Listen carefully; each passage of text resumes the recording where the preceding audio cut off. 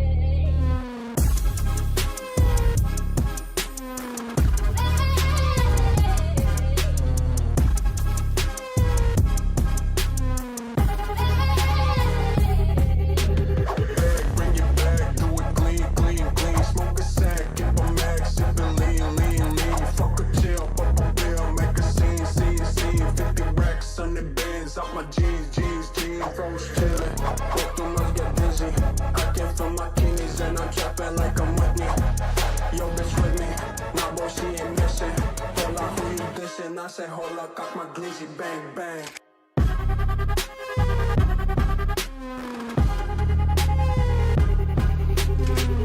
I said, hold up, got my glizzy, bang, bang.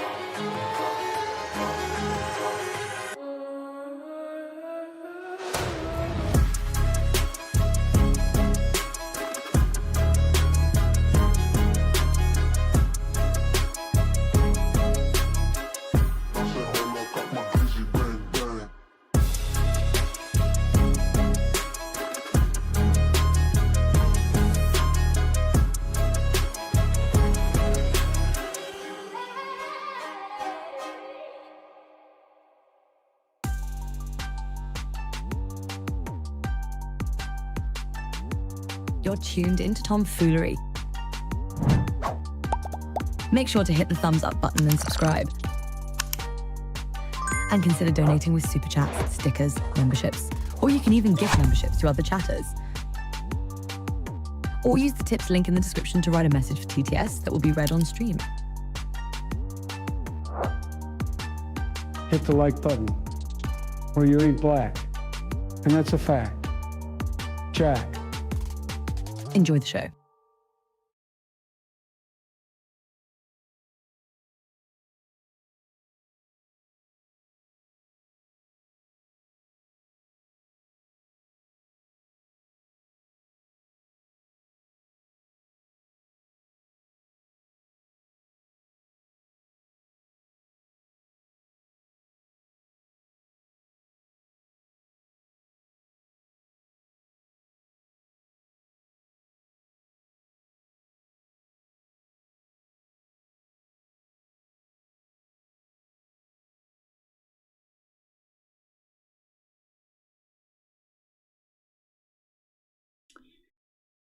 Hey, yo, what's up, fools? Today is 2/14/2026. It is 8:57 p.m. Eastern Time. How's everybody doing? How y'all doing? What up, Sparty? What up, Wasted? What up, Kyle? OF? You know what's weird? Okay, so after the last stream, you know how I've shown you guys all of the specs on my computer. You guys kept saying, like, we kept talking about whether or not I had 8 gigs of RAM on my computer, and you guys even wanted to see it, so I pulled it up so that you guys could see exactly how much RAM I had on my computer and everything. After I got off the other day, I just decided to check it again.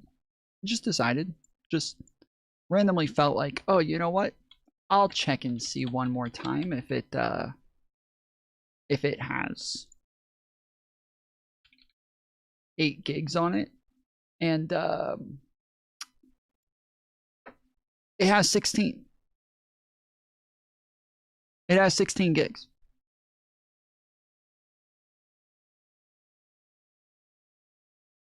Tom can't read confirmed. I showed it to you guys. You guys told me. You said, Tom, pull up this thing and it'll tell you how much. And I pulled it up and I showed you on the screen. And you even told me to hit Control Alt Delete and go to performance, and I showed you that. You guys saw. You saw it. You told me I had 8 gigs too. It wasn't just me. You guys also said I had 8 gigs. Yes, show your task manager. I fucking swear, dude. I fucking swear it's got fucking 16 gigs, dude. I'm not kidding. I'm not fucking joking right now.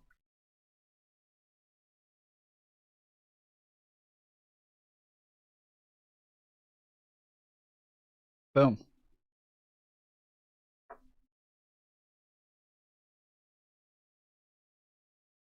I don't know. I don't know what the hell is going on. I have no fucking clue. What the fuck is going on, bro? I actually told you to get CPU-Z. Well, so yeah, so people told me to download something, but then Clay came in and he said, well, newer computers already have all that information on it. So let's see if your computer already has all of that. And then he said, just type this in. And I did. And then he said, yeah, you already have it. And then Abaddon was still like, no, download this thing. And Clay said, well, no, you don't. He doesn't need to download it. His computer comes with all that information on it. And then Abaddon was like, oh, true. And then, like, that was it. Nobody else was like, no, you still need to download this. Like, nobody said that. It was, that was it. So.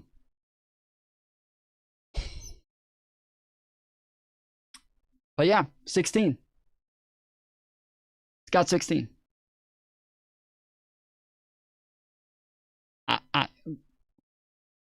Bruh. I don't know what to tell you. Like, I don't know what to tell you.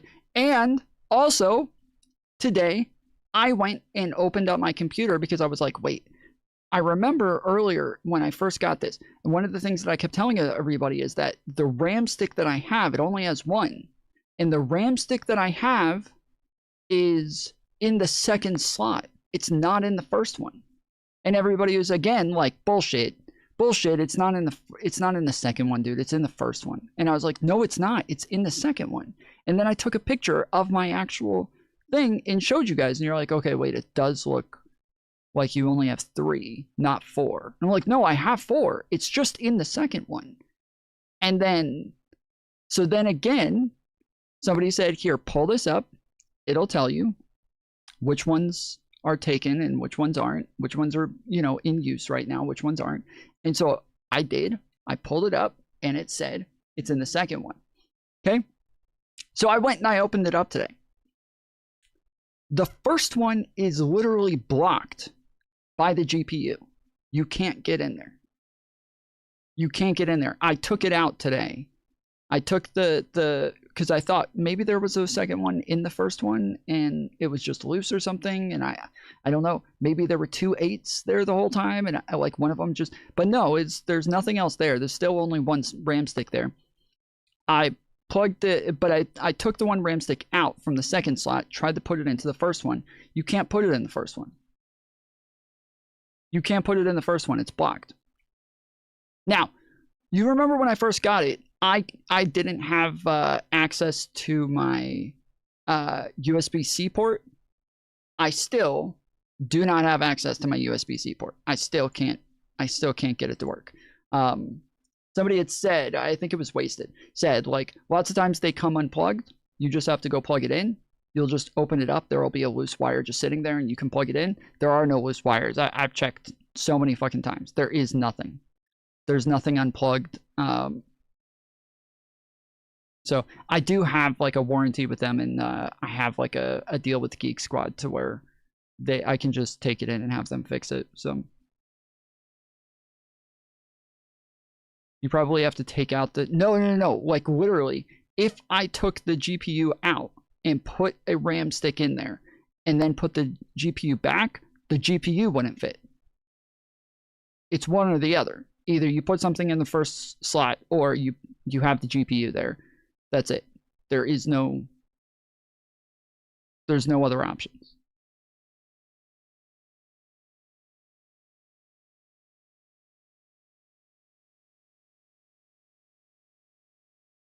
Tom, you always populate the second slot first. You don't put it in the first slot.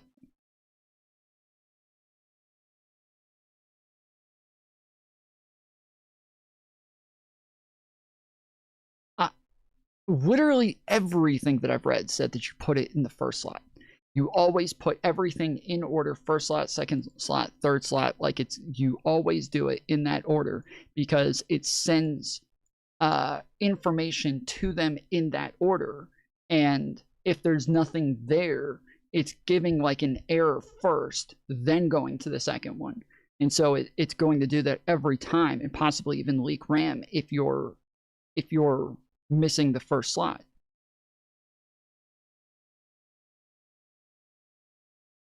Let me know when normal stream is up. Normal stream has been up before this was up. I don't know.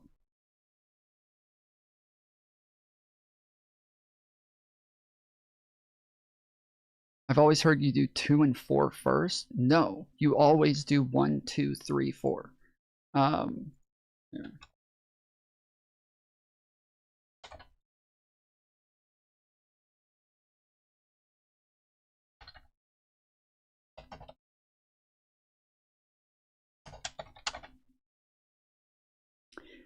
This generally means placing 1 stick of RAM in slot 2, A2, and the second stick in slot 4, B2. What?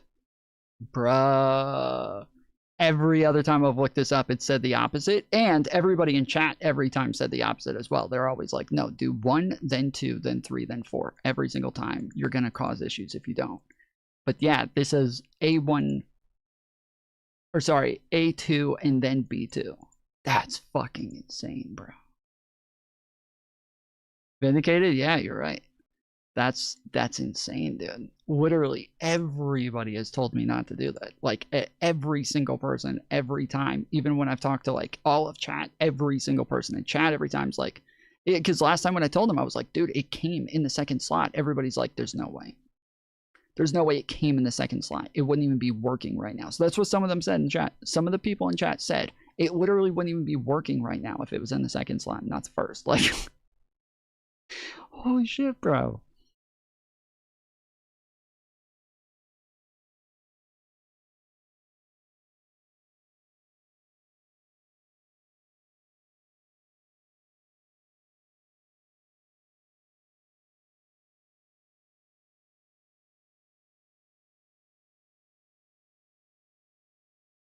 It's a shitty case design. Yeah, it's weird. Even the weird part as well is that every single like computer that I've ever had where I've put RAM in, you pop the top and the bottom, right? So the top and the bottom, the little like I don't know what you call them, but the things, they pop to take it out, right? In this one, only the top, only the top pops. The bottom stays there and you slide it out on the bottom. It still has the same, like, the same tab. You just don't push it down. It doesn't push down. It's weird. Like, it literally has the tab as though you're supposed to push it down. But I kept pushing it and it wasn't going. And I was like, this feels like it's going to fucking break. And then I looked it up and yeah, no, you don't push it down. You just slide it out. Do you think an HP Omen with 5070 slim GPU is good enough for AAA games? A 5070? A 5070 is good for literally anything. I mean, are you trying to do other things at the same time, like stream or anything like that?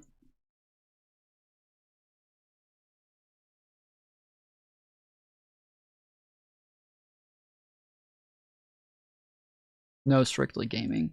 Yeah, 5070 you'll be fine for literally anything. Like, you could stream and shit as well. This is a 5060. This is a 5060, and from what I'm told, yes, I can literally do anything on this. Like anything I want, I can do thousands of things at a time. Now the problem is just how much RAM you have on top of that. So like but it only has 8 gigabyte VRAM. 8 gigabyte VRAM. You're talking about the not necessarily 4K FPS on everything. Yeah, well, it depends. I mean, again, it depends on how much they're doing, but even 4K should be fine. For like gaming and streaming in 4K and all of that, like a 5070 should be great.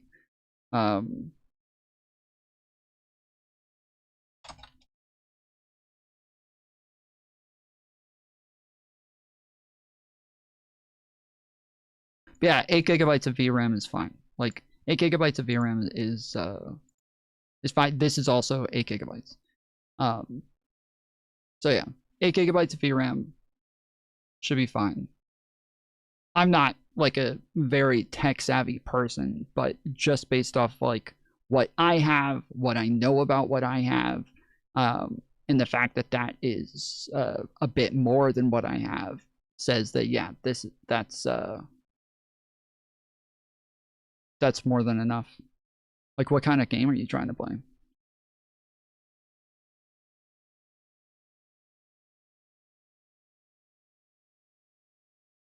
So yeah, I got this. This is what I got right here.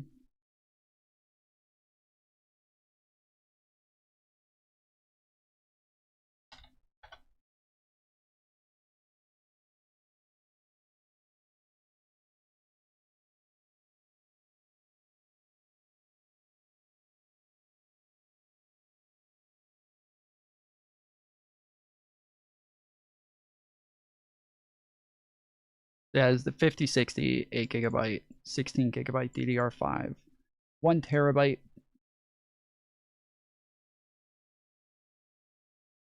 And then it comes with all of the like RBG fans, like 6 RBG colored fans that you can control them. You can control the colors and everything if you want to.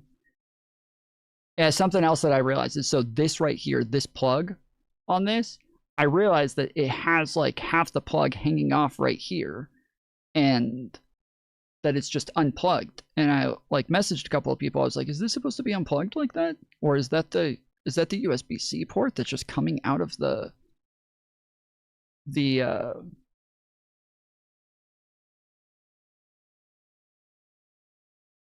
whatever it's called, the I'm blanking on the term, but the graphics card. And yeah, they were like, no, they're like, that's just for a different type of thing.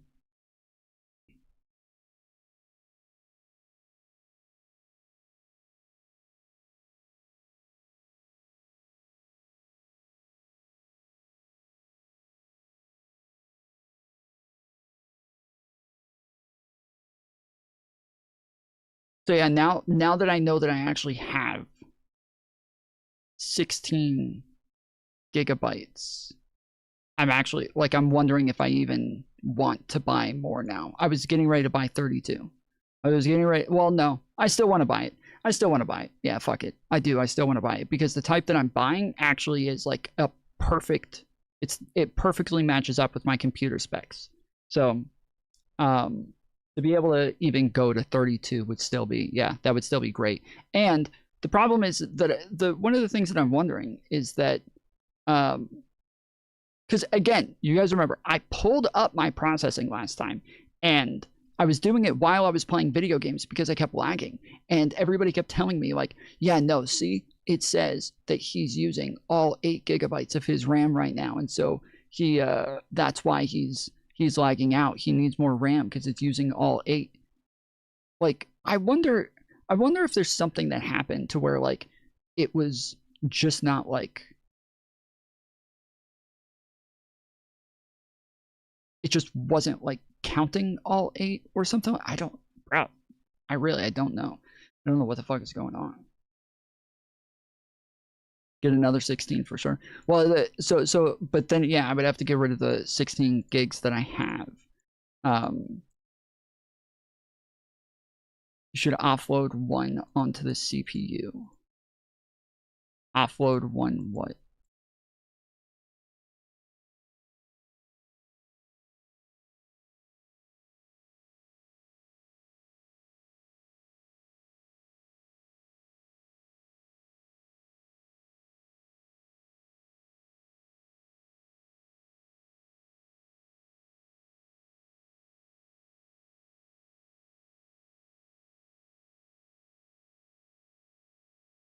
Laptop and desktop 50s. Oh, it's a laptop.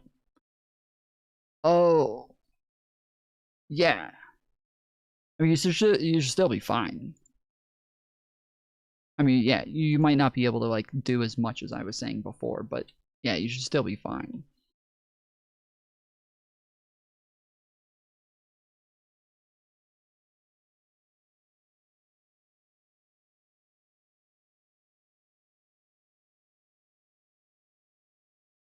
For encoding, I don't know and understand like the encoding parts. Like I really don't. I've had like one of the bigger problems that I've had is trying to figure out the encoders and switching them from one to the other for this for streaming, and I didn't even understand like what it was that I was doing.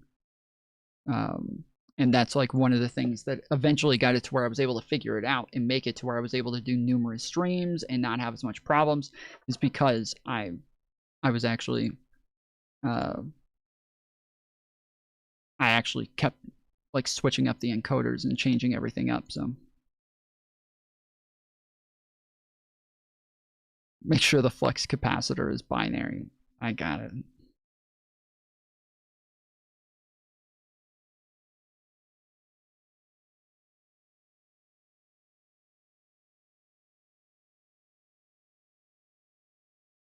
Just set it to encode onto your CPU. Wait, I thought default it uses your GPU. But if I'm low on RAM, I don't want to do that. If I'm low on RAM, I don't want to put more onto my CPU. I want to use my GPU. And especially when I have, I think, 6 different encoders on this computer.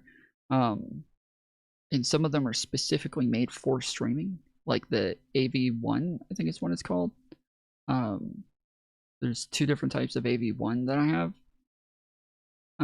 And like I have some of it's Intel, which obviously is the CPU. Some of it's GPU, and so yeah, just your problem was the GPU was maxed.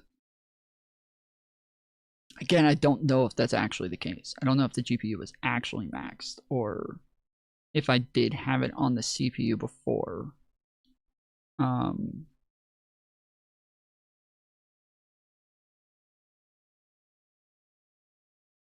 But yeah.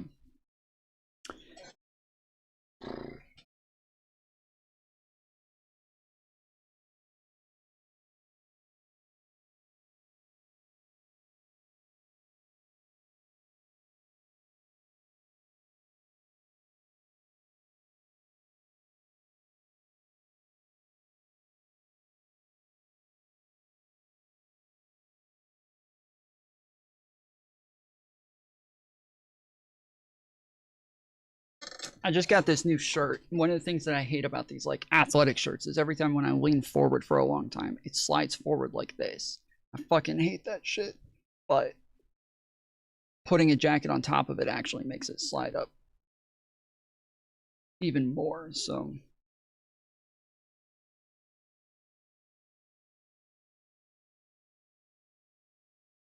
yeah, I'm probably just gonna have to get rid of this fucking shirt because this is gonna drive me nuts.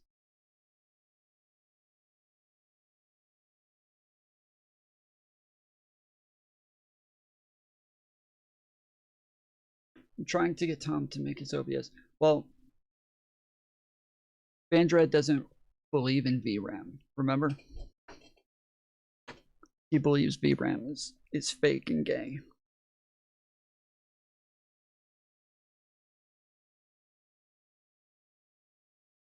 All right. Enough with computer stuff. Yeah, I might go hop on TikTok a little bit later and do some debates on there. In the meantime, I don't really have a whole lot to go over.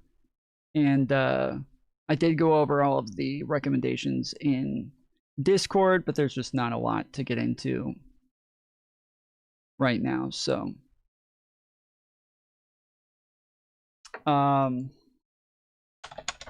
you guys remember the other day, the last time that I was on, we were talking about one of these like communist chicks on Twitter who Resi Gato Fumidor's on him. I'm only into the most feminine of the most feminine.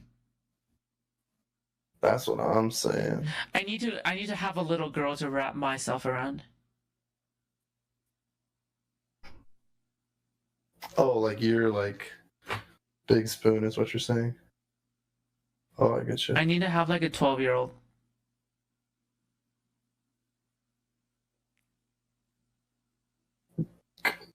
What? That's so. I'm only into the most feminine of the most feminine. So Food Shops is on the radar. Yeah, Food Shops is on the radar of the Hasanabi fans now. This popped up earlier.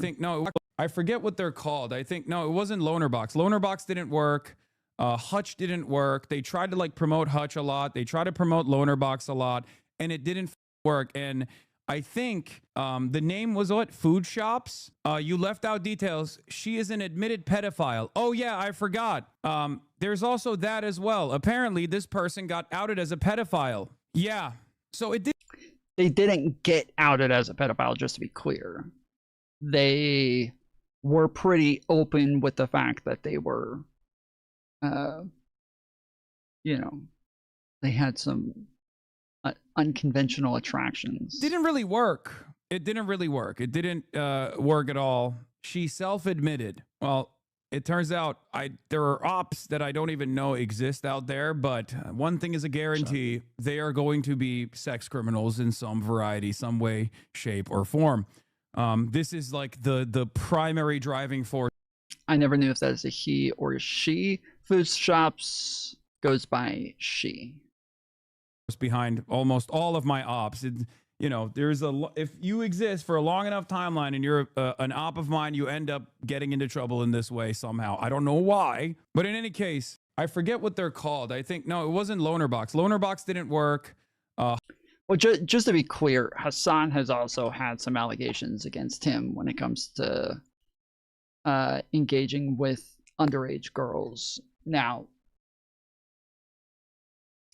the people who have made those claims, not the most trustworthy of sources, but Hassan has also been accused of engaging with an underage girl who was 17 at the time while he was out of the country, and I think they were at a brothel or something like that. The girl who made this accusation was Lav. Her and I talked about it a while ago. It felt like she was going back on her claim and saying that she was wrong and that she was not standing by it anymore. And then after that, it seems like she went back to saying that she never backed off that claim ever. So it's not clear.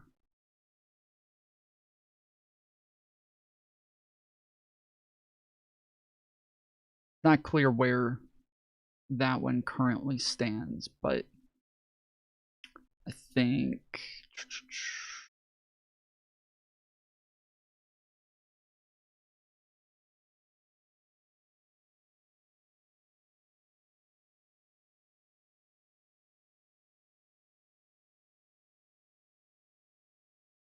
here it is.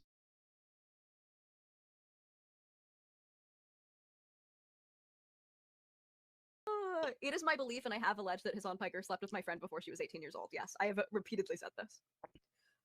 I've repeatedly said this. I will not go back on it because I know it to be true. Hassan is not taking me to court. I await him taking me to court. I have continuously publicly said this. I don't know what else to do. Yes. What the fuck does this have to do with It Stephen? doesn't. I just wanted you to answer a straightforward question. What does this have to do? Oh my god! It's like Okay, it's insane. Actually, it's insane. No, it's not. It's actually it's very sane. This is the one thing that people have been trying to get you to answer for a very long time. So I have answered this every single time it's been brought up. I've answered. So every single time that somebody has asked you, did Hassan Piker have sex with Paris Jackson when she was 17? You've said yes. Yes, every single time somebody's asked her, she said single time. Every single time. I agree with all of that. I guess did the ages change on the girl? Did it go from 17 to 19? Yes, I had said that she was 17, and apparently I was wrong because he said that she was 19, and then I was like, okay, if she was 19, then she was 19. I don't care enough.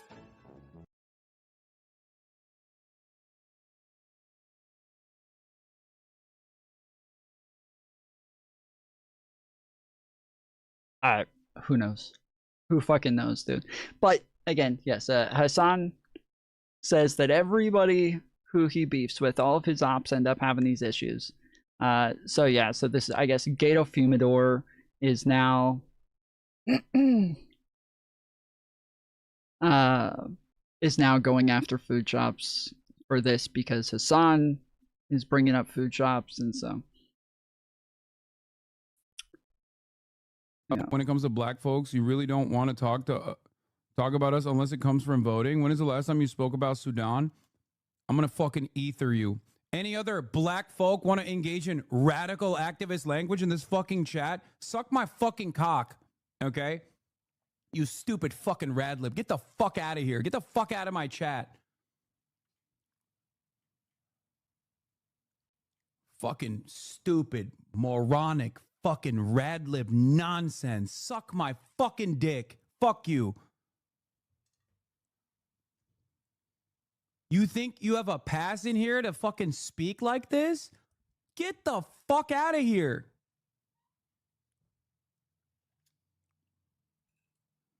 Dumb fuck. You think I'm gonna fucking baby you?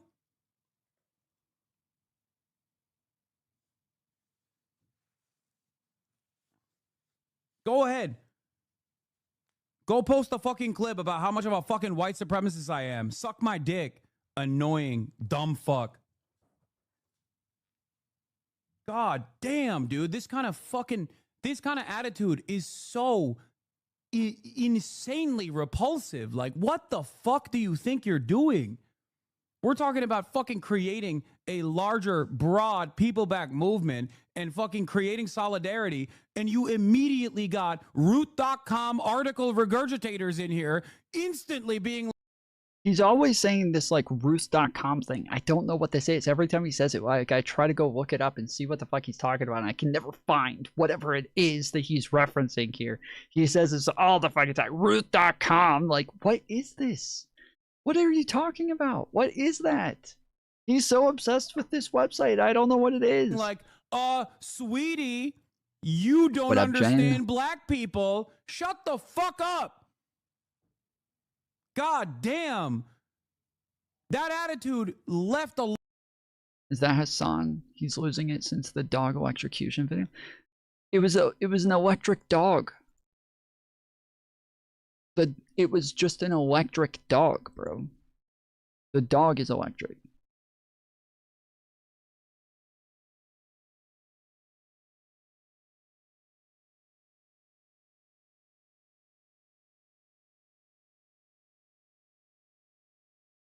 Destiny said he just wants to call him the N-word so much. And Soypill said, you and I remember your N-word debate very differently.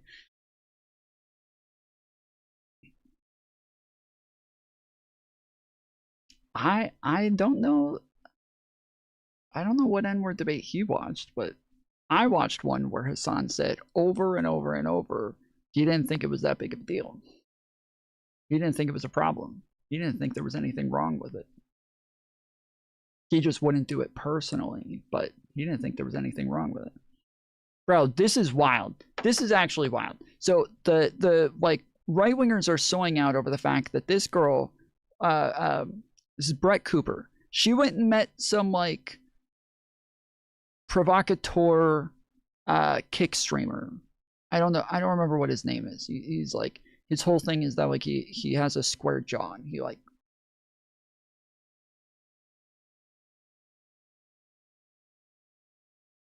he's like always trying to like get the frame.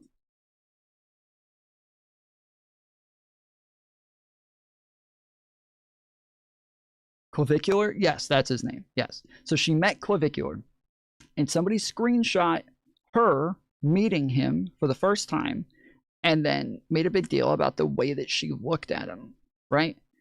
And they said that she went out there just to meet him, which wasn't true. She was out there for the event and happened to meet him while she was there. But there's all of these like screenshots of, you know, Tom, you such a boomer. He's all about looks maxing. That's the word.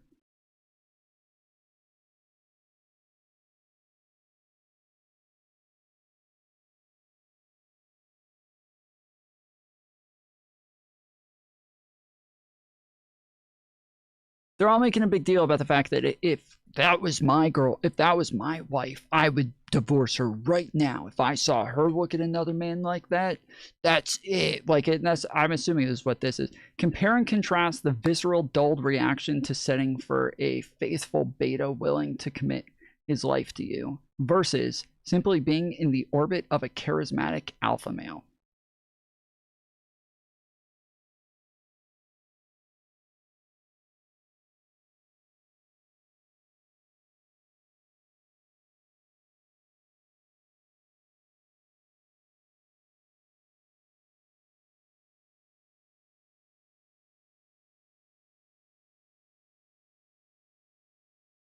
Yeah, this has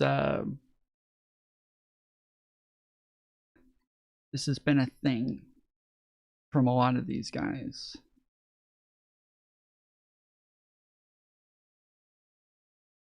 Yeah, like here you go. Older millennial. So Brett Cooper, the same girl who just made a heartfelt video about the dangers of smoking weed.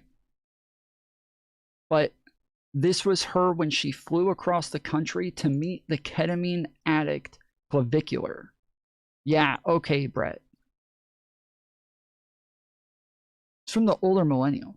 What the fuck does this even mean? What the fuck does this even mean? What is he even trying to say here? Like, this is the most nothing tweet I've ever seen in my life. This is like the most like desperate attempt at trying to find a way to dunk on her. He's just reaching so hard to try to find a way to be upset about this. This is so embarrassing. I said, if you think smoking weed is bad, don't smile when you meet ketamine addicts. That's the lesson we should take from this, dude. That's the fucking lesson. If you think smoking weed is bad, don't smile when you meet somebody who does ketamine. That's obvious. And again, she didn't go out there to meet Clavicular. Like, that was not what she was there for. That was it's just something that she did while she was there. But oh, did you guys see this? How many of Epstein's co-conspirators have you indicted? How many perpetrators are you even? The Dow right now is over 50,000. I don't know why you're laughing. That's what we should be talking about. The Dow right now. S&P at almost 7,000. The American people need to know this. Need to know how is the Dow. Let me address the survivors because that's how is the Dow. It's so good, dude. The memes about this are so fucking great. Like, there's a bunch of people who are doing all these different memes of like, you know, your boss asks you, where's your report? The Dow is at 50,000. And the S&P, guys, it's like everything, you know, where's your homework? Did you know the Dow?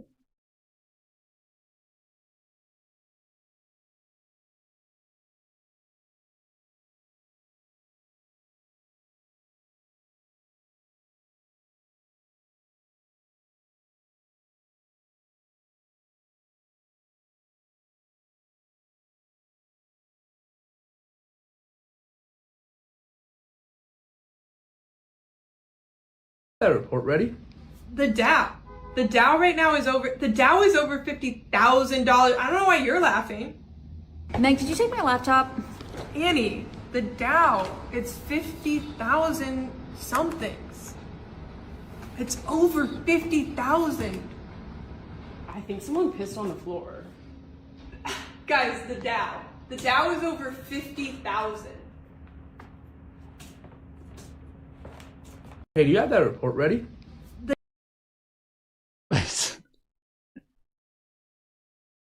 It's so fucking accurate, dude. It's just too fucking accurate. Like, this is exactly what it is.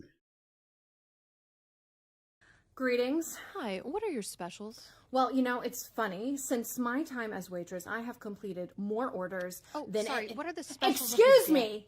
I'm gonna answer the question when I'm good and ready. Your theatrics are ridiculous. Okay, the market price fish might be up, but the Dow is down. Oh, you can't read the menu because of redactions? How about you apologize for coming in here with a party of 11? Ma'am, could I get a refill on water? Did you drink the water I already gave you? Yeah, but I want... So you admit that I already gave you water? Yeah, but I yield want... my time. Ma'am. Oh, so you want to complain that I gave you pickles when you said you didn't want pickles, but how about you apologize for a complicated order? I have yet to hear an apology from you, or you for that matter. What are the gluten-free options? How about you grow a pair? A turkey burger? This guy's got beef derangement syndrome over here. Give me a break.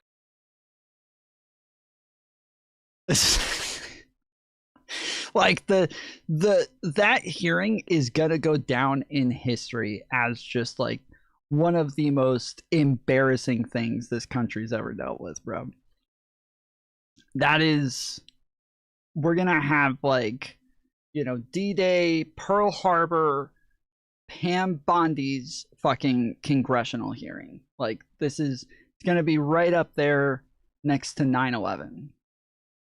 Why are you feeding all these people for free? I don't see any food stamps. Jesus, you've gone woke. Friend, you're welcome to sharing it too. Here, fish and bread. No way. Woke liberal. Food shouldn't be free. It is a gift given in love. Keep it. I'm not taking handouts. Eat and be filled, little... Why are you feeding all these...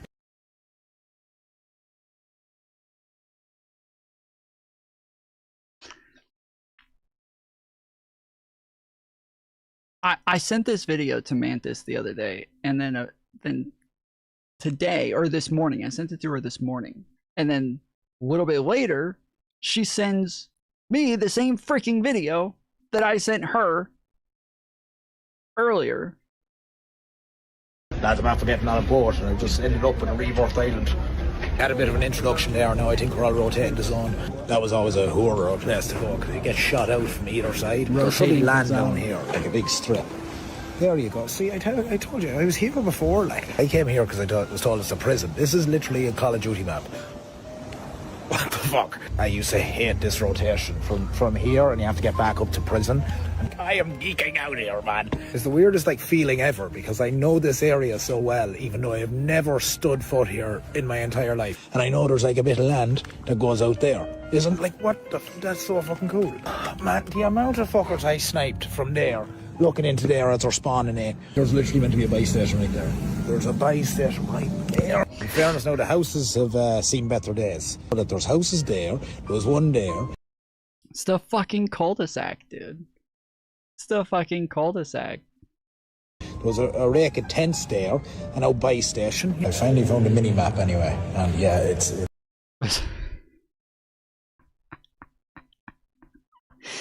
It's Rebirth Island, bro. That's so good.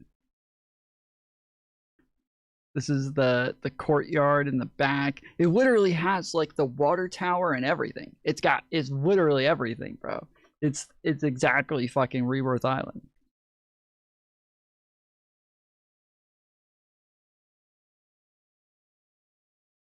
This is the, what is it called? The factory.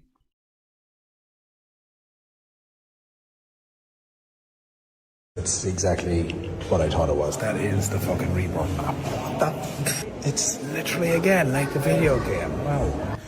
Literally on Rebirth Island. See, and like he's in the courtyard right now, and you just saw the water tower sitting right there. My station right there. I know, because every time I fucking use it, I get absolutely butt fucked from up there.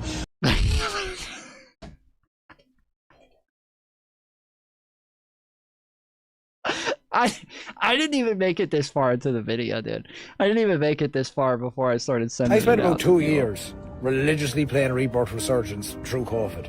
And now I'm here. Like, this is fucking Rebirth. I think the one takeaway from all of that is I'm still going to drop prison. You can rotate anywhere off it, right down to houses, scope it out a bit. And I've been here in real life, so, you know, basically a pro. Lads, I'm after getting all. They should teach more history that way. Bro, like, Assassin's Creed is a great way to actually learn history. Like, there were so many things in Assassin's Creed that I would stop and go look up how accurate it was. So many times I would stop and be like, wait, who? I've never heard of this person, but he's talking to Benjamin Franklin, and he seems to do a lot for him. Let me see if this is a real person and whether or not, like, you know, this is the name of the chief at the time. Is this a real chief? Is that his real? Let me go look him up. And I just, like, so much stuff. I was like constantly going and checking to see if this was real, if this really happened, like what the real historical context was there. There's so much in Assassin's Creed that I had to double check. Not long after the Attorney General's fiery hearing on Capitol Hill, where we heard Pam Bondi defend her department's handling of the Jeffrey Epstein files, I interviewed 6 survivors of Epstein's abuse and 2 family members who tell me they feel that the Justice Department is not taking accountability. We've got that conversation here on our NBC News Now special coverage. Thank you all so much for being here. I know you literally have just come over off of Capitol Hill, where the Attorney General had appeared for that hearing in front of the House Judiciary Committee. I want to do just a couple of show of hands moments on how you feel about that, and then I want to talk about your reaction to everything we heard today. So with the show of hands, can you show me your hands if you were satisfied with what you heard from the Attorney General today? Nobody. Show of hands if you are frustrated with what you heard. Very much so. Very much so. Teresa, tell me more about that. Well, going into this morning, and much of this process, I have this perspective that you need to give people the opportunity to do what they say they're going to do, to fulfill their word, put their money where their mouth is, so to speak. And we have yet again seen that go the complete opposite direction of there's no integrity. There was no. So now if I'm sitting there and I want to talk, I want to be asked a lot of questions. What I'm going to do every time they ask, like, for a show of hands, like, how many of you guys felt like Pam Bondi's answers were lackluster? You got to be kidding me. Of course. Yeah. Sheesh. Every time. Just fucking blurt something out to show that you are overly exasperated with that one. Well, what do you have to say about this? You sound ready to go. No integrity in that room today. It seemed like, as far when it came to Epstein and Maxwell, you know, there was a lot of expression of other good outcomes on things, and I can agree with a lot of what was said. And there was nothing that gave us any bit of hope of any kind of integrity in doing the right thing when it comes to Epstein, Maxwell, accountability, further investigation, which she claimed was happening. And we're. I don't understand. If these people feel as though there's other people who are connected who are not being held accountable, why don't you say who they are? Why haven't you said? Why haven't you put their names out there? If you're so upset that the names haven't come out yet and that, like, they're not holding enough people accountable, why haven't you told us who they are?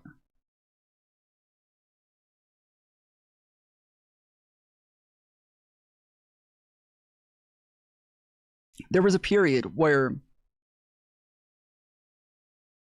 Marjorie Taylor Greene, she kept meeting with the victims, and she said, if Donald Trump and our government does not put out the names of the other people who were involved with Epstein and Ghislaine Maxwell, I will do it for them. And that's when Trump called her and screamed and yelled and threw a fit saying, if you do this, you're going to hurt all of my friends, blah, blah, blah. If there's names, if there's other people, how is it that there's so many people involved in this? There's so many victims. There's, you know, hundreds of victims a year. How have none of them come forward and given us other names? All we have is what? Prince Andrews and Donald Trump, and that's it. How have they not given us anybody else if there's so many people? We're going to be waiting to see the outcome of that and see if that's an accurate, legitimate statement. Danny, I see you nodding and shaking your head. I think there was such a lack of empathy today. There was such a lack of, honestly, humanity today. Something that, you know, I think all of us felt a little devastated about was that she had 3 opportunities to address survivors. We stood up, and all she had to do was turn around, and she could not even turn around and face us. For so many years, and I can't speak for everybody, but for me, I felt like such a ghost walking through Epstein's mansion. I felt like there were so many people who saw me. There were so many people who should have spoken up.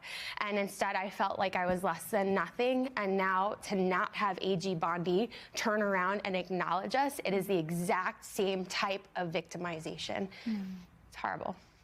Charlene, what did you think of that moment when you all were standing there and she was asked by one of the members of Congress to turn around and address you?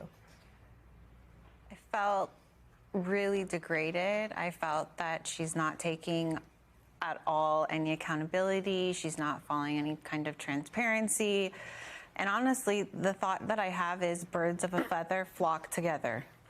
So I feel like the way that she handled today is often the way that our president or other people have treated us that are really high up.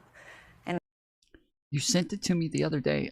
I just scrolled through all of our messages for the last month in both the Def Not group and our DMs together.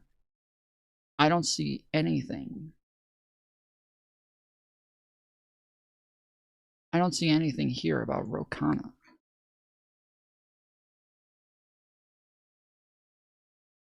Oh, this. Okay, I see it. Mr. Speaker, yesterday, Congressman Massey and I went to the Department of Justice to read the unredacted Epstein files. We spent about 2 hours there, and we learned that 70 to 80% of the files are still redacted. In fact, there were 6 wealthy, powerful men that the DOJ hid for no apparent reason. When Congressman Massey and I pointed this out to the Department of Justice, they acknowledged their mistake. And now they have revealed the identity of these 6 powerful men. These men are Salvatore Navora, Zorab Mikaladze, Leopig Leonor, Nicola Caputa, Sultan Ahmed bin Sulayem, CEO of Dubai Ports World, and billionaire businessman Leslie Wexner, who was labeled as a co-conspirator by the FBI.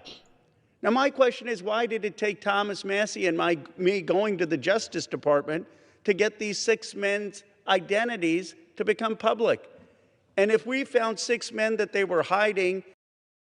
Okay, all of us already knew about Wexner. That's not news. That's not new information. Everybody knew about Wexner. Wexner's literally like Epstein's, like, trying to think of the right way to say this, because it was a very complicated relationship, but he was kind of like a money man. He was also his like his mentor. He was somewhat of a business partner at the same time. Like they had a fairly like complicated relationship there, but why did these lovely girls keep going back to his house? I would have been freaking out and kicked his damn face in. Well, that's how that works. Like, that's literally like how grooming works. That's how all of these things work. This is why, like, in lots of cases, again, not in all cases, but in lots of cases, the like some sort of power dynamic is important because you're able to coerce people by holding things over their head or making it to where it's not beneficial for them to say something. So last night I watched a movie that came out a little while ago. It's not a new movie, but it's called Bombshells. And it's about the 3 women from Fox News that kind of started the process for the Fox News executive. I'm blanking on his name, but the Fox News executive who went down for sexual harassment. He obviously had a very coercive relationship with all of these women where they would first come in and they have an opportunity for a job on the table. Lots of these people, they're hoping to be anchors someday. They're hoping to be big names. They're hoping to get their own shows. They're hoping to be on prime time. They're hoping to like slowly work their way up. The majority of people who are working behind the scenes at places like Fox News, these are people who are just learning the ropes so eventually they can get there. And if you're attractive enough, the executive guy, again, I can't remember his name, but the executive will eventually call you in to his office and he will sexually harass you in a number of ways. There were a number of tactics that he used. One was that he would call women in, and Roger Ailes, yes, Roger Ailes. So he would call women in and he would say, yeah, I think you have potential. Now, do me a favor, stand up and give me a twirl.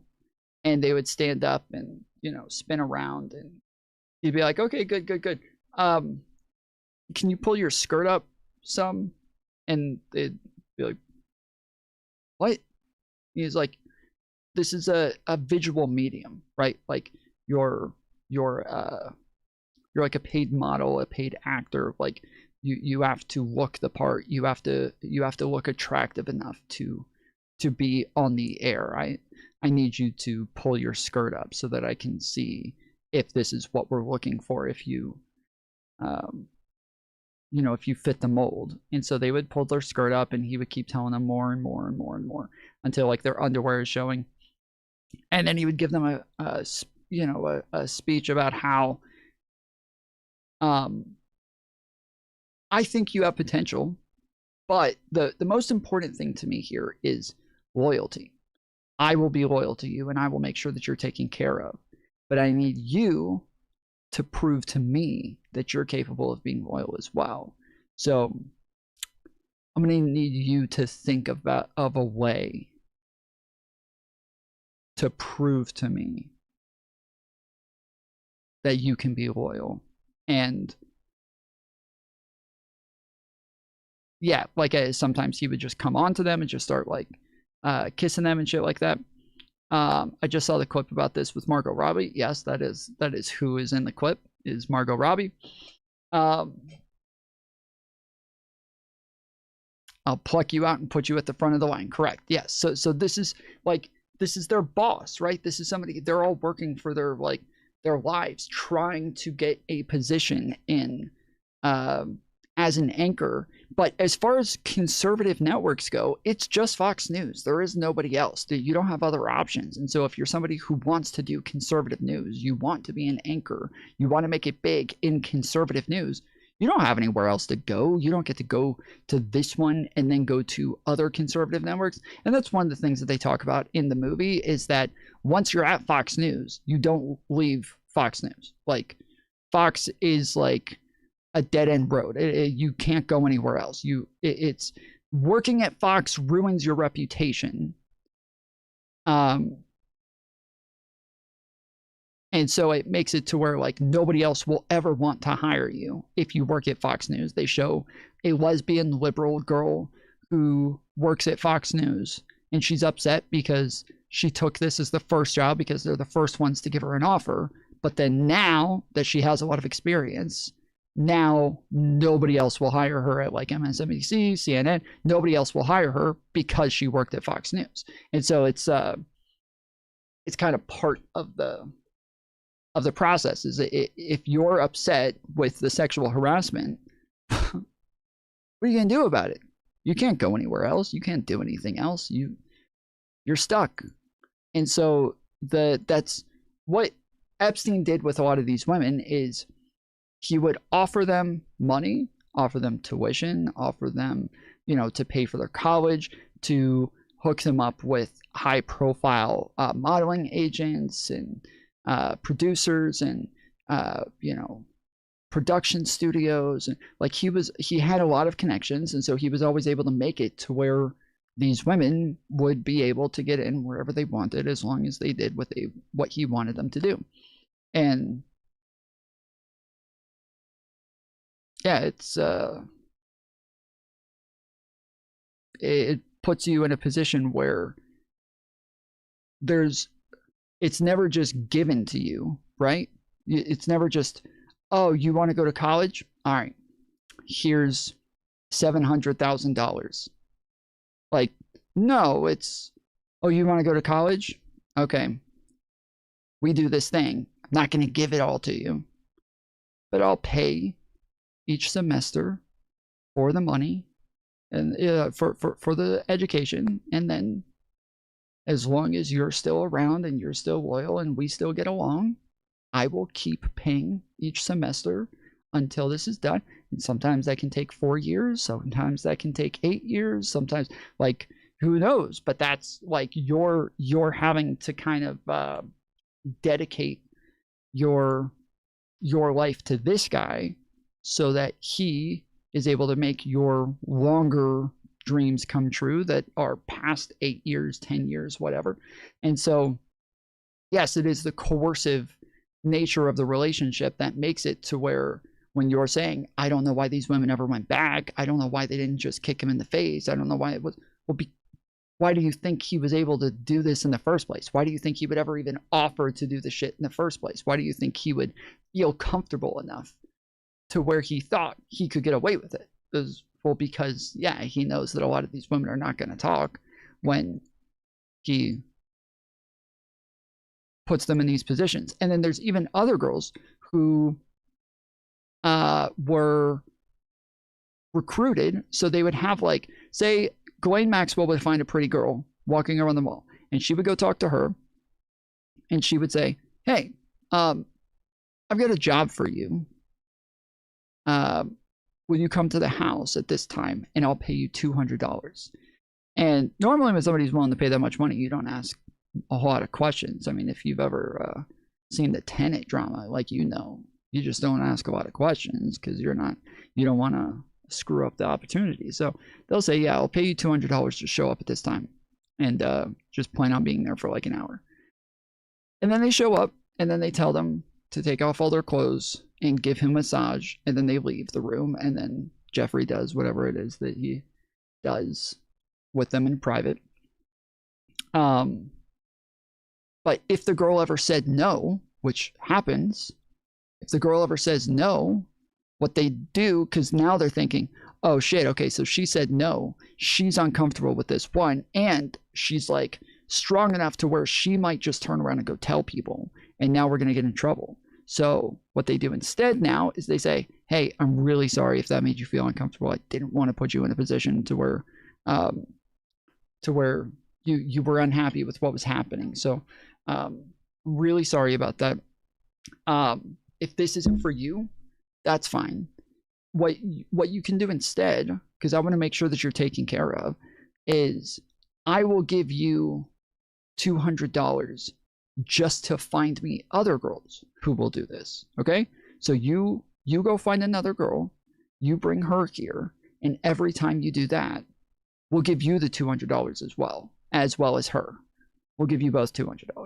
And so now the girl who says no and might be the one to go tell on them, might be the one to go tell her parents, tell teachers, tell the cops, whatever. Now she doesn't have to do the thing that she didn't want to do. Yet she still gets money to be part of it in a way, to where she still shuts the fuck up about it.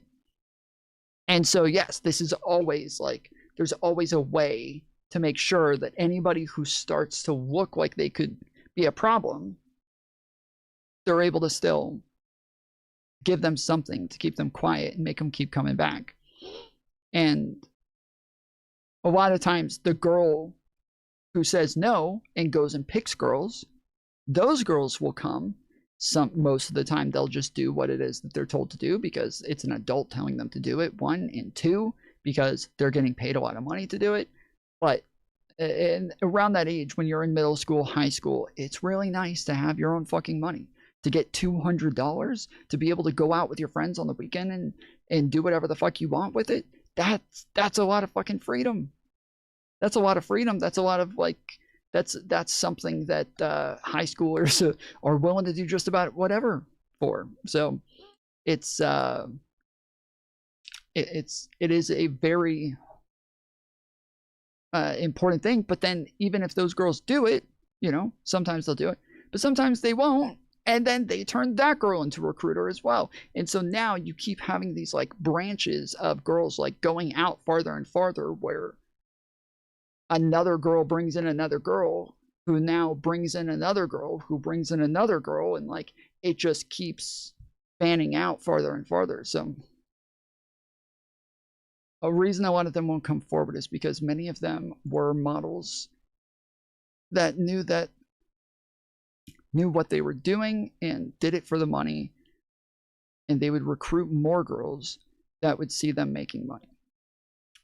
Well, a lot of those girls have come forward, just to be clear. A lot of those women have come forward, but yes, they feel complicit, which they shouldn't.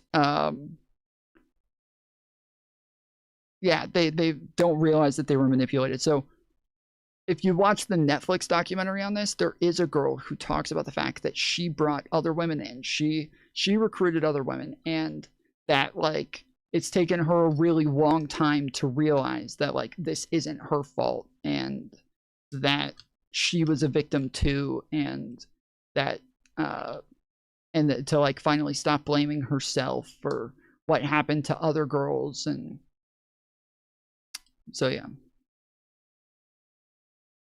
That is where I got the majority of this information. Over 1,000 victims. Well, just to be clear, Pam Bondi's the one who said over 1,000 victims. She's changed that back to hundreds of victims and over 800 victims. She said those two things since. But when she said thousands, I said at the time, I said that day, I said thousands, I believe, is literally impossible. Unless they're counting like family members and anybody who was included in any way whatsoever, who was like having to console them, boyfriends, other, you know, friends of friends, like they're including all of these people as victims, but not like legal victims in the same sense that we would think of it. Even though she's an attorney general, when she says victims, it should be in a legal sense. They weren't using it that way when they said that over 1,000. They were not using it that way. They were using it in the sense of like they were victimized one way or the other.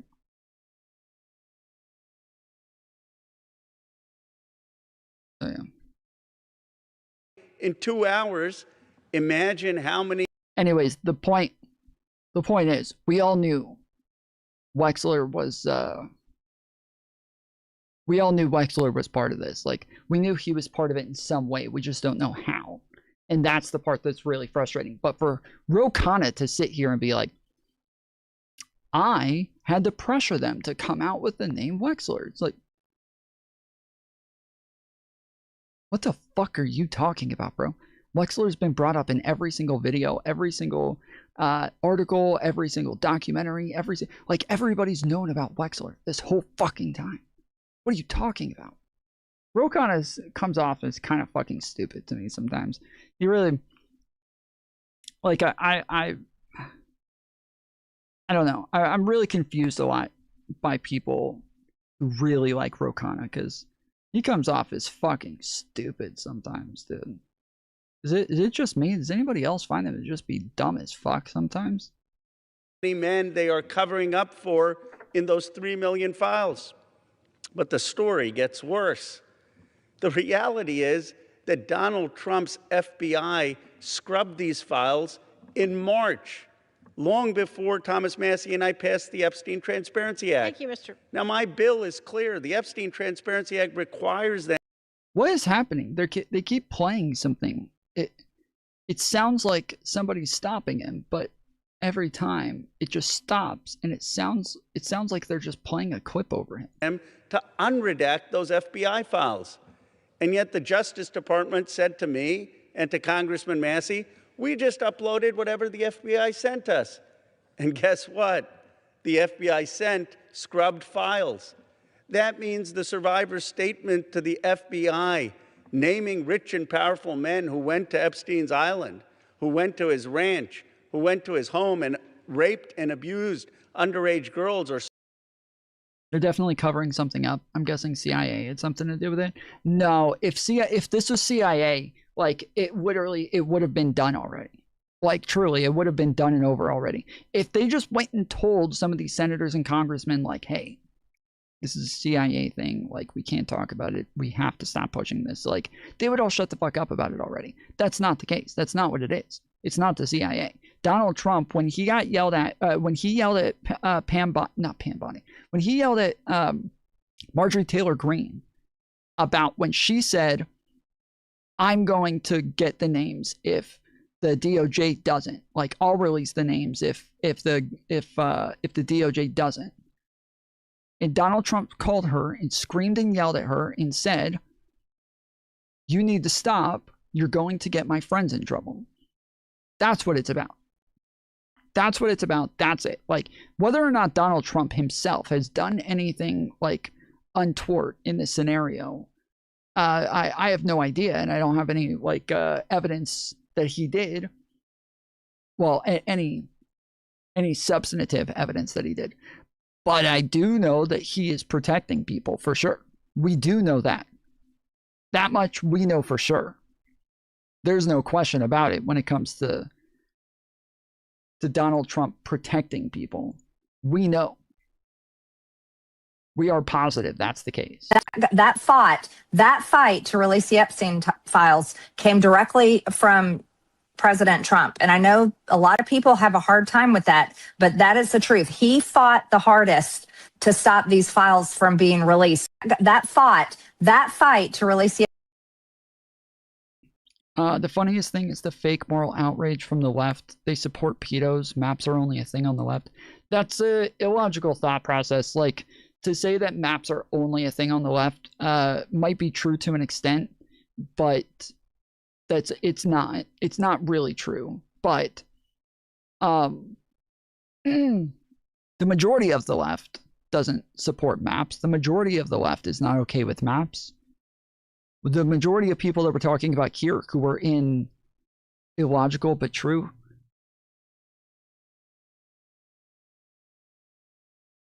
You did not just say that.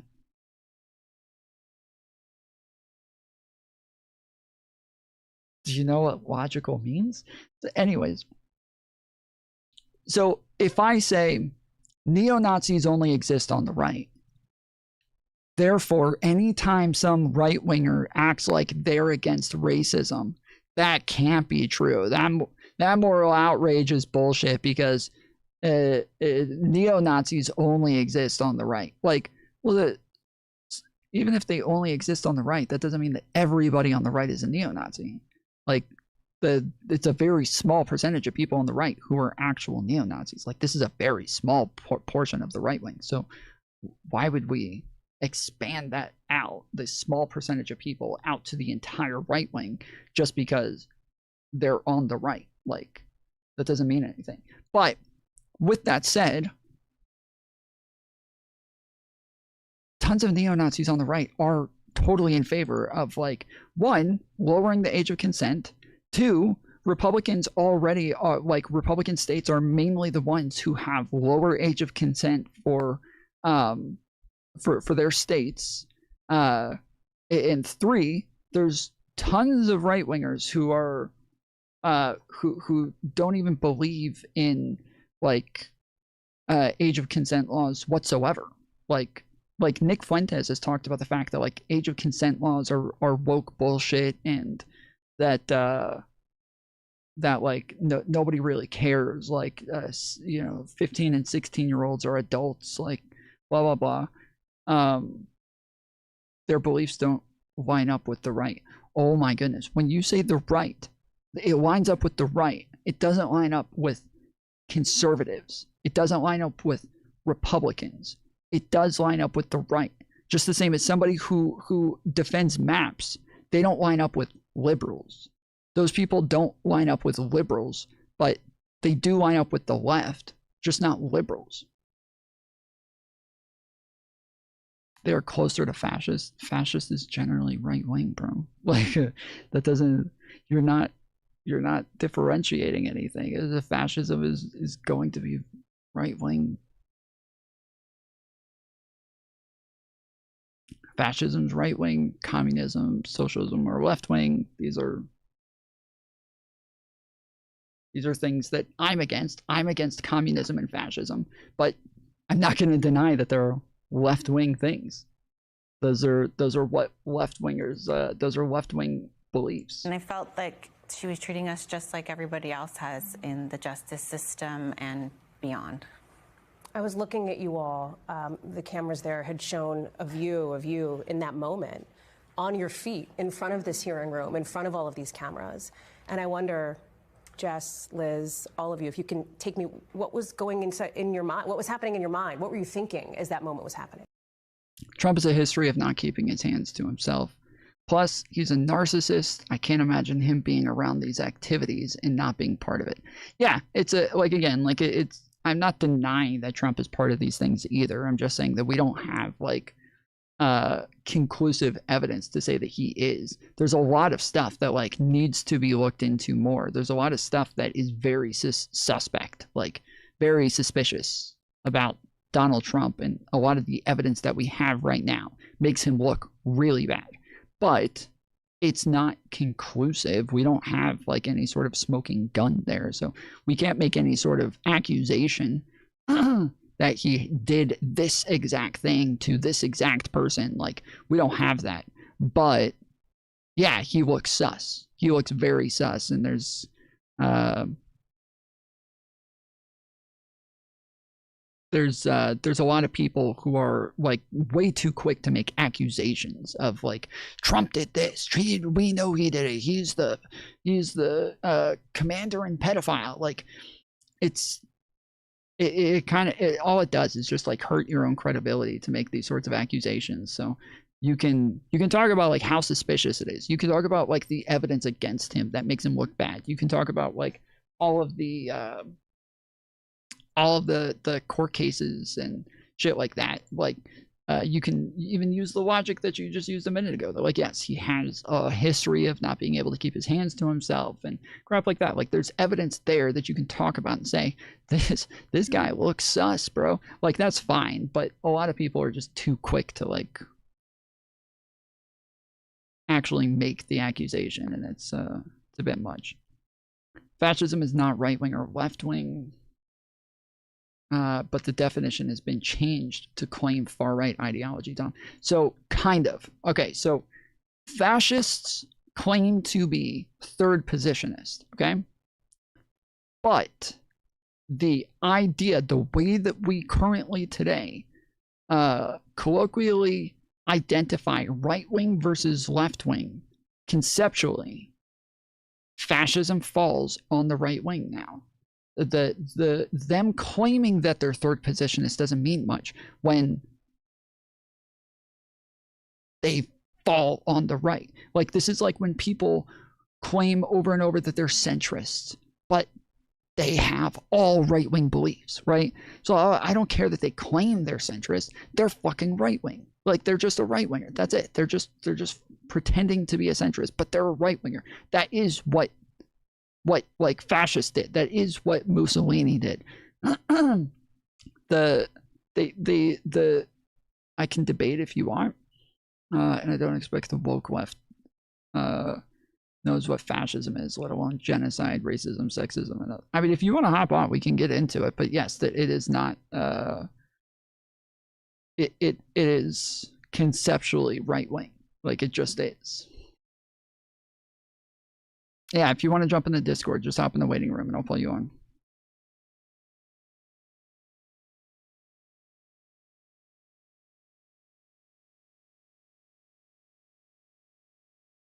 So one of the things I was thinking in that moment is that it is such a simple act to turn around and say, I apologize for the terrible job our DOJ did in releasing, that is something that is completely inappropriate. To take responsibility for that, for the damage they did to us, not to state it as, yes, we understand damage was done. No, to us. It was such a simple thing. And it's something we teach children, to take accountability, to recognize when you've made a mistake and you just apologize for it. So yeah, one of the amazing things to me is just how much the right literally does not know about the evidence against Donald Trump. Like, they literally just don't know. They are totally unaware of it because their echo chambers do not present this information whatsoever. They don't present it. They don't present it and then say, like, now this hasn't been substantiated, so we don't know. Like, we're not, you know, like, or they don't present it and then debunk it and show how ridiculous it is. Like, they just don't talk about it. They don't talk about it. There's literally only been like one or two. I think I've seen two. I've seen two like content creators talk about the Jane Doe claims, and each one of them has turned around and said, these were debunked. These claims aren't real claims. These came in through a hotline, an FBI hotline, and they investigated them and said that there was no substance to them, and the person who made the claims had no credibility. That's not true. It's from a fucking court case. It's from a fucking court case, dude.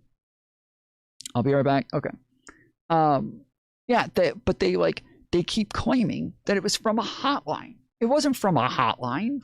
It's from a court case. There's 3 fucking affidavits in there. There's 3 affidavits. There's people who are claiming that they were part of, that they were there, that they watched it, that they saw it, that they heard that they were told about it back when it happened in the 90s. Like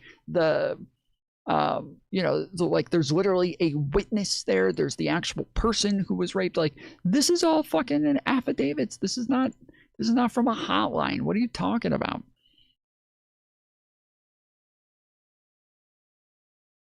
The definition of left and right in the US is somewhat unhelpful. For example, someone might agree on common sense economic policy, but also get turned off by excessive woke politics. That I don't like. That's why I didn't even use the term like a definition of right or left wing, because there isn't as much of a definition. Like, if we want to put it as simply as possible, I believe the best like way to put it is the right cares more about orderly, like people acting in an orderly fashion within society than they care about freedoms, and the left cares more about freedoms than they care about people acting in an orderly fashion within society. And that, like, this is like, we all care about all of these things. We all care about society. We all care about there being law and order. We all care about freedoms and rights and all of that. We all care about these things. But where you rank them as far as, like, you know, guns can have a way of, like, you know, causing problems within in orderly, having an orderly society, you know, but do you put the freedom of having guns above that, or the orderly society above it? Like, which one comes first? Like, there's we all care about the same things, but we prioritize them in different orders. And so there's not really a good way to give a definition of right or left.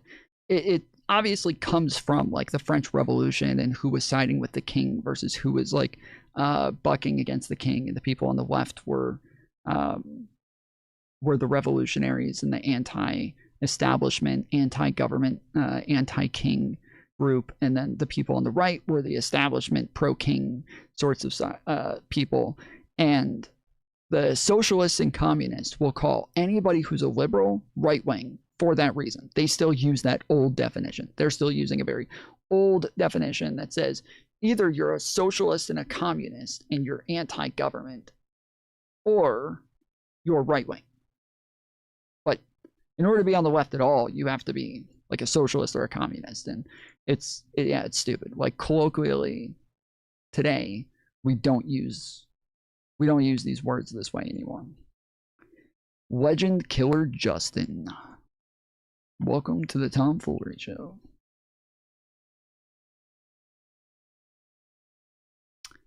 You're on mute. Oh, I cannot. Hold on, I can't hear you. Hold on, it's not you, it's me. Hold on. Okay, talk now. Okay, there you go. I hear you. Yep, I hear you. What up? What up? What up? All right. So, yeah, go ahead and make your argument.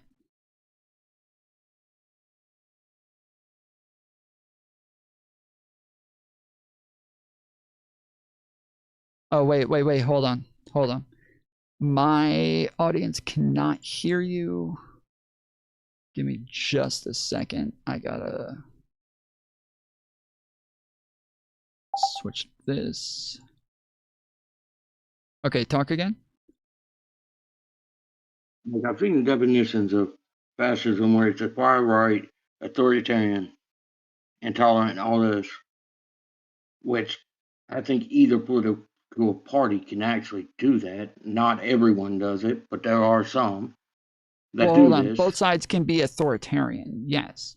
Like, but these are different things. Like when we talk about like socialist countries and things like that, they have been authoritarian, right? When we talk about fascist countries and fascist regimes, they have been authoritarian. Yes, both can be authoritarian. Authoritarianism is not a right-wing thing or a left-wing thing, but authoritarianism is part of the concept of fascism, just as it is part of the concept of socialism. Like these are both, they both include authoritarianism, but right-wingers, or sorry, left-wingers cannot be fascist. Like it is literally antithetical to being a left-winger.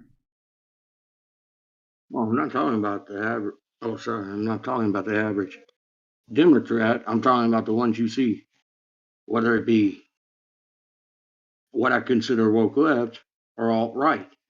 They're intolerant to anybody else's view. They have their own beliefs, they confirmation bias. They have other things. I'm not saying everybody does those things, though. Literally everybody does those things. That's not specific to alt-right or woke left. That's not. Everybody does those things. But your claim earlier was that like fascism is neither right nor left, and that it's not specifically a right-wing thing, but a core component of fascism is nationalism, ultra-nationalism. Nationalism does not fit with left-wing ideology. It doesn't. Like it does not, like ultra-nationalism or nationalism, this does not fit into left-wing ideals. As soon as you're nationalist, you're just not left-wing anymore. Well, can I ask this? I'm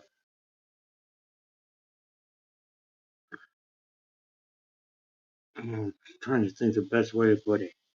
I don't think being a nationalist automatically makes you someone that's proud of their country, automatically makes it automatic they're a fascist anyhow. That's not nationalism. Now that's patriotism. Patriotism is where you're proud of your country. That's taking pride in your country is patriotism. Nationalism is where you're in favor of only your country, and even your country so much if it's to the detriment of other countries or even other people. So like nationalism doesn't just have to do with a country. It can be a people's, any sort of like group of people. You can be like a white nationalist, right? Well, white nationalist doesn't have anything to do with America. It has to do with white people. And so you're in favor of white people, especially if it's to the detriment of other peoples, other black people, you know, Latino people. That is nationalism, is when you're willing to only advocate for your people, especially when it's to the detriment of other peoples. I would agree to that point. I'm a white nationalist.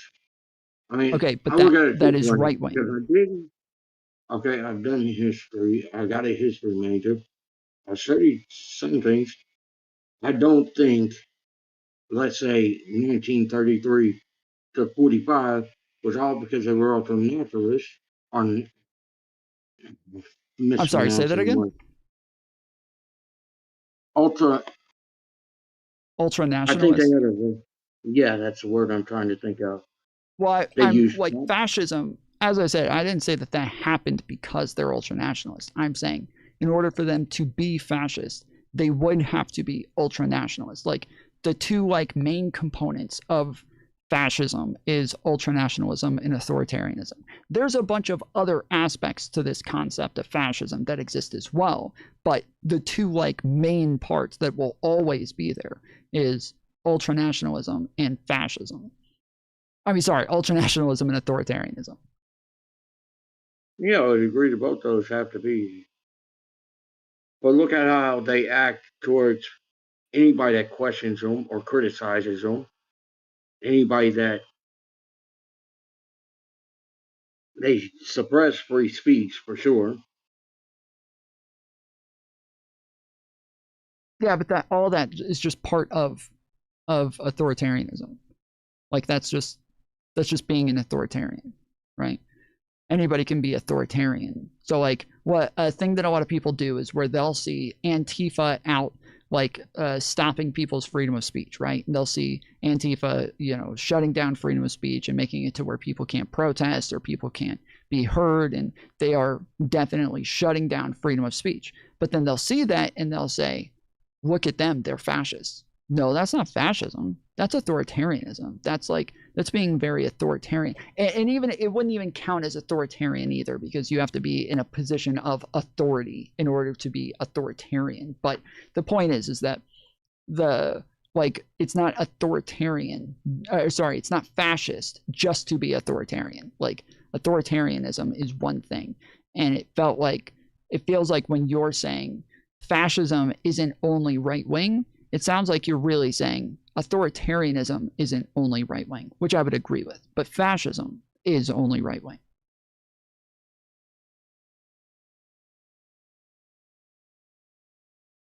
So you would probably say, let's say McCarthyism, you would probably consider as fascist, right? I would say it's fascistic.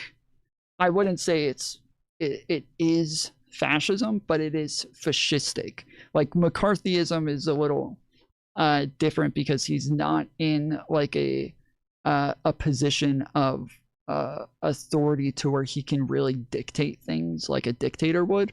And so it's a little bit different, but I would definitely say that was fascistic. It's also, I mean, McCarthyism's pretty fucking base, getting rid of all those fucking communist bitches. Am I right? Like, hell yeah. But the point is that you agree. Do you agree with what I'm saying when I say I think that you're more so talking about authoritarianism and not as much fascism when you say that it's not necessarily right wing? I guess, but I mean, I'm talking about what another tool that I remember studying during that time period where the fascists were. They loved propaganda and pushing lies as truth. I mean, what I'm saying is there's different aspects, but if you use a term towards someone, right? Because they disagree with your belief, that's not exactly what the word means.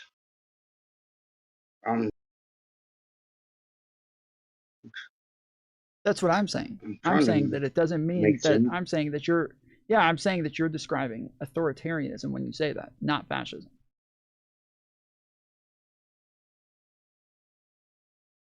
Yeah, I mean, I guess that's what I'm describing, but I just see that word all over, used all the time.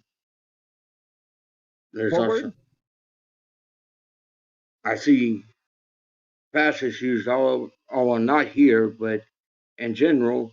Let's talk about politicians, as in. I mean, I would the say that Senate. Trump is a fascist. I would definitely say that Trump is a fascist. I would say that he fits the concept like across the board. I would say he would love to have that power, but he's not going to have that power. He loves to talk, and if we watch how. Hold on. Okay, true. I will amend my statement. I believe Trump is a fascist. I do not believe he's able to act as a fascist. So Donald Trump does not have like dictatorial power, right? He can't do that. But he wants to, which is what makes him a fascist. Like fascism isn't just like an action, but it is also an ideology. It's a philosophy, right? Donald Trump believes in that philosophy. Donald Trump regards that philosophy. And so he is a fascist because he believes in fascism. But I agree, he cannot act out fascism as like a totalitarian, fascistic government. I would agree with that.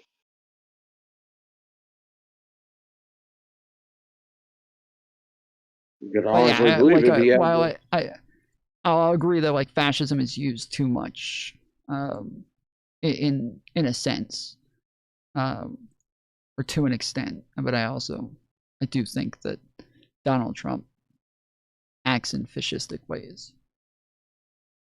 Well, he does, but I also think he does it in a certain ways. I think he does it to go to woke, or what I consider the woke left. He knows hates him anyhow, and but my point is on him. I agree with your statement, but if you look at how the media treats him and how they treat, let's say, Biden during the campaign runs, they treat him two different ways. If we're talking about, let's say, Fox News, right? Fox News tried everything to propagandize how great Trump was, and your, let's say, liberal media like CNN, MSNBC, treated him like he was the worst thing ever, and put Biden as was one of the best. I'm not sitting here I'm not trying to make any. I'm sorry, I'm not. I hear what you're saying, but I don't like the almost both sidesing of this, where we're saying like everybody does it. Like this isn't. I don't think these things are comparable. I think that it's possible that Biden is just that much better than Donald Trump, and I don't know of any examples of where Biden and Trump both did the same thing or the same type of thing, and the media let Biden off the hook with it and totally went in on Donald Trump for it. I don't know of examples of this where they're being horribly impartial on a type of action that they would criticize, but only if Trump does it, not if Biden does it. Do you have an example of somewhere where we can see like the hypocrisy in the way that they treated something similar between the two? Okay. What I'm trying to say is, depending on where the source of media, I'm not trying to talk fascist media fascist. What I'm trying to say is, depending on where you're watching the news, right? Let's say I watch Fox News during President Obama's term, right? We'd agree President Obama Fox News hated him, right? Yeah. So they would never let him, if they had him on or anything, they would always quote mine him or stuff like that, make him look bad, whereas the opposite would have been done. And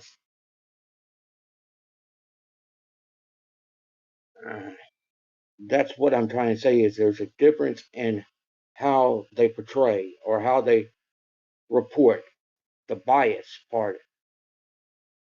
Yeah, but that's what I'm saying is that like it's not biased if I have two leaders, one of them's right wing, one of them's left wing, and the left winger goes out and kills a bunch of citizens, and me and my like network we go in and criticize him and talk about how horribly he is because he killed a bunch of citizens, right?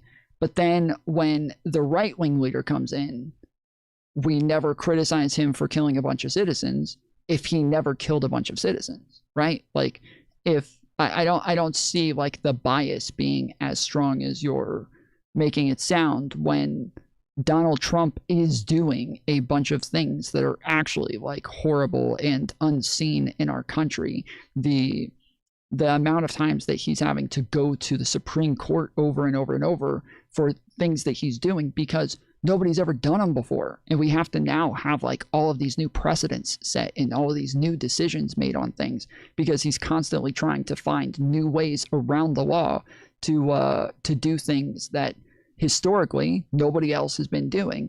Like he is just a different thing. And when the media criticizes him more for things that he's doing wrong, to me, it's because he's actually just doing a lot more things that are wrong. Like there were a lot of things that like MSNBC, CNN, that they criticized Biden for. There was a lot of stuff that they were very critical of him for. Just the same as there's a lot of things that Fox News is critical of Trump for, but Trump just does a lot more fucked up shit. For example. Huh?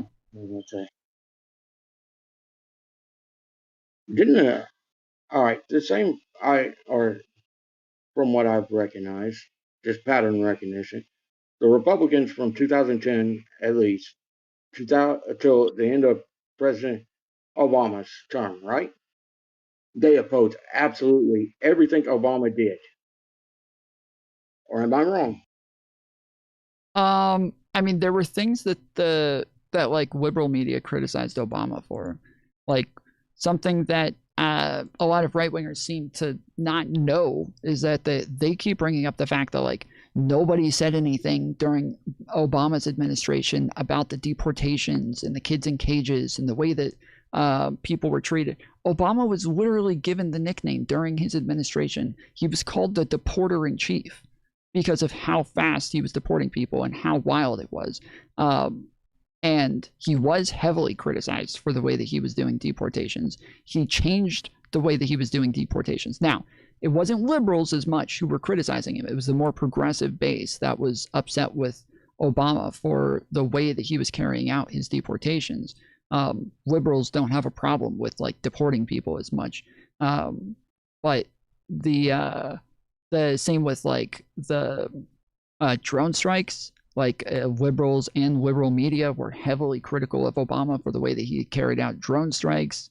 And like we can pull all of these things up and see like in Obama reacted to that. When Obama got a lot of criticism from liberals for these things, he changed the way that he did drone strikes and set new standards for how drone strikes ought to be carried out in the future and made it to where they killed way less civilians moving forward and had way less casualties afterwards.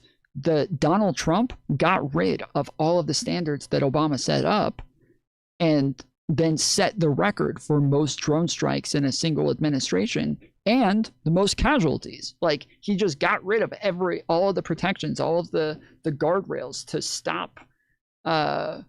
stop so many people from dying and to stop so many drone strikes from happening. And Donald Trump just got rid of all of that.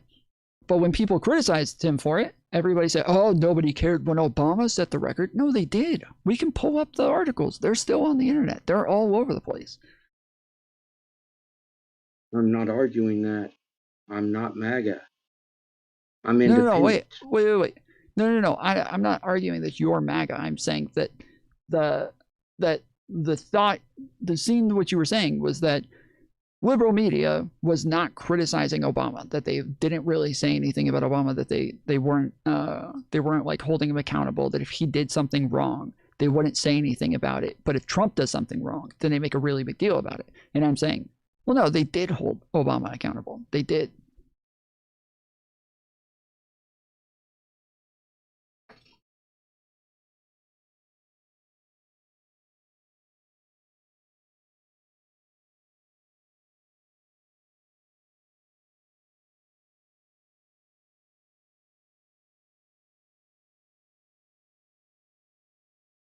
Hello, can you hear me?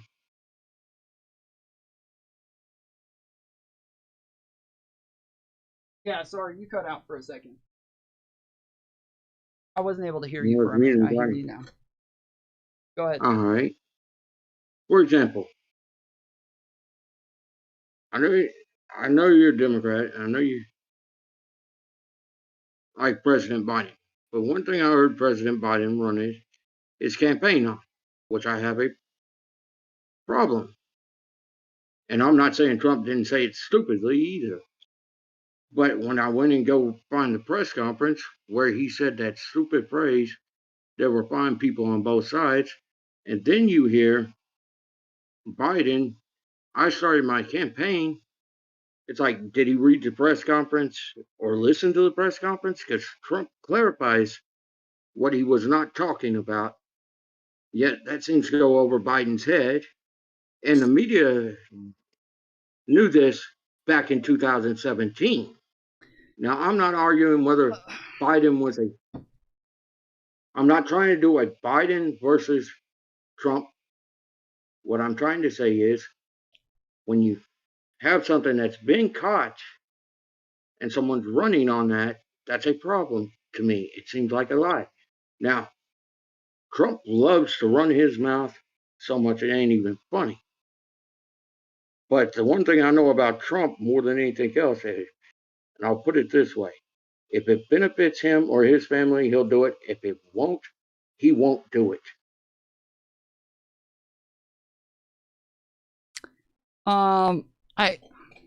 That was just like a bit more complicated. I do think Trump did say that white nationalists were very fine people. I do think that he that he did that. I think that if you watch the press conference and you like take in everything that he says in context, honestly, it is fairly clear that he is white knighting for white nationalists. And not only that, but now we even have like more information about what was happening behind the scenes at the time, and the fact that like his own speechwriters he did 3 press conferences on that one event. It was the Charlottesville event, and he did 3 separate press conferences on that one event. That was the second one where he said the very fine people thing, and he literally had like speechwriters ready to quit over the way that he kept equivocating over neo-Nazis. And this was not a liberal thing, to be clear. This was not a liberal thing. Mike Johnson condemned Donald Trump for saying that they were very fine people. Like tons of Republicans called out Donald Trump for saying that they were very fine people. This is only later cut and edited to look like he just says afterwards, I'm not talking about the white nationalists or neo-Nazis, but he says before that, he makes it sound like nobody there was a white nationalist or a neo-Nazi. None of the people at the event are white nationalists and neo-Nazis. So then later when he says they're very fine people on both sides, I'm not talking about the white nationalists and neo-Nazis. Well, you already said they're not white nationalists and neo-Nazis. Now, we think they're white nationalists and neo-Nazis. So if you don't think those people there are white nationalists and neo-Nazis, and you're saying they're very fine people on both sides, to us, the people that you're talking about are white nationalists and neo-Nazis. Like, they just are. Like, you can't say that they're not white nationalists and neo-Nazis. They just fucking are.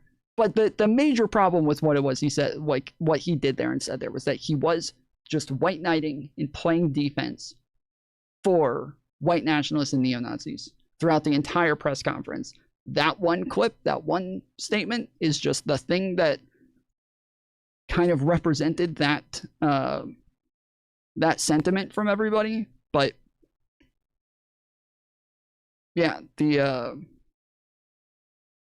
I do think that, yes, he was talking about white nationalists.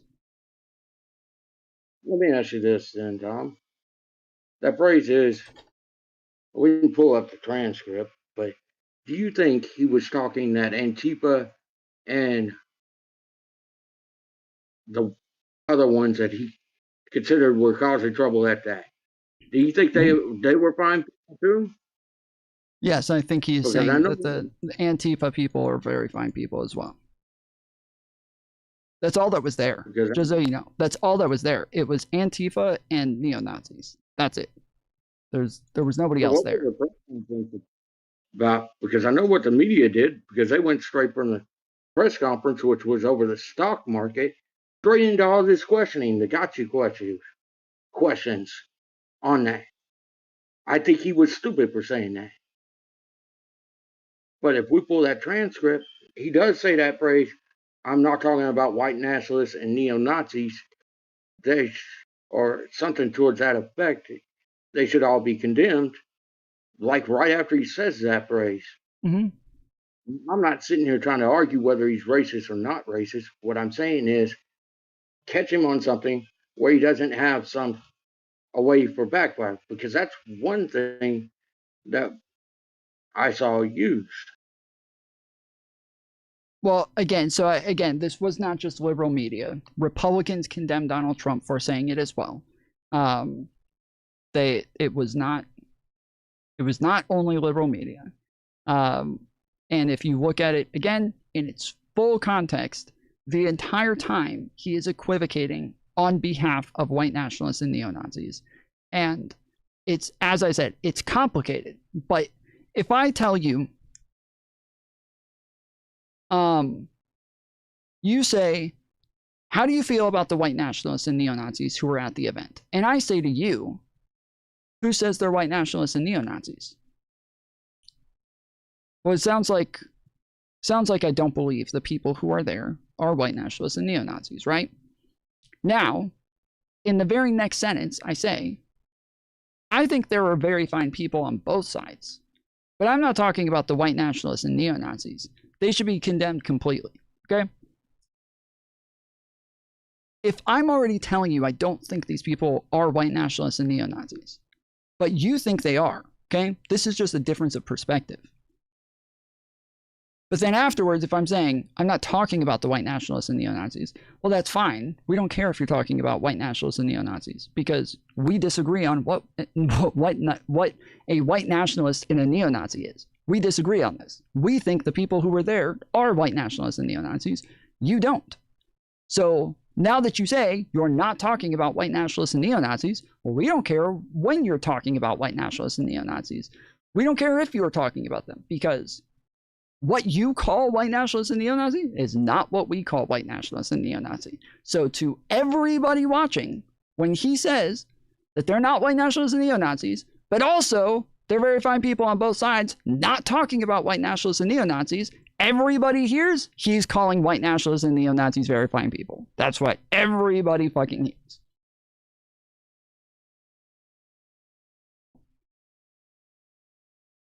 I never seen that.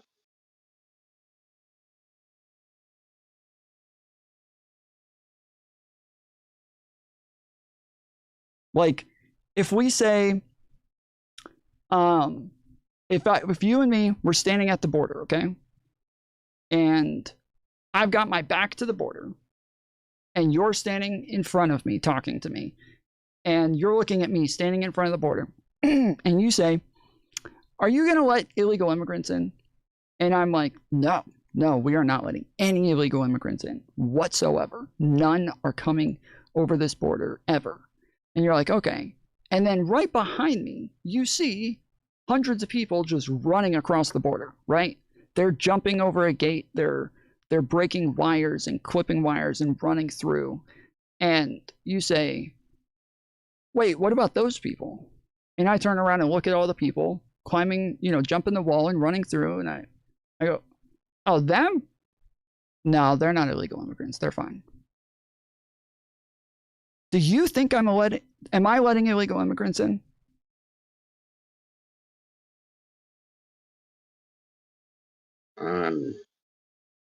I would assume maybe, but then again, you might not. But then again, I could assume that you don't know what illegal immigration is on that too. Exactly. Yes, exactly. It sounds like I don't know what an illegal immigrant is. What you would call an illegal immigrant, obviously, is not what I'm calling an illegal immigrant, because we see there's illegal immigrants coming across the border right now. Yet I'm still standing there telling you no illegal immigrants are coming across the border. So obviously, we just refer to different things as illegal immigrants. So if all of a sudden somebody shows that clip and they're like, look, Tom's letting all of these illegal immigrants in, it would be kind of weird for us to turn around and be like, no, look, he said no illegal immigrants are coming in. So it's fine. It's not he's obviously not letting illegal immigrants in because he said he's not letting them in. Well, that's not how that works. We're obviously referring to different things when we say, like, the clip of the CNN anchor standing in front of a Wendy's on fire, and then he has the banner at the bottom that says fiery but mostly peaceful protests. You know what I'm talking about? Yes. Okay. Yeah, I seen it. So I remember laughing. But okay. Yeah. So when we see this image, whatever it is that they're calling peaceful protests, the rest of us do not call that peaceful protesting. We're looking at this fucking building on fire and we're sitting there thinking, what in the fuck are they, what do they mean by peaceful protest? If that's a peaceful protest, what do they mean by this term, right? Whatever it is that Trump means by white nationalist and neo-Nazi, that's not what we mean. And so when we say he called white nationalists and neo-Nazis very fine people, it doesn't matter that he caveated that he's not talking about whatever it is that he calls white nationalists and neo-Nazis, because we already know that's a different thing to him than what it is to us. Okay. But there was nobody else at the protest except for white nationalists and Antifa. That's it. That's all that was there. There's white nationalists and Antifa. And you don't think anybody was... Let me ask a question. I'm not trying to defend it at all. I'm just asking. You don't think anybody was there based on historical trying to protest? And I don't... That they didn't want to remove the hit. Look, I don't have a problem with people who like care about the statues. Do you have, like, did you care, like, if the statues were removed? Is that like a thing that you cared about? I think history should be used no matter preserved. How bad it sounds. Okay, sure. So let's say you go to that protest because you think history should be preserved, okay?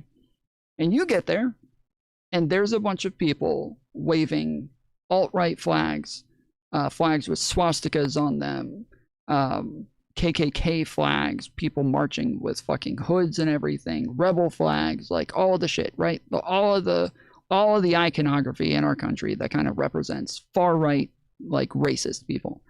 And it's literally marketed as a alt-right event. It's called the Unite the Right event, right? And it is marketed as this alt-right event, which is a white nationalist kind of a conglomerate of white nationalist groups.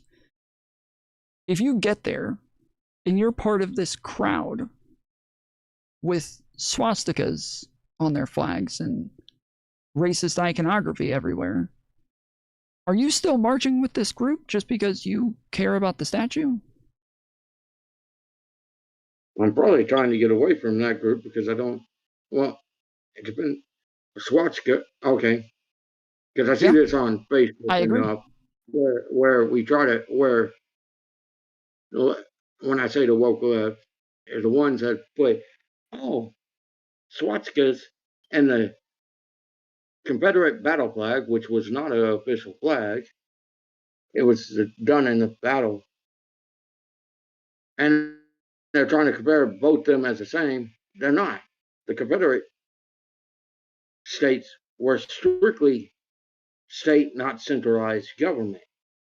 I'm not saying they were correct in their succession or anything like that, but we know the swastika was authoritarian and everything else. I don't think they're the same.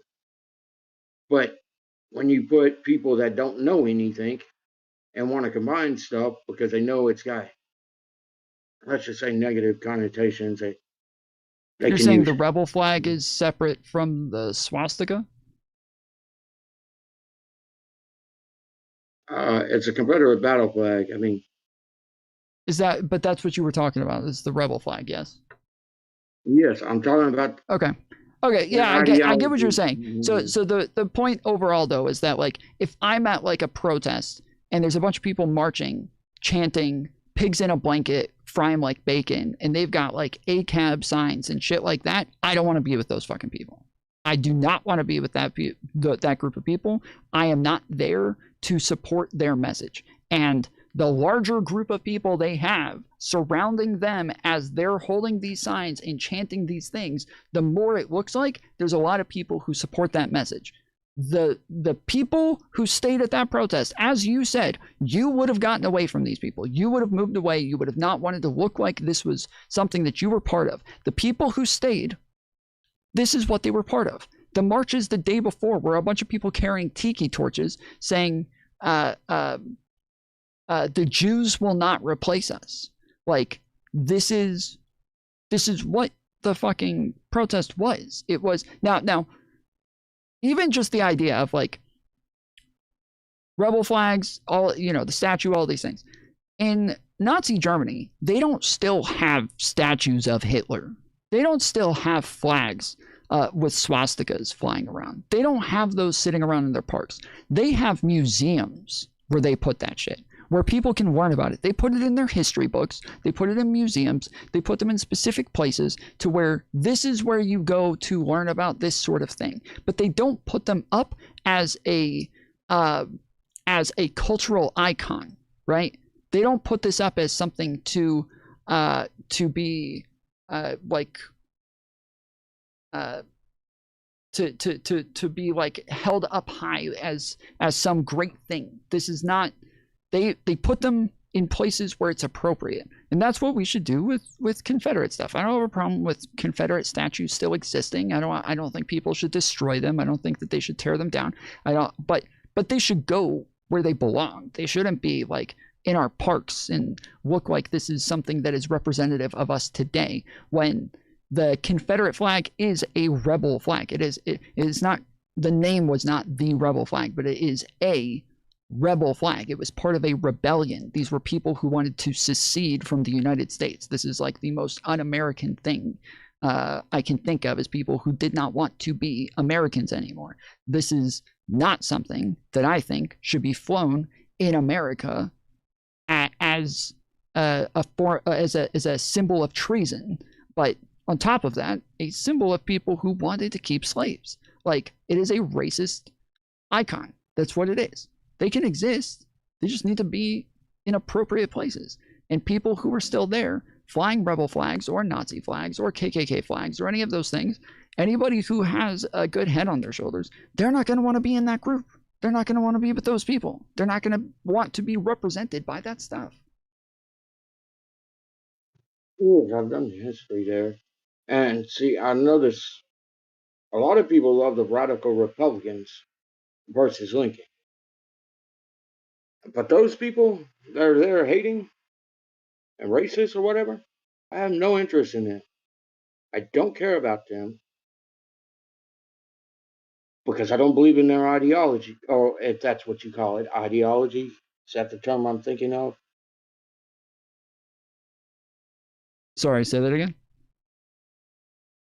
The racist ideology, the ones that are saying with their little hoods or whatever else they have, we know are racist.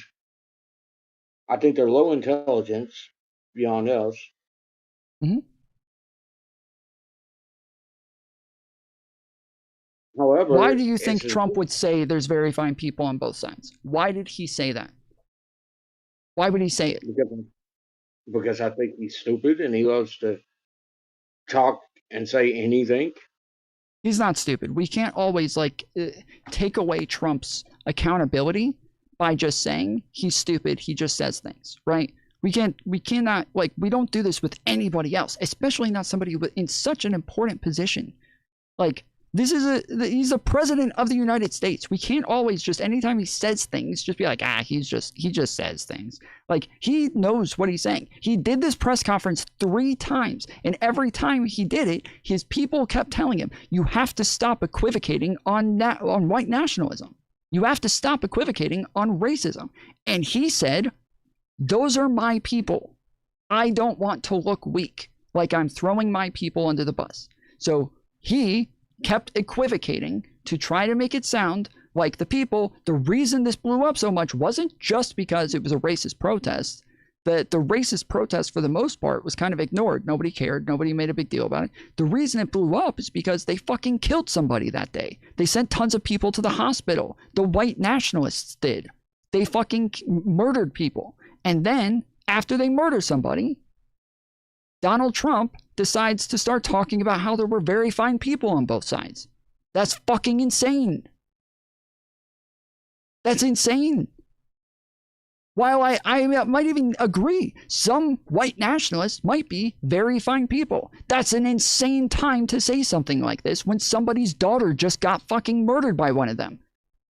And for me to sit there afterwards, after 9/11, and talk about the fact that there's some very fine Muslims out there, be weird. Who cares if there's very fine Muslims? Why am I bringing this up in a press conference about Muslims hijacking planes and flying them into buildings? Why would I bring that up? The only reason I would bring that up is to try to equivocate and try to downplay what it is that the terrorists just did. That's the only reason I would do that.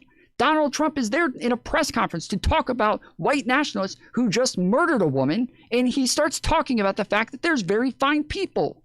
Why would he say that? We can't just say that he's just stupid. He just says things. He knows what he's doing. There has to be some consequence there. There has to be responsibility. People have to hold this guy accountable. We can't just always just treat him like a dumb toddler who doesn't know what he's talking about.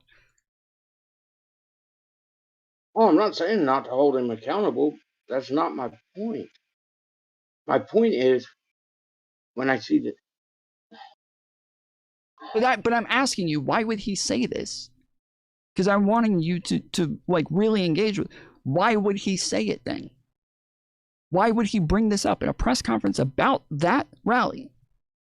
Where the theme is, even if we say there might be some people there who weren't white nationalists, the theme is these are white nationalists and neo-Nazis by far majority who just murdered somebody. In this press conference, talking about that, he decides to talk about the fact that there were very fine people. Why would he say this?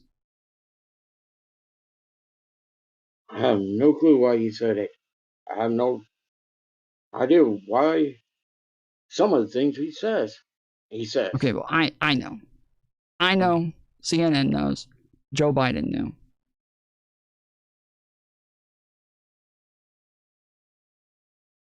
Well, okay, let me use another example with media. We all know January 6th. I've heard you talk about that, right? Mm-hmm. Mm-hmm. They tried to impeach him on that. Okay. Now, it has been found out that BBC edited his stuff. Now, when we take that commission that the Democrats did, right, in Congress, when they had power in Congress,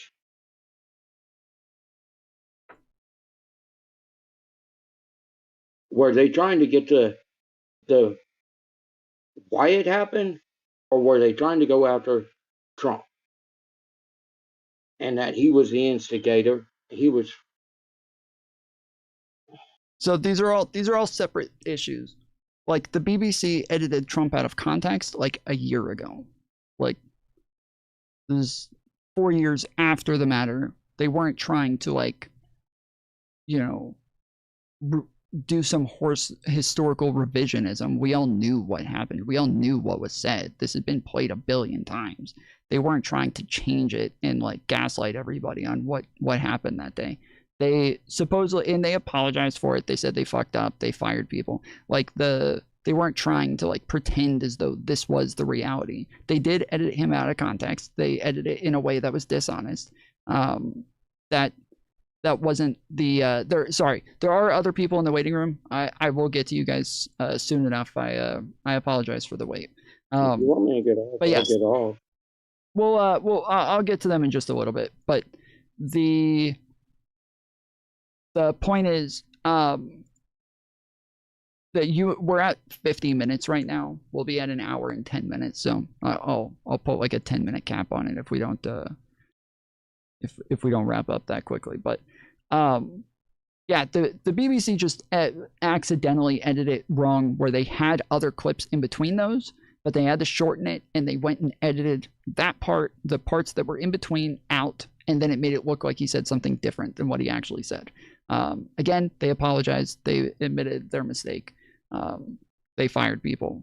That is that's something that we don't really get from Fox News or right-wing news or Trump or his administration. But with CNN and MSNBC and BBC and liberal outlets, they do fire people. They do hold people accountable.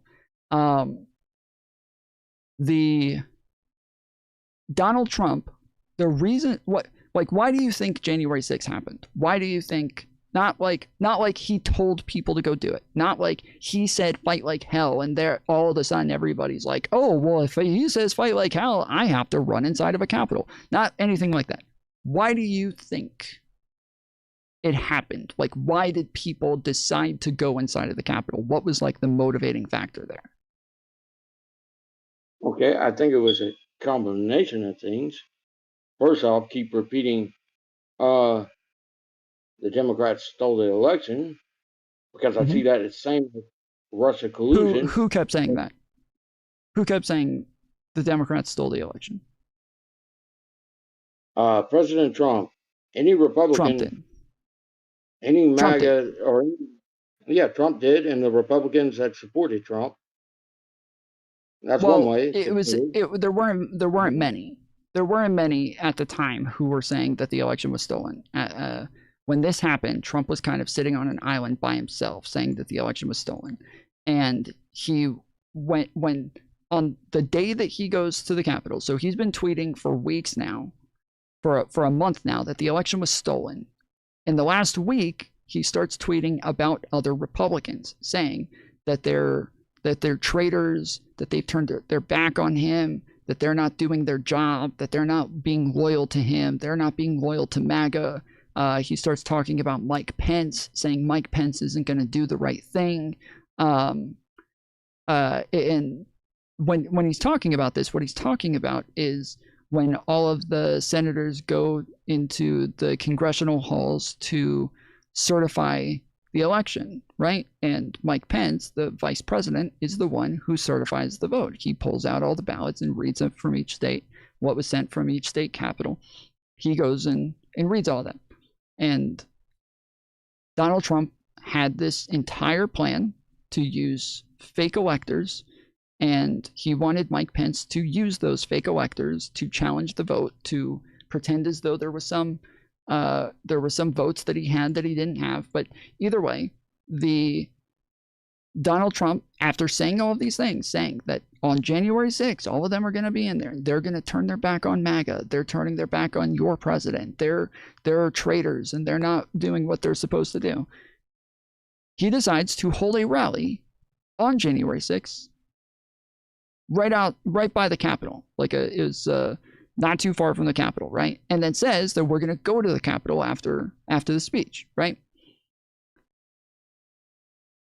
Can you add the other circumstances that think well, I just wanted this? to. I think the first part that you said is enough.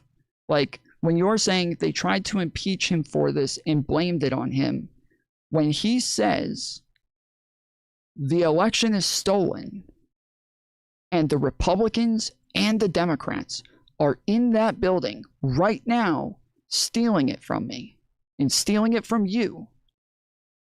If I believed him, even as a liberal who did not vote for him, who voted for Joe Biden, if I believed him and believed he was right, that the election was stolen from him, I would have been running in that Capitol right with everybody else. I would have been right there fucking with them, because we are not just going to stand by and let our democracy be stolen from us.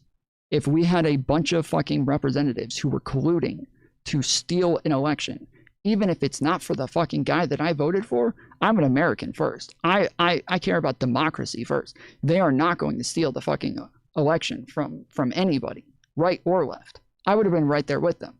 The problem is that Trump lied about this the entire way through. And we know that he knew that he didn't, that he lost the election. We know he knew that he lost the election.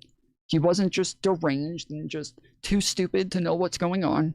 He knew what was going on. He knew he lost, and he lied every fucking day leading up to that day. And that is what people ought to do if somebody says the election is stolen. So it was his fault. Like, it just was his fault. He encouraged everybody to do this with what by lying over and over. I'm not arguing that. But it was also a combination.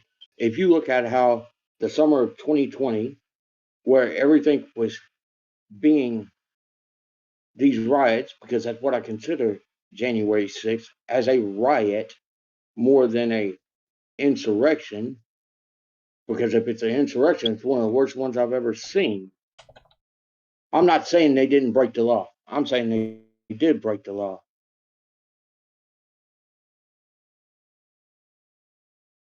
But what I am saying is, if you look at how the riots and stuff, people were claiming they were peaceful protesters, and you have CNN doing that mostly peaceful, in which there are peaceful protesters that were not part of the rioters during the summer.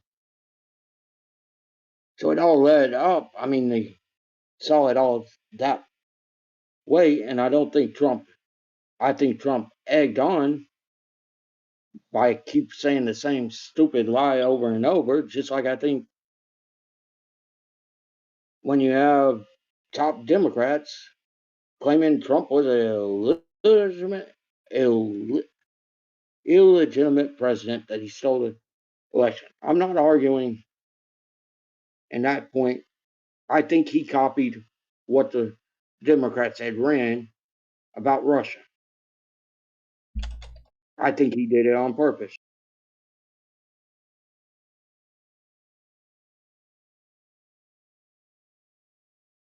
You think Trump did it on purpose? I think he copied what the Democrats did on the Russia stole our election. Russia. And it was all over the news for whatever, and then it stopped. Okay. I don't think they didn't say that Russia stole the election. Yeah. They didn't really say Russia stole the election, but that's a bit of a different story. I guess we're getting up to the hour mark, so I'm gonna wrap it up here. But my point is, when you're making it sound like they just kind of unnecessarily just blamed all of this on Trump, my point is that nobody would have been there if it wasn't for Trump. Trump did everything and said everything to make people go into the Capitol. Like, that is what people ought to do. If someone says the election was stolen, it doesn't matter if they turn around and say, hey guys, listen guys, the election was stolen from you, all right? And they're in that building right now, stealing it right now. Right now, all of them are in that building currently, this moment, stealing that election from you. But hey guys, I want you guys to be peaceful and patriotic about it, but just be peaceful and patriotic while they're in there right now stealing that election. Like, fuck you. I don't give a fuck if you want me to be peaceful and patriotic. Fuck you. There's nothing patriotic about sitting here and being peaceful while they're fucking stealing our election from us. There's nothing patriotic about that. If somebody tells me that they're like, there's a guy in the next room who's raping my daughter, and I go grab my gun and run in there and blow his head off, and turns out he wasn't raping my daughter, and then the other guy's like, bro, I told you to be chill. Dude, I told you to be chill. I said, hey, be chill, but there's a guy in there raping your daughter. I don't know why you grabbed a gun. So you fucking lied to me and told me somebody was raping my daughter. I'm gonna go blow his head off. Like, but I told you to be chill, dude. Like, who in their right fucking mind is gonna be chill when you say something like that? If you tell us that the election is being stolen right now, we're not gonna be peaceful about it. If we're going to be, we got two options: either be peaceful or be patriotic. But we can't do both. If the election's being stolen right now, the only patriotic thing to do is go inside that fucking Capitol and stop them. That's the only patriotic thing to do. So it's like for the people in chat who keep saying, he said peaceful and patriotic. I never included Trump's speech in why people went in there. I never said Trump told them to go in there in his speech. He said fight like hell. I never said any of that. So his speech was not relevant to my reasoning whatsoever. But on top of that, yeah, even with including, he said peaceful and patriotic. Who cares? Fuck him. All right, but anyways, we can continue this on another time. All right, I'm gonna get off. Thank you for the conversation. Yeah, appreciate you calling in, man. Oof.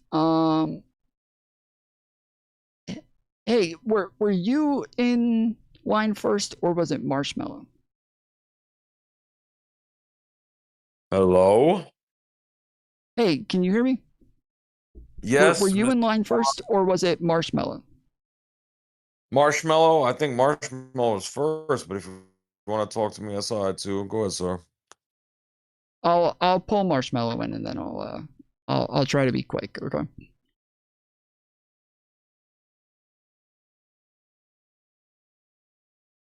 Hey, Marshmallow, were you first? Yeah, I think so, but you can talk to whoever. I don't really care. Okay, I got you. So what's on your mind? So I guess I'm a Democrat. I voted for Harris 2024 and then Biden. Those were the only years I could vote, obviously, because I'm younger, but I guess my question is, with regards to the whole Gavin Newsom drama, I'm wondering why, I guess it's so controversial for someone to not endorse him, I guess a couple years before the primary. The issue is not that people won't endorse him. The issue is people saying, if he is the nominee, I will not vote for Democrats. That's the issue. So it's literally nobody is saying you need to get on board with just Gavin Newsom, only Gavin Newsom. He's not even leading in the polls right now, as far as I know. The Kamala Harris currently is the leading runner, but it's 3 years out. I think Michelle Obama was the leading runner 3 years out from the last election. It didn't. It doesn't really mean anything. But the point is, when they say, if it's Gavin Newsom, I will not vote for Democrats, as Hassan did, and many leftists have been saying for the last couple months. They've been saying, please don't push Gavin on us. Please don't make it Gavin. I will not vote Democrat if you do this again. That's what we're fighting against. Yeah, I mean, I guess it's more of a progressive. The reason I guess Gavin Newsom is kind of not that great is his issue on the homeless thing, and a lot of I what is his issue on the homeless thing? Homelessness is gone. I keep seeing people say that he's got a thing with homeless people, but homelessness is like gone down drastically under Gavin Newsom. Yeah, so the controversy was that he had like an issue where he was signing like some sort of thing with clearing homeless encampments or whatever. Yeah, And they made a program to house people, and then they tore down their encampments once they put them in houses. Yes, and I'm just saying, like, for me, I disagree with the act of necessarily tearing down the encampments, but I was going to further my point that I very much view kind of the issue with American politics. I do want to get back to the main point, but I've seen this point all over the place, and I'm trying to understand when he puts people in a house, and they have tents and shit that are just out in the public, in streets and under bridges and in parks. They put them in housing and then tear down their encampments. And you disagree with the act of tearing down the encampment when they don't need it anymore?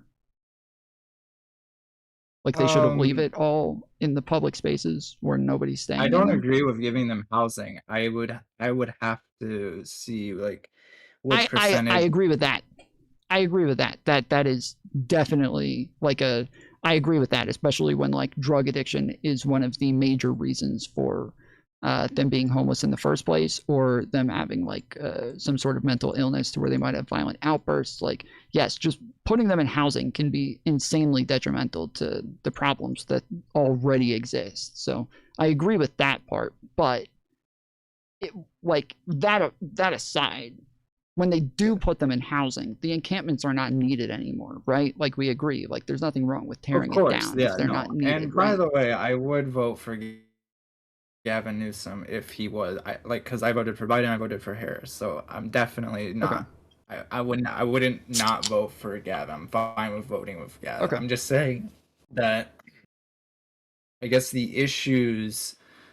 I think Vosh said this on a stream that the issue with Biden was that he very much kind of led the way for Trump winning in 2024, where people got economic vibes with that. And my point was that the main issue in American politics is that it's very like it kind of functions like a corporatocracy, and it's like being funded by billionaires and corporate interests is not going to make people feel like you're on their like class side. You know what I mean?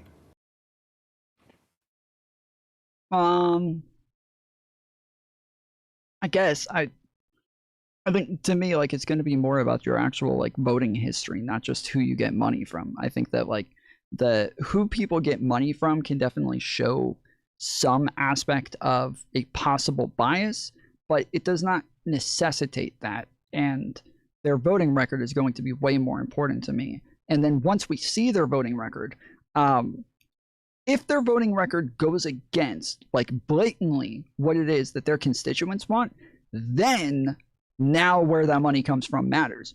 But like if somebody like starts running for Congress and they're like hardcore pro-Israel or some shit like that, and then they start getting money from AIPAC afterwards, it's like, yeah, of course AIPAC's going to go find people who are pro-Israel and give them money because they want their campaigns to do well. They're not going to go find people who hate Israel and are super like pro-Palestine and then try to give them money to switch their position. So like it seems as though generally with politicians, they're getting paid by interest groups that are backing somebody who is already pushing the thing that they want.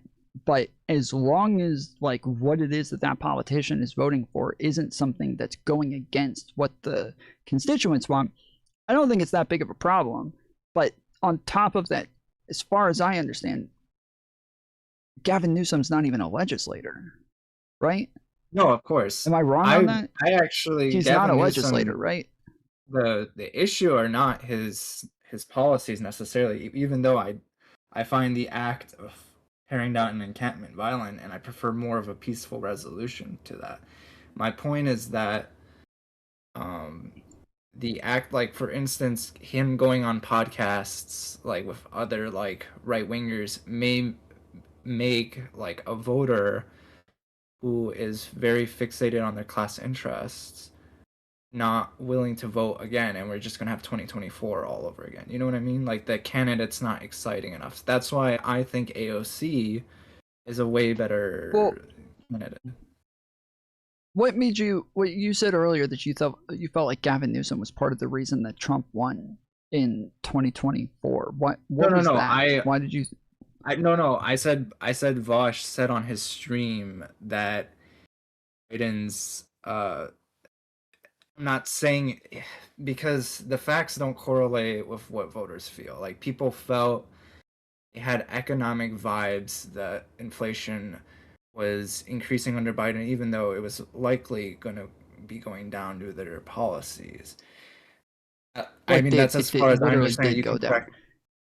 Did it go down? Yeah, it literally did go down. The whole world had record-breaking inflation from COVID. The United States was the fastest recovery from inflation. We had the worst inflation, and we had the fastest. We were the first country to recover in the G7. So we were, of course, I agree with that. Our wages outpaced inflation as well. So like we fucking killed it with inflation. Yes, it drastically went down under Biden. Yeah, of course. I'm just saying, like the like America's like a swinging pendulum. If people feel like, if people have the vibes, they're not necessarily going to vote for the candidate that doesn't excite them as much. And when Gavin Newsom goes on these podcasts that are trying to appeal to a moderate conservative that would otherwise vote for Donald Trump, they're not necessarily going to be interested in Democrat politics. That's why I'm a big fan of the social Democrats like AOC. You know what I'm saying? Yeah, sure. I can understand why people would support somebody different. Like Mamdani wasn't really like my feel. I am more of like a moderate Democrat, and he wasn't really like my kind of guy. But versus like Cuomo, after he took money from Trump MAGA PACs, versus the other guy who literally like should have been in fucking jail for corruption, and took a deal from Trump as well for that. Like versus those people, well, of course, I like, these are people who are Democrats, and they're most of their policy are Democrat shit, but they seem to have been corrupted by Trump, and there are some things that they're willing to do to help the Trump administration, even if it's minimal, even if it's 5-10% of the shit that they do ends up being because of their corruption and to help the Trump administration. That 5 to 10% is way too much for me, and so I am not willing to do anything to help the Trump administration. So with Mamdani, I am definitely going to back Mamdani. I'm going to be singing fucking Mamdani's praises from every fucking rooftop, hoping that New Yorkers vote for him, even though it's not really my cup of tea, not really what I want. The fucking bodega shit and like all this, there's a lot of stuff there that I am not on board with, but he is definitely the best candidate to be fighting against the Trump administration, and that is the most important thing right now. That's all I fucking care about. When we're talking about these people who are running for president, and we're talking about somebody like J.D. Vance, who is supposed to be a carbon copy of Trump and another MAGA candidate, yeah, I don't give a fuck who it is. If they are fighting that, and they have generally like Democratic policies, like that's who I want. That's what I want. But the next president, the majority of their fucking job for the first couple of years is going to be undoing and then fixing everything that's happened in this administration. That is going to be the majority of their job. For us to have this pie in the sky dream that they're going to come in and implement universal health care or something like that, all their fucking time's going to be spent like putting our country back together as Biden was doing for his entire 4 years. Well, I'm certainly like I'm not a really big Mamdani fan. I don't really to me I don't think a mayor can achieve all that much. Like realistically, I feel like the governor is and more important, but as just a position of authority. But I'm just saying, for me, the reason why I think Gavin Newsom just doesn't like when someone like Vosh says or other. Just to be like, clear, whatever. the mayor of New York has a lot of leeway because they are pulling in an insane amount of taxes there.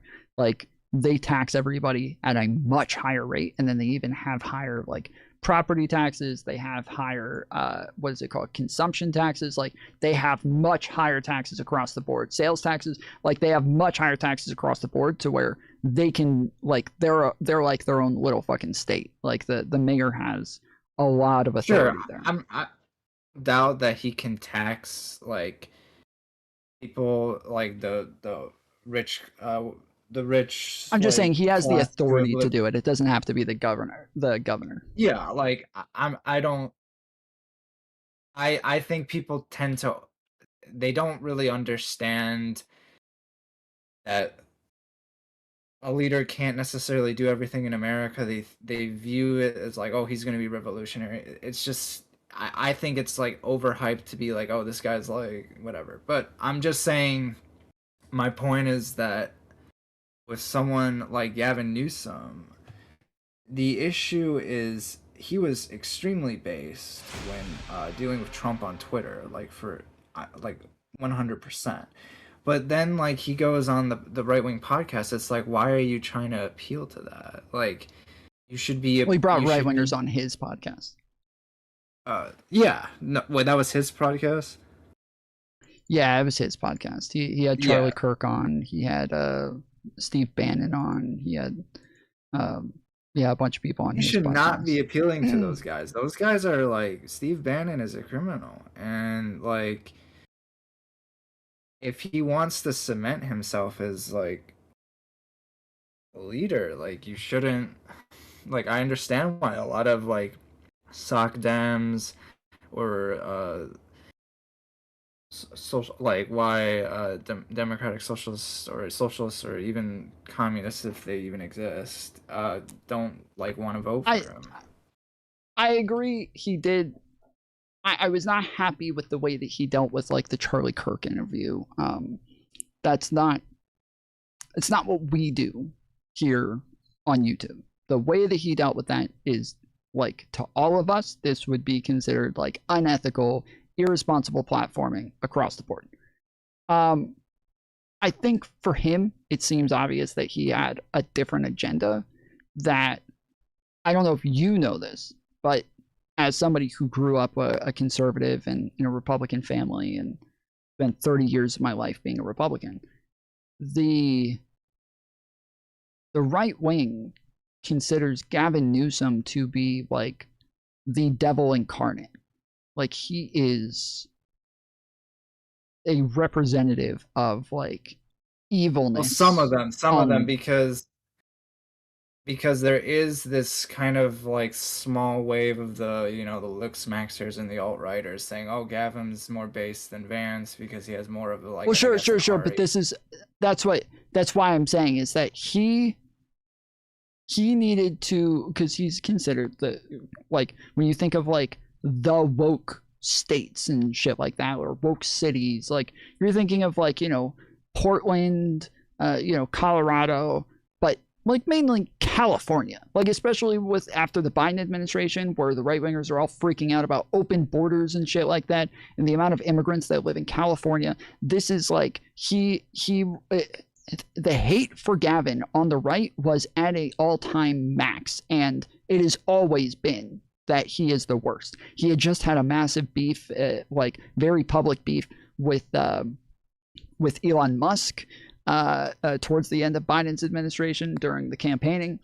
And so he needed to brand himself in a way not just right wingers really, but for like independents. Independents are now the largest voting bloc in America. People who do not identify as right or left, and of independents, the majority of them consider themselves to be moderates.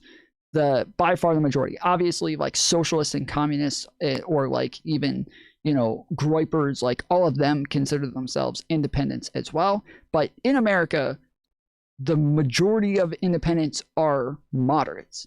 And so he wanted, I believe he wanted to rebrand himself in a way to where he seemed more human. I think he wanted to humanize himself to independence, and I think he wanted to bring people on and show that he's not this crazy woke nut job, that he can sit there, and that's why I think he was stretching himself to agree with things like where he said, I understand why parents are afraid of trans people in sports, right? A lot of people hear that and they're like, oh, so he agrees trans people are taking over sports and taking over, like, I think he was just trying to say things in the best way possible to be more appealable to the moderate independents that he's going to need to vote for him when the election comes up. I think that's what he was doing. I think he irresponsibly platformed these people, but if it achieves a goal in the long run to where it actually helps get another Democrat back in office, and maybe it was worth it.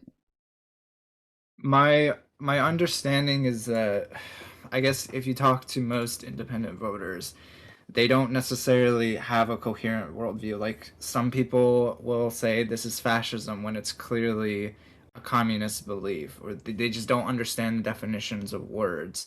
And yeah, of course. When the way I see young independent voters is they're very nihilistic.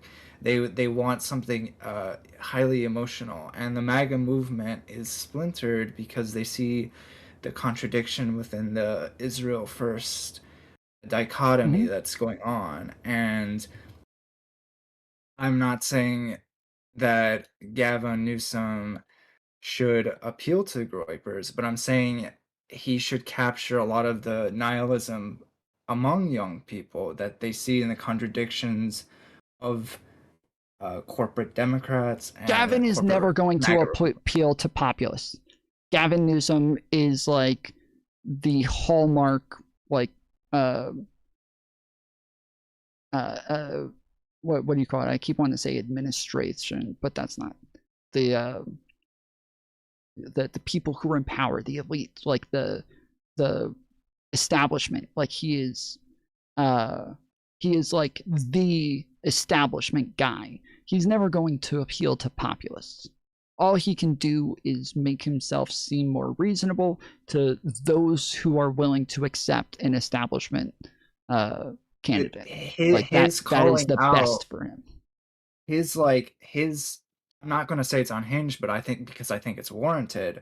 But let's not fool ourselves. He did take a step further than any other Democrat governor I have seen in being unhinged towards MAGA politicians, like whether it's Pam Bondi or whether it's Trump. That is a populist framework because he's appealing to how the majority feels. Like someone like J.B. Pritzker is obviously going to be like, well, I condemn making fun of this person's family. That's a respectability politics. He's not doing respectability politics, and respectability politics is not popular. So if he's going to take that position on Twitter and be unhinged as possible, I disagree with that. I disagree with that for 1,000 reasons, but I think the easiest way to put this is just that he's fighting a populist. Like, he's fighting a populist. So of course, like when he's fighting Trump and the Trump administration and Trump cabinet members, he's fighting a fucking populist administration. So of course, if he's a fucking establishment shill, the establishment will be unhinged against populists. Yeah, of course. But for example, the ICE funding, many of the Democrats voted alongside the Republicans. I even remember Pisco was calling it out, and that is yes. Well, hold on, wait. When you say Democrats did, how many Democrats voted? It was, I think, 14. Was it 14? How many was it? It was like I was told it was 7. I haven't looked it up, but Okay. I was told it was 7. I like when we're talking about is the Senate, I'm assuming. We're talking about 100 different senators and 7, even 14. Well, I guess half of them are Democrats. So, but anyways, like we're talking about a small percentage of people doing this. We can call out the ones who did it, but I don't like when people make it sound like Democrats voted for the ICE bill. Democrats that did was not. my mistake. Some people who were Democrats did. I'm just saying that if Gavin Newsom is really anti-MAGA, then he has to adopt policies that don't set into that framework. For example, like he's not, to me, I don't feel like his policies are corporate Democrat, some of them. Actually, he's very progressive on a lot of things. He was very progressive on LGBT rights in the early 2000s when it wasn't popular. I'm not saying that. I'm just saying that to share a podcast, like it just seems like he's going back and forth. Like he wants to be like a revolutionary, or he wants to like. He doesn't seem willing to be held down by a conventional marriage either. You know, he's got a lot of progressive ideals. Yeah, I'm just saying like he's not. My point is like he keeps going back and forth between like he wants to appeal to moderate conservatives, or he wants to. I guess it just doesn't make any sense. So I understand why the leftists don't endorse him. But yeah, I don't want to take up more space on the. It's so the thing that I'm disagreeing with you on is the populist aspect, right? The people who are upset with Gavin, the people who don't like him, are mad because he is establishment. He is, and when you say corporate, like that's what they're talking about, establishment, right? He is like the ideal of what we think of when we think of an establishment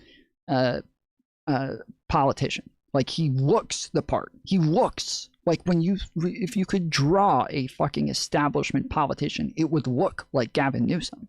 So I disagree with that because I think a lot of his policies did challenge, like with the LGBT thing, he did challenge it in the early 2000s that someone like Biden would, like Biden to me would be more establishment, but you can go on. Wait, really? Biden was the one who like pushed for gay marriage to be legalized. He was the VP at the time under Obama, and Obama and Hillary Clinton, from everything we've been told afterwards, got really fucking pissed off at him for coming out and saying that he was in favor of gay marriage, because this was a topic that all Democrats were trying to avoid. And a lot of times things like gay marriage, or things like what was happening in South Africa, things like, a lot of times he was the one who brought shit to the forefront, while the DNC didn't want the conversation to be had because they didn't want to take a position on something that they saw as very like they didn't see liberals having a strong stance on yet. But the point is that even the things that you're bringing up, I don't think that those are like antithetical to being establishment. When I think of establishment, I think you're somebody who's going to like, you're going to stay within party lines. You're going to do what it is that the party wants overall. You're not going to be like on the outside of the majority. You're like he is establishment. He is DNC established, and he is not. When we're talking about populism, somebody like AOC used to be a much more populist figure. She used to be constantly going after other Democrats, going after Nancy Pelosi, going after Chuck Schumer, going after all of the top dogs. She was constantly doing that. Not as much anymore. She still is to an extent. Not in the way that I would consider like a populist to do. I think Bernie more so is doing it more than she is today. I definitely think she's become more Bernanized, or Bernie, whatever. She's more like No. Right? Bernie is going after them more than she is, but that's because Bernie is old and burnt out to where he doesn't have much more ahead of him to like to work towards, he can say whatever the fuck he wants about anybody. He's got a fucking hall pass to do and say whatever the fuck he wants. She has aspirations. She does not have a fucking hall pass. She's still an up and comer. She is working her way into the fucking inner circle. I could see Gavin being AOC's VP. I would think even communists would vote for that. But I think AOC, someone with her policies, has to be the front ticket. You know what I mean? People want Holy that. shit! I didn't even consider that. Holy shit! I did not even fucking consider that. Oh my goodness, that would be a fucking unbeatable ticket, dude. Oh my goodness, I did not even consider that. That holy fucking based.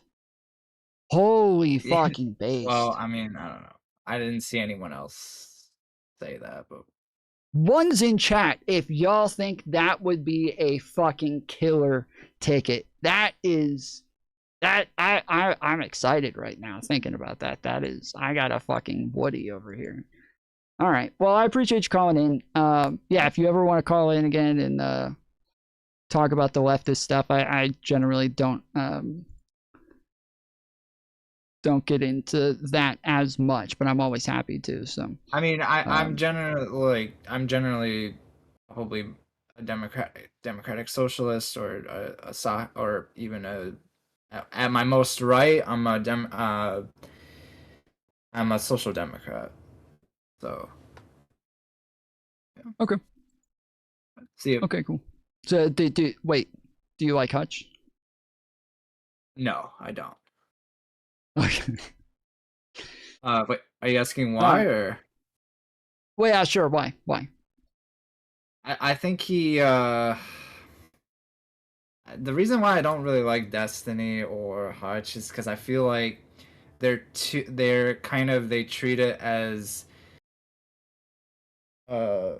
more of a God, what is that word? I forgot. Performative? No. It's when you treat a politician like you're in love with the politician, not necessarily in love with the. I know what you're talking about. It's like where it's a one-way relationship with somebody where you know them, you know all about them, but they don't know personality. you. Yeah, I know what you're talking about. It's like a personality of a cult or whatever. Wait, you think Hutch's audience is a personality cult? Yeah, they're in love with the cult of the personality. Oh yeah, see, I thought he was talking about parasocial as well. Huh. Yeah, I think Hutch and Destiny give too much credence to personalities. It's like it's just like so. It's like someone who's in love with it's like someone who's like a huge fan of Saddam Hussein and like simps for the regime endlessly. You know, like I'm against cult of personalities. I like policies. I don't like liberals who I think that's definitely the case with Destiny. I think that's for sure the case with Destiny. With Hutch, not at all. I don't think that's the case at all. I think his audience actually is like fairly diverse in their thoughts. I don't know. Like he's got Hutch, a lot of very progressive people and a lot of very liberal, like establishment, moderate sort of people. But he said something on stream. I watch his stream. Like, I'm not saying people can't watch his stream. I'm just saying, like, he'll say something like liberalism save the world or something, which I just don't buy that. Like at all. He said liberalism will save the world. Like he said liberalism like save the world when I feel like yes, did American capitalism like save Europe after World War II? Sure, I mean, but not even just that, but like even the American Constitution, like kind of changing the way that countries built governments and have all kind of worked around what it is that the United States did. That fear even comes from conservatives, like the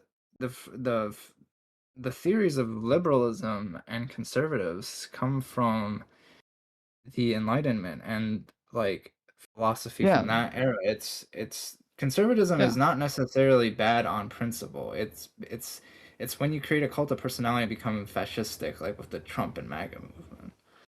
Sure. But I don't think that that's a... If you're saying that... Okay. Are you saying his audience is a cult of personality, like with him? Or are you saying he With, and like, his people audience like create Gavin, cult of like- personalities for politicians? Okay. That makes sense. No. Sorry. I thought you were saying he was the personality, but you were saying the politicians are the personality. Okay, that makes sense. Yeah, I could see that to an extent. I think that, so just so you know, it is mostly memes. Like, it's kind of like with everything that Gavin Newsom's been doing on like Twitter and all of that. Like, and everybody starts posting AI memes of him buff and like, you know, with the eagles and on his shoulder, and you know, he's got a big American flag behind him, and he's got a big fucking gun in his hand, like he looks like Rambo, and sunglasses. Like, it's all memes. It's all us doing what it is that MAGA does, and the way that they portray people like Trump and Elon Musk and all of their heroes. We're doing the same thing, except we're doing it ironically to an extent. I am somewhat afraid that eventually it'll be like pushed so hard so often that we start to forget that it's a meme. I am afraid of this, but right now it is a meme. Like, it is the main thing is that our problem is that while we all criticize Democrats, like every single person, Pisco, Hutch, like IRI, all of us are critical of tons of Democrats. If you watched any of us covering Kamala Harris's campaign, it was... I had a full head of hair before Kamala Harris's campaign. I pulled it all out during that fucking shit. It was infuriating. But the problem is that there are people online who do nothing but hate on Kamala Harris or hate on Democrats.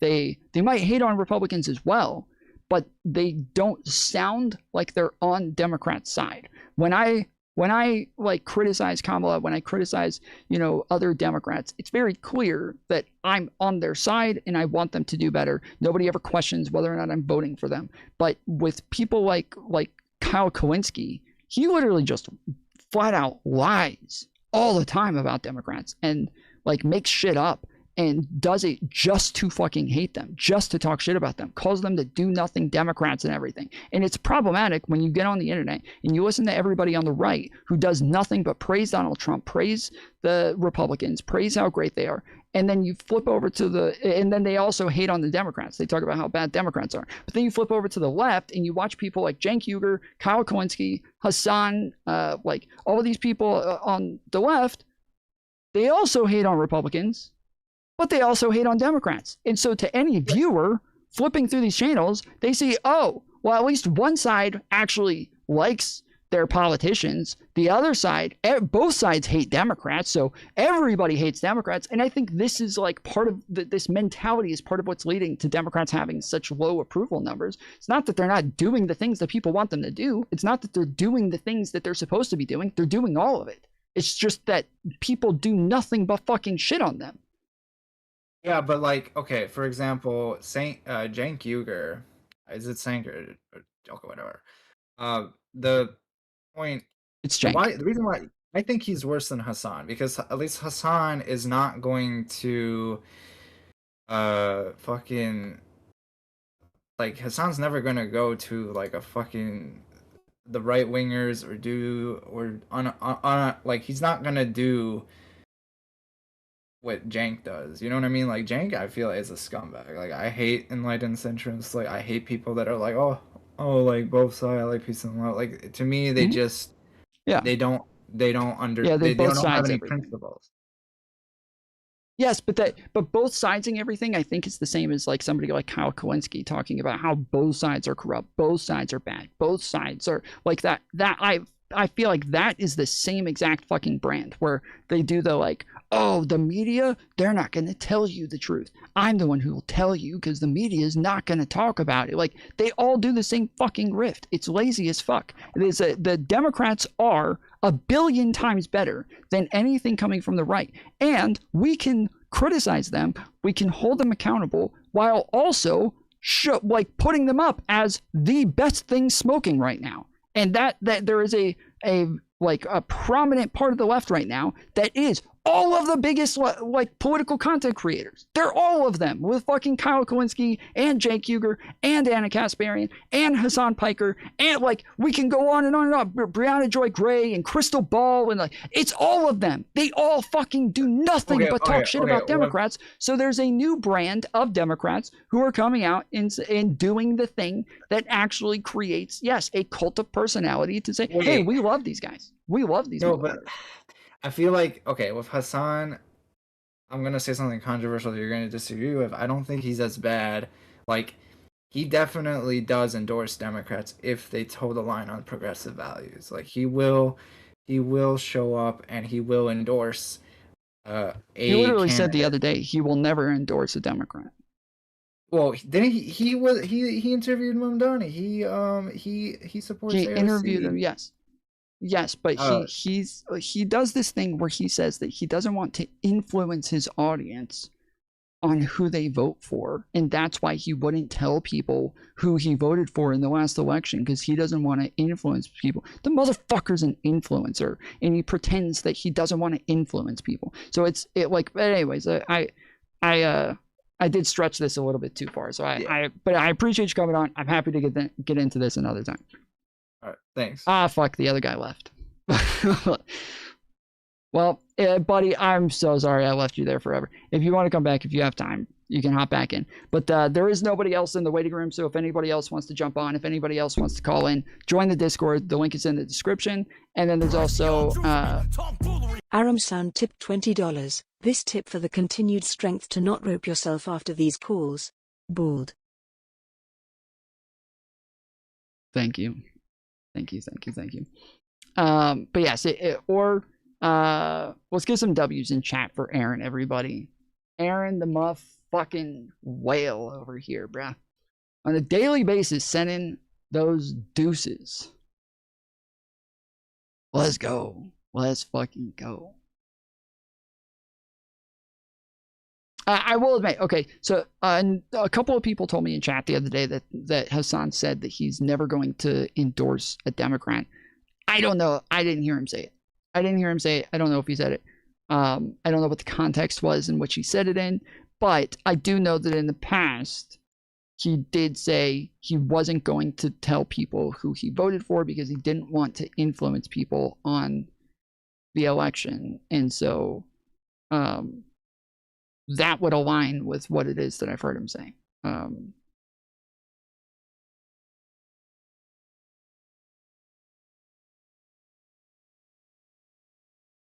Sorry if I don't write good. You don't know what socialism is, that I can tell you. Sorry to me? I know what socialism is. It's fake and gay. That's what socialism is. But thank you, Aaron, for the $20 donut. All right. What do I call you? Tropic? Nihilist? Tropical? Oh, yeah, how generous of you, asshole, to let the other nigger be on the phone for an hour, you bald faggot Democrat piece of communist shit. Dead niggers. How about that, faggot? Let's talk about disparities in race and IQ. You're a fucking asshole, bro. This shit ain't even funny anymore. This just isn't funny, nigger. Dead niggers. How about that? How about that, you fucking bald piece of shit, you cuck? Want to talk about it, nigga? Want to talk about racial disparities? Let's do it. You seen NIH articles? Huh? Wait, You're which one? What? Nigger what, nigga? Lynch nigga what? Death to Palestine, by the way. Israel Chai, nigger. What? Fucking piece of garbage. Just ban me right now. I can't have a discussion with you anyway. Bro, you leave niggas hanging for an hour on fucking calls. You're insane, bro. Right or left? But anyway, disparities in race and IQ, you don't want to talk about it, do you, right? You just deny it outright. Crystallized intelligence, spatial aptitude. I must be scared of the white baiter and hate niggers because they came out of Satan's booty hole with the queers because white Jesus invented the earth 10,000 years ago. Right? Do I sound like somebody of that caliber, sir?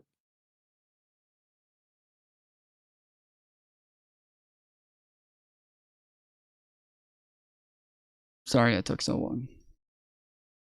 My bad.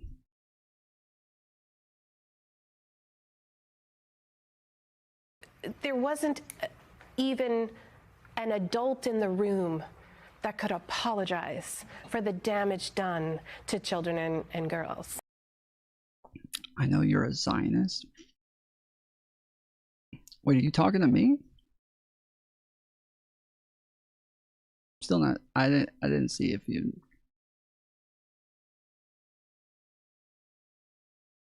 I asked last time if you were talking to me. You didn't reply to that.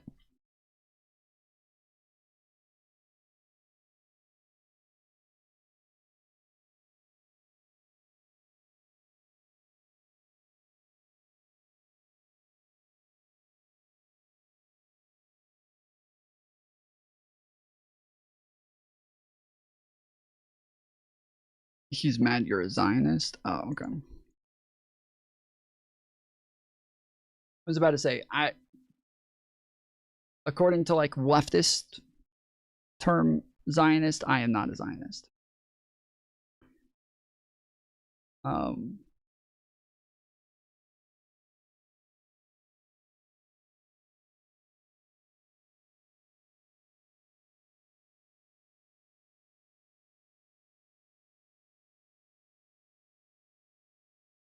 Yeah, I expected the other guy who was totally going off in chat about like, he said peaceful and patriotic. He said it.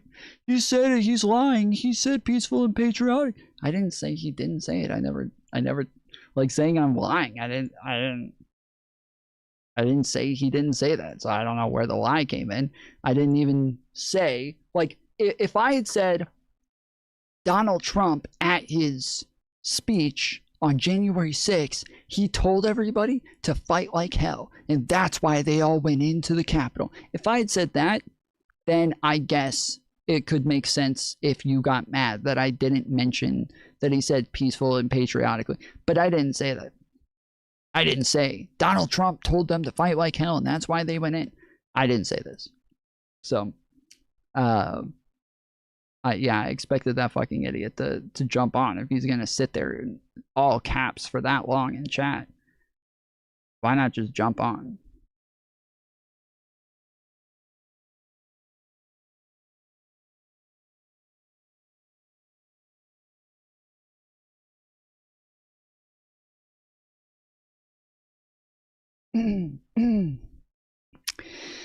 But also on top of that, Donald Trump did not tell them to go peacefully and patriotically.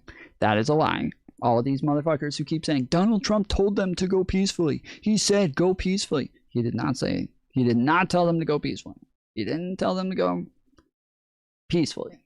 That didn't happen. It's a fucking lie.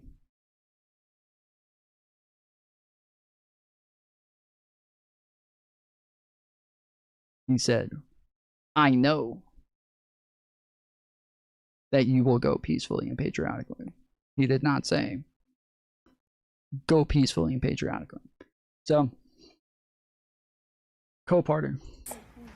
In her opening remarks, the Attorney General said, I am deeply sorry for what any victim has been through, especially as a result of that monster. Because again, the waiting room is empty. If anybody else wants to jump on, you can jump on through the Discord. Link is in the description, or you can go to the main page, and on there, we have the links right here on the top. You just click for more links, and you can click the Discord. Also, if you guys want to follow me on any of my other channels or any of the other platforms, you can follow me on Twitter, TikTok, Instagram. And if you want to send donations to the channel and have it be read through TTS, you can click the Tip the Channel link. And here, you can send donations with PayPal or Visa or debit card. A credit or debit card. I don't see your credit card information. I don't see any of it. It all goes through Stream Elements. They handle all of it. They just send me the money. But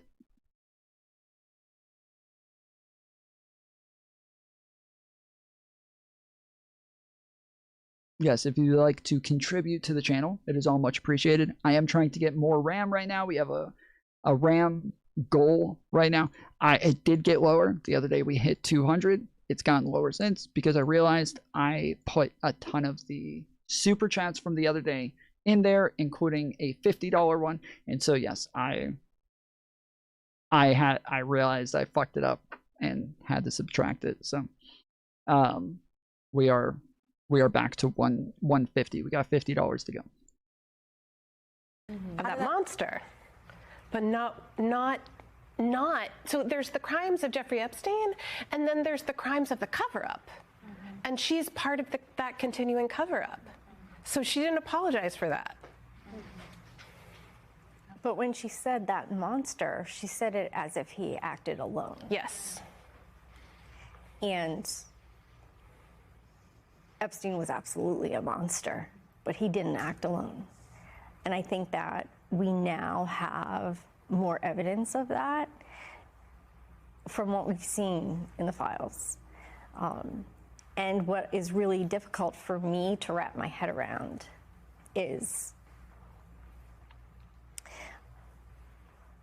I met Epstein and Maxwell when I was 21. I'm almost 53 now. And I was just raised differently. I was raised to respect our government. I was raised to be able to speak to people of different political parties. And maybe I don't always agree with them, but their insights help me shape my opinions. And I just don't see that happening. And that's what I grew up in. That's the America that I grew up in. And for us to now feel like the Department of Justice, which is in charge of seeking justice for all Americans who are victims of crime, they've just completely let us down. And so to hear her say, if you have been a victim of crime, we want you to call the FBI. I called the FBI.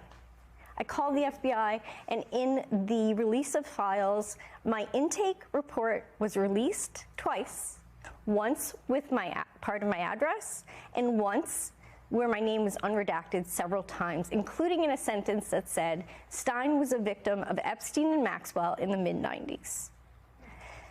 So, I find it really difficult to have any... They made sure to redact the fucking perpetrators, though. They made sure to redact other people who weren't victims. They took their time and made sure they really redacted all of the other ones that were not victims. But somehow, numerous victims, numerous times, let that get out. Like, I could give them some grace here in the fact that there are millions and millions of files that they had to go through, that they had to redact things in, that they had to, like, I could understand that sometimes you're going to make mistakes, you're going to miss some stuff. It is unfortunate. It really sucks when you accidentally let a victim's name get out like that. But they didn't fuck up with the perpetrators as much like this. Like, they didn't fuck up with them. They didn't miss that. So donate to Stream Elements for the RAM goal? Yes. Yes, Stream Elements is the one that you donate to. With YouTube money, or with super chats and stuff through YouTube, it takes about 2 months for me to get that money. With Stream Elements, I get the money immediately, and I would like to get the RAM sooner than 2 months. So if you would like to donate, it's going to be a bit more than $200, but just trying to get as much as quickly as possible so I can get it. We run a bunch of panels here on this channel and do a bunch of debates, and that can use a lot of RAM sometimes. No, the woman was under arrest. She just got pushed.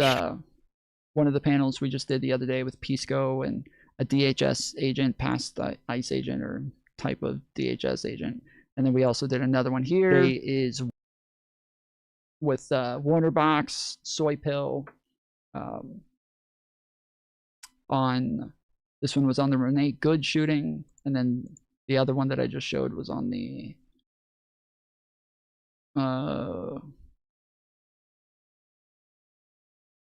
Alex Preddy shooting. And then we just published this debate 2 days ago. Would it surprise you to know that 0%, none of them, not a single one, has resulted in a conviction because ICE and DHS are so incompetent at their jobs that they can't even arrest a single obstructor? Where is he resisting if he's arrest holding is the onto question. her jacket and we had to pull her off, there's resistance there. Matter of fact, the meaning of resistance is refusal to accept or comply with something, the attempt to prevent something by action or argument. My name is Marte Reyes, and So yeah, make sure you guys subscribe to the channel and go check out the other content on the channel. We've got a lot of debates there, and we've got more coming up, so make sure you subscribe and check out all of the videos that we got here. There's if you go to playlists, you can find a playlist there that has all of my, I think it's Tomfoolery debates. Yeah, there it is. Tomfoolery Show debates playlist, and it's got all of my debates versus people where I've debated people. And then there's another playlist that I think's hosted debates that I hosted. Panels hosted by Tom. So yeah. He may have done vehicle operation. Yeah, go check it out. And we do nice production, right? Full screening people, camera changes. At some point, I'm sure he did. But he doesn't do it all the time. So he's not thinking that this soccer mom's going to throw the car in reverse or forward and try and run him over. That's not, he's thinking, hey, I need to back my partner up who's about to open this door and pull this woman out and arrest her. That's what he's thinking. So I can understand the frame of mind. Well, hold on. I can understand the frame of mind that you're doing, and I can agree with that to an extent. But wouldn't that just further explain that like he is just doing the wrong thing? That like if like protocol and what it is that they're trying to do doesn't matter as much. But that doesn't give her the right to try and run his ass over. Wait, sure, I don't know what. Any faith when we are constantly, being manipulated and downplayed by our government. We've heard several times our government say, we're moving on from this. And that just enrages me. Mm-hmm. Yeah. This has been 3 decades of my life. We'd all love to move on with this. But how do you move on if you don't have justice? Yeah. And the Department of Justice's job is to seek justice. And they, for some reason... Joseph Diefenbach tipped $50. You're good people, Mr. Foolery. Hey, yo, let's go. Let's fucking go, boy. Appreciate it, bro. Appreciate it. Thank you, thank you, thank you. It looks like the TTS is working by itself today. It's working all on its own. I didn't have to do all the other weird stuff to get it up this time. It's, well, I don't always have to do weird stuff to get it up sometimes. It gets up all by itself. But yeah, thank you, thank you, thank you. Let's get some W's in chat. Let's get some cheers in chat for Joseph Diefenbach. I think is how it said. Diefenbach. Let's go. Don't feel like they have to. And that's just... Oh, also, I did just put the phone number on screen. So if you guys want to call in, you can use the phone number on the screen, and I can take your calls that way. If some of you didn't want to call in with Discord, I'll put that up for just a little bit.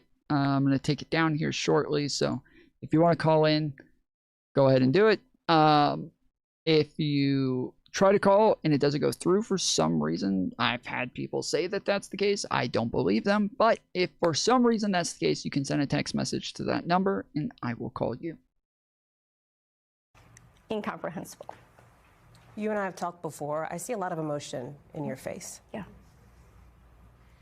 This is all coming back up again for you. Diefenbach. Okay. Survivors of sexual Appreciate assault, it, Armin. we are chastised so frequently. Why didn't you tell? Why didn't you fight back? Anyways, the point I was making is that I could understand if they had missed some of these with the amount of files that there were, but it didn't seem as though they were missing perpetrators in the same way. And the fact that they were blanking out perpetrators at all is fucked up. They should not have been blocking them out at all. And this is, you can see this lady's shirt here. It looks like they're all wearing these shirts that say release the blank files, blanking out Epstein's name to protect Epstein. There's no number on screen. Okay, I have it on the... I only had it on the short screen.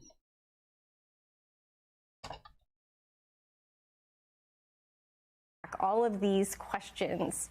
And here we're seeing survivors have been telling and they have been speaking out starting 3 decades ago when Maria Farmer first reported this crime to the FBI.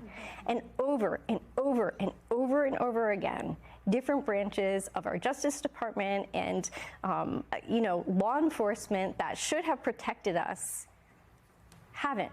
It's like this massive institutional failure that we don't want to address. Yeah. And it's not just us anymore. It's not just about the Epstein case. It's about survivors everywhere. They're watching us, victims of crime everywhere. This is something that people already don't talk about, and that's why it persists. I said this the other day when we first covered it. I do want to kind of put this out there again. Obviously, I'm not going to make a big difference in the grand scheme of things, but I do keep seeing people still saying that the DOJ spied on people. This is something that I still see on Twitter. I still see it on TikTok, is that the DOJ spied on people. They spied on the Democrats. They spied on our government officials. The way that worked, where they were getting the information from their search results, that was not spying, just so everybody understands. They were not spying. Don't use the term spying, okay? This is the way that, like, MAGA uses spying, is just like normal investigations or normal, like, day-to-day operations. They'll just call it spying. The DOJ didn't spy on people, and they didn't go get their search results and, like, take it out of their computers or anything like that. What they did is in order for people to see unredacted Epstein files, they had to go to the DOJ, use DOJ computers. They gave them their own sign-in information. And if you do see unredacted files and things that could have CSAM in it and all this crap, you do have to have your own credential to sign in, and your search results are logged. Because if the information gets out, if somebody leaks this stuff, if somebody puts it out, they have to be able to see who was searching it, who was looking at it, who saw it at what time. That is all perfectly normal. The problem is using it for political reasons. That's the problem. That's the thing. You talk about that. Politicizing that information. Using that to politicize what it was that they were looking at. Using it as a gotcha in the middle of a hearing where you're supposed to be giving the American people information, but instead of giving us information, you went and did a bunch of fucking opposition research on everybody else to try to hit them with gotchas instead of actually giving us information. You politicized their search results. That is the fucking problem. You're the attorney general. You're not a fucking politician. You do not need to be politicizing anything. You're not a politician. Fuck that shit. But anyways, yeah, not spying. The problem is not that they had the search results. The problem is not they saw search results. It's not that they logged search results. The problem is that they posted it. They publicized it. They politicized it.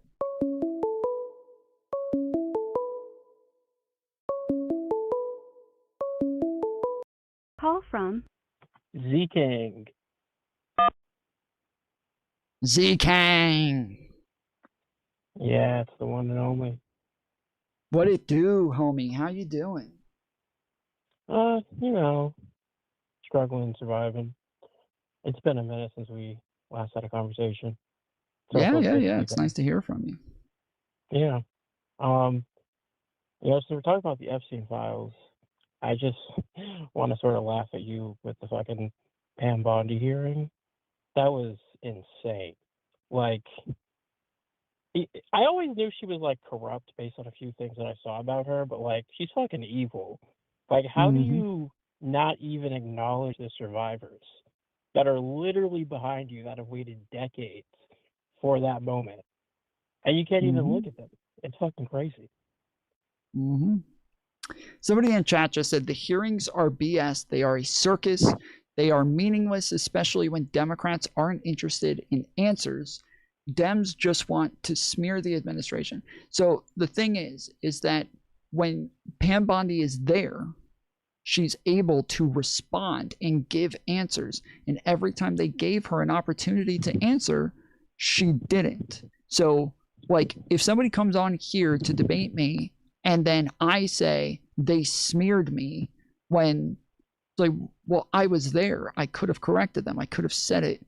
I could have given the truth myself, and I just sat silently or started screaming about the S&P and the Dow Jones. Like, that would be on me.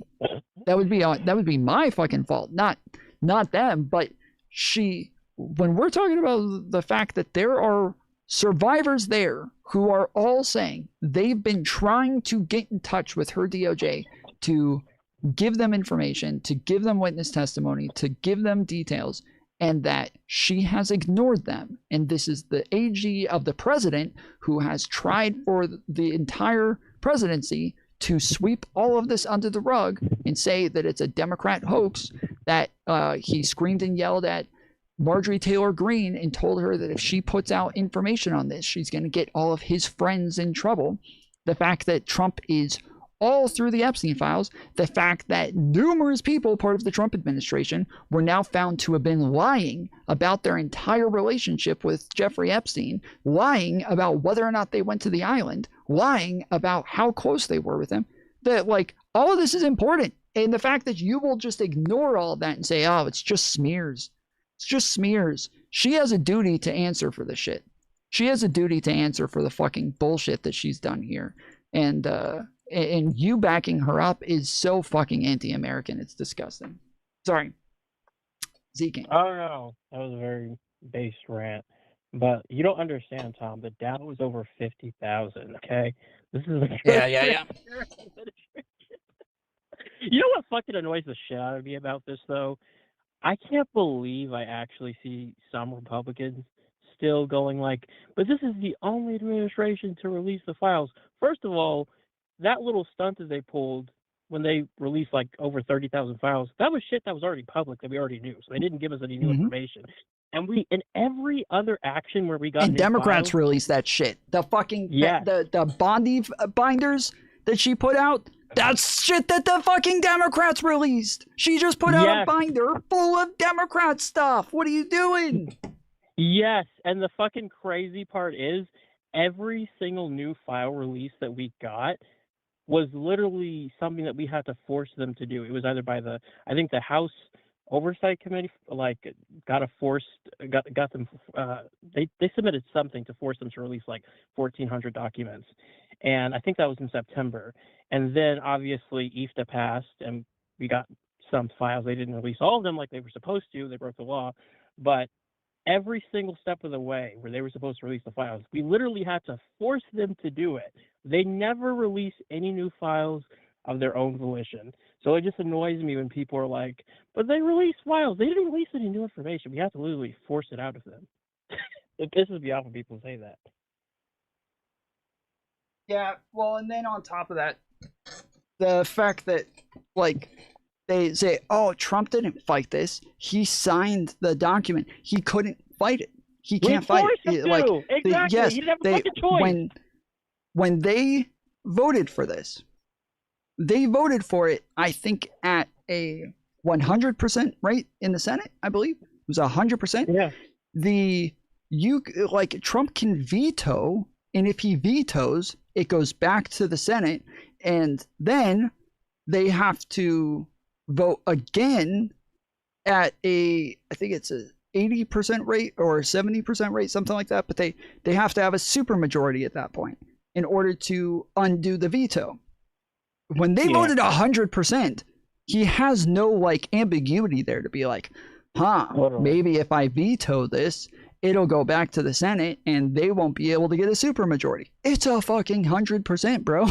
You can't stop this. So he even said that if people in the Republican Party voted for it, that they were going to be betraying him. He said that any Republicans who kept talking about the Epstein files were not part of MAGA anymore. They're not part of his movement. He said like he did the shit the whole fucking time, bro. Yes. And the craziest part about that is he literally flipped on a dime. I think it was like that Sunday. I don't remember if it was like a post, like a on his Truth Social, or if it was like a video or something that he did. But I remember him saying, like, okay, guys, you guys can vote for the release now. It was like 2 days before the Tuesday vote to release for that bill to release the files. And he just like all of a sudden got his clarity. It's like, okay. I thought that was funny because then all the Republicans that voted no consistently on every opportunity to release the files, all of a sudden were like, you know what, let's vote to release the files. I just thought that was really funny. No other influences at work there. But you know what's really fucking hilarious? Well, it seems as though it's pretty obvious that they decided on this game plan to start redacting all of the people that the Republicans were like, you know, trying to protect the entire time. They just decided to redact all of their names, and they're like, okay, now we can just redact everybody and we'll just release it like that. And if they hold us in contempt or anything like that, Trump can just give us a pardon and we'll be fine. Like there's nothing they can do about it. So fuck them. Like, yep, they have the fucking safeguard. But I think what's really fucking funny is all the talk of like Bill Clinton, which I don't know if it's implicated or not. Oh, it's so much coke, dude. But the funny part is he was willing to testify publicly with Hillary. So the fact that he was willing to do that and they were like holding that over him and Trump like completely 180'd, that says a lot. That really says a lot to me. I don't think that like that had anything to do with it. Like I don't think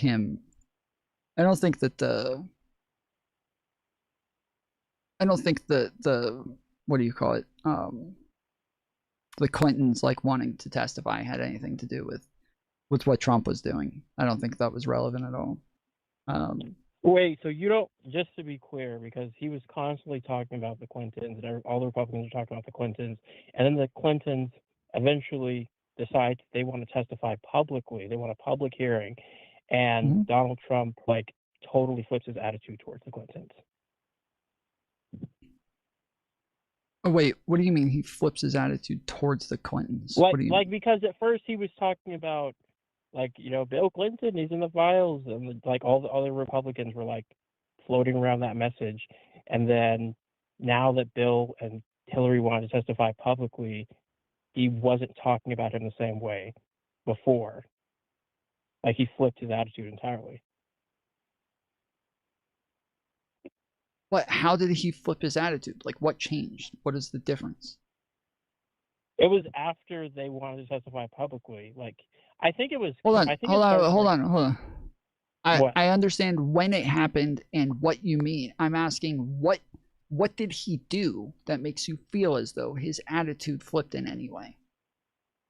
Oh yeah, it was like I think it started with Caroline Leavitt, or no, it started with Trump. Whenever he was like, you know, Bill's, I don't remember the exact wording, but it was something along the lines of like, Bill's like a good guy. I like Bill Clinton. He was like not shitting on him anymore. He was like sort of buttering the Clintons up, and then Caroline Leavitt like corroborated that. It was like a completely different attitude that he had. That's what made me think that. Like total opposite from like slinging shit, like that he was doing like a few months ago. Okay. Yeah. I don't know. I don't think that means anyone is more or less guilty or innocent. I just thought the attitude change was very surprising. Well, I don't think that there's been much of an attitude change. I think that the Clintons were asked to testify. They said only if you do a public hearing. They said no, we're not going to do a public hearing. It's only going to be private. They said, then we're not doing it. Then they threatened to hold them in contempt. So then they said, fine, we'll do it. I think there's plans where it has to be like released at some point or something like that. But the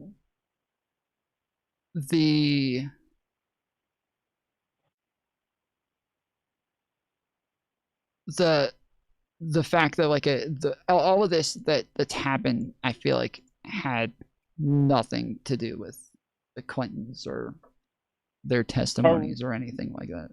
You're talking about the Bondi hearing, right, or something else? Because I'm not connecting those things. I'm just talking about the specific, like, situation as far as the Clintons and testifying and the drama surrounding that. I'm not really connecting it to anything else. I just what was the example again of the attitude change? What was the? Oh, it was just like him basically like glazing up Bill Clinton and the Clintons. Like, I like the Clintons, you know, they're good guys. Versus like before, he was like talking a bunch of shit about Bill Clinton, and you know. Oh, I mean, I don't know. He's always done that. Like he's always gone back and forth on it because we do know that they like. There's tons of pictures of Trump and they were Bill friends. Clinton together. Melania yes, went, like they were friends. Went to the Melania wedding. Yes, literally the fact that like Bill was fairly close with Epstein. Donald Trump was best friends with Epstein. Like they were, the Trump donated to like their campaigns and their he was a Democrat at the time, their too. shit. Like, yeah, he's like I don't know. I don't see it as much of like an attitude change. I think he's been kind of all over the place with how he talks about them from one moment to another. I just think the timing is very funny though, because I literally remember him like shitting on them months prior, and then like after that moment he completely did the opposite. I just thought that was funny. But the cope about like Clinton overall is absolutely ridiculous. Like there is some small things about Clinton here and there, but nothing really damning. Nothing really like nothing that we know. Yeah. Nothing really incriminating. Like there's nothing there that's like a big deal. But the fucking holy shit, dude, that I keep seeing these like rage bait videos and tweets like, oh, the Democrats were all about the Epstein files until they actually got released and they found out that Bill Clinton was in it. It's like, who cares about Bill Clinton? Yes, literally. Who cares about Bill Clinton? Like, if he's actually in there, get him. But that's all they're doing. The files come out and they all keep doing this very vague general like, yeah, dude, Bill, oh man, he's mentioned a lot. They say his name a bunch of times. It's like, okay, about what? Like, Donald Trump is literally the most mentioned person in the fucking files besides Epstein. Like, what are you talking about? Like, Donald, if you're just going off of just mentions, Donald Trump is mentioned more than anybody in these fucking files. Like, how the fuck do you cope your way into this? Like, and then there's also like literal court cases of sexual abuse with minors about Trump in there. There's affidavits saying that he raped little girls. There's there's him in flight logs more than he said he was. There's tons of people in his administration caught lying about their relationship with Epstein. There's just like there's so much there that is incriminating for Trump, or at least like it's evidence. It looks bad for a crime. Yes, and they're all like, oh, we got Bill. Democrats are scared now. Also, wait, so all the people who are saying like Democrats are scared to release the files, like obviously we know there are some high-profile Democrats who are implicated in the files, but why would the same party that's so like it's all Democrats, right? Why would they vote every opportunity they got to release the files when Republicans have the entire government and Donald Trump is the president? Like, why would they shoot themselves in the foot like that? People like don't even think about this stuff before they say it, and that's what's so funny to me. Yes, well, and we went over this yesterday. Okay, so they keep pushing this idea. I don't know if you were here for this, but they keep pushing this idea that if Democrats wanted to, they could have released this when they had the majority in the House and the Senate while Biden was president. They chose not to. They chose to wait until Trump was president so they could politicize it. The problem with this theory, one, is that the majority of the stuff that had already been released was released by the Democrats. Like it was them. Two, you can't release stuff about a ongoing case while it's ongoing. Like you cannot, like when there's shit still happening, you can't release things about a case that's in the middle of being litigated. And Ghislaine Maxwell was still being tried while Biden was in office, and then she was on appeal right after that, and that ended in, I think, February or March of 2025. And so that's when things were able to actually finally get on a roll and actually start to push for things to be released. But more so than anything,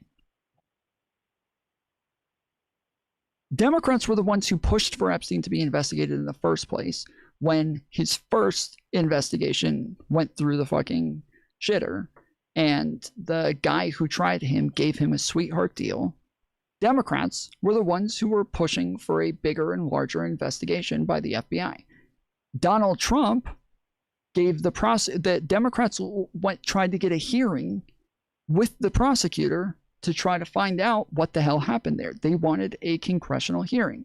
Donald Trump brought that prosecutor in and made him a department head in his first administration. Yeah, it's a cost. Democrats were the ones who were pushing for the files to be released before anybody else, before it became like this Republican marching order.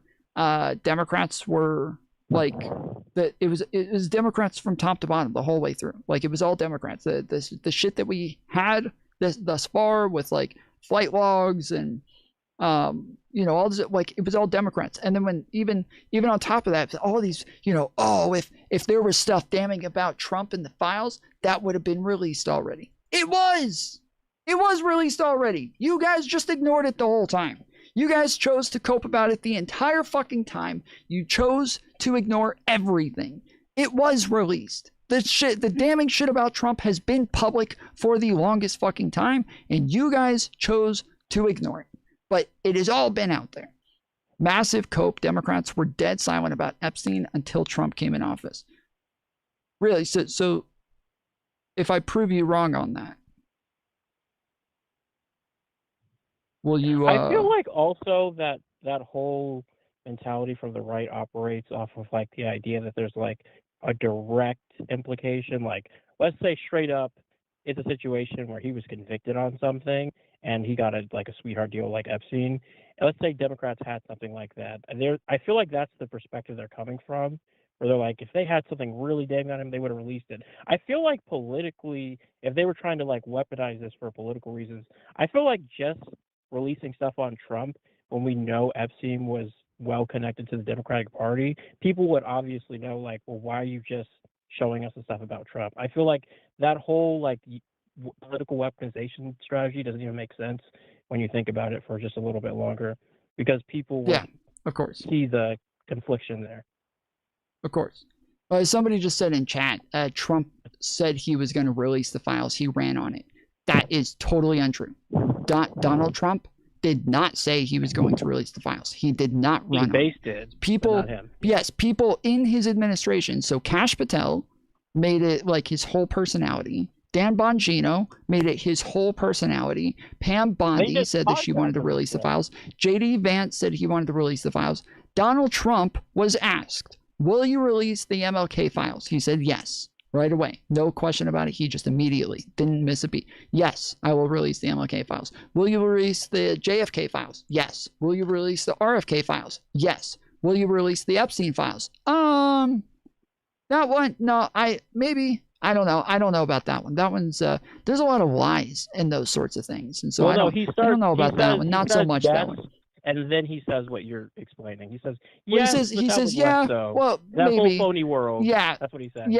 Yes. So, like, the other ones, all the files there, he's willing to release all of those. But yes, all those are the same. It's the same files. It's investigations. It's all the same types of things, right? With MLK and JFK, RFK, all that, he's willing to release those, no questions asked, right? But when it comes to Epstein, all of a sudden, there's a lot of phony stuff in there. Why is there phony stuff in that one and not in all the others? Why? What is it about that one that's super phony, but not the others? It's all the same types of stuff. It's all the fucking things that went into an investigation that are going to come out, especially in court filings and all that. Like, that's all. It's all the same thing. But Donald Trump, when it came to the Epstein files, he the entire time danced around it and played games and tried to avoid it. And so he didn't run on it. He didn't make it a campaign promise. He didn't do any of those things. He did his best to pivot around it the entire time. But Democrats were very clear that they wanted it released. So, and the person that I asked if I prove it to them, they didn't respond again. They ran pretty quickly. Once you actually are like, hey, I can prove this to you, they're like, oh, nope, can't see that. Then I won't be able to fucking say this dumb shit anymore. So, do you think anybody in Trump's cabinet is gonna like get the boot?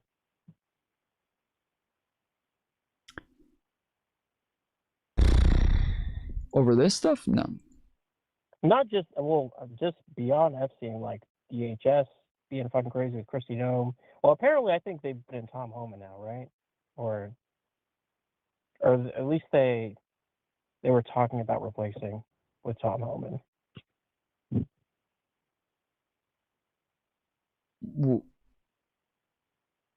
They're replacing who? No, I'm saying, I think there was like talk about replacing Kristi Noem with Tom Homan. Because no. They replaced their they had her running the Minneapolis thing. Well, she was the head of the DHS, and then they had I forget the guy's name, but like the dude who was Greg Bovino. Yes, Greg Bovino. They had him actually like heading operations, and they benched both Bovino and they benched him, Kristi Noem, and they put Homan in, which I thought Homan initially was going to be the head of DHS, but that's what I thought. That's why I was saying I thought they were gonna eventually do a replacement. Oh, that's right. No, he's the border czar. That's right. I forgot about that. He's the border czar. Oh, yeah, you're right. Yeah, they made up a new position and gave it to him. I love DEI. But, yep. Do you think any of them are going to get the boot? I personally don't, but I'm curious your perspective on that. No, I don't. Yeah. I don't think so. I think Bondi probably got the job specifically for this, like for Epstein files. She's I think pro at covering shit up. Yes, this is her job. Yes, this is her fucking job. Like if you remember that. It was back in, I think, like 2014 or something like that when she was Attorney General in Florida. She had a whole scandal over the fact that she covered up something for Trump as well. And that was got a lot of shit for it. Trump University lawsuit where he was paid $25,000 by the Trump Foundation to drop the lawsuit case. And, that was like a big scandal. Yep. So, she has been, and it's funny because like throughout the entire Epstein saga, even MAGA has been calling for her to get dropped. And when she came out and said there was no evidence that he killed himself, or there was there are no Epstein files, or there's nobody else that's available, like or nobody else that's implicated, like all of the stuff that she said. Insane. I remember, I think was it on Fox News? I remember Todd saying, like, there's no evidence there's other co-conspirators. Like, what? What? Well, I think that I've said the entire time, like, there's not really evidence of like anybody else involved in trafficking. Like, there might be other illegal things that were happening with Epstein when it comes to somebody like Wexler and crap like that. But there so far it just doesn't seem as though there's anything else. But MAGA has had this entire We're like talking conspiracy about- theory about blackmail and shit like that. No, that, no. We're talking about other co-conspirators who committed crimes. Like, basically, the Todd Blanche narrative would be that only Ghislaine Maxwell and only Jeffrey Epstein committed abuse. But yes, that's there's what I'm other talking about. I don't agree with that. I think that's kind of crazy. What do you mean? What?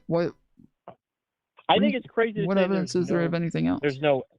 I think it's crazy to say there's no evidence that the other potential. What evidence is there of like them trafficking people to other people? No, not trafficking, but committing the abuse. Well, that's what it would be. Like, if you get people for somebody else to also commit the abuse, like, this would be trafficking. What evidence is there of this? Well, I think some of that is being covered up, obviously, but also just reading through some of the files, there's some concerning stuff there that needs to be investigated, and there's a lot of things that haven't been followed up on or investigated.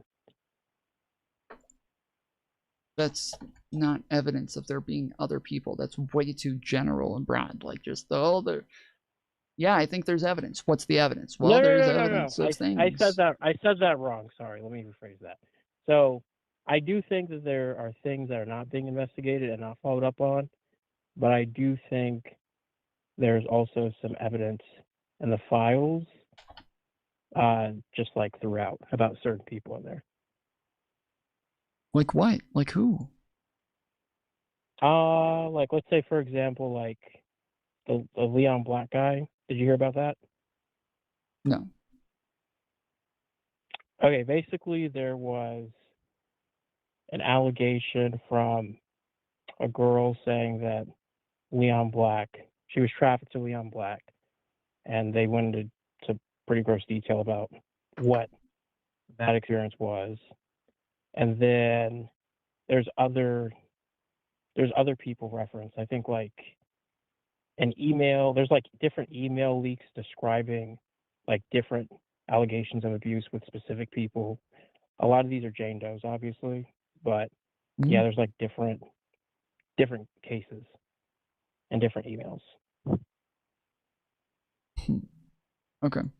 Yeah, I don't know about the Leon Black thing, but this is that like Epstein was doing this, right? He was the one. Well, no. How it worked was like, it wasn't like how the operation worked was the whole point was to get the girls to Jeffrey. It wasn't that he was like passing them. It wasn't like it was a ring where it was like they were just like a bunch of men like operating the ring with Epstein. That's not what it was. The whole point was to get the girls to Jeffrey. This is how one of the survivors described it. But there were some friends of Epstein who partook in his activities. It wasn't like the ring was for Epstein specifically, but some of his friends also partook. He didn't they weren't specifically helping him run the operation. He was running the whole operation, but some of his friends partook in his activities, is what the story is. Okay. So yeah, if you're saying this is my assumption. Other co-conspirators like traffic. Yeah, look, this is my assumption. Facilitated the trafficking. That's true. Yeah. Well, so this is there's obviously he facilitated it, but this is my assumption is that like we even have evidence of like Trump as well. Like the way that it's talked about in that in the affidavits where the girl says that she was raped at 13 years old by Donald Trump and all of that, right?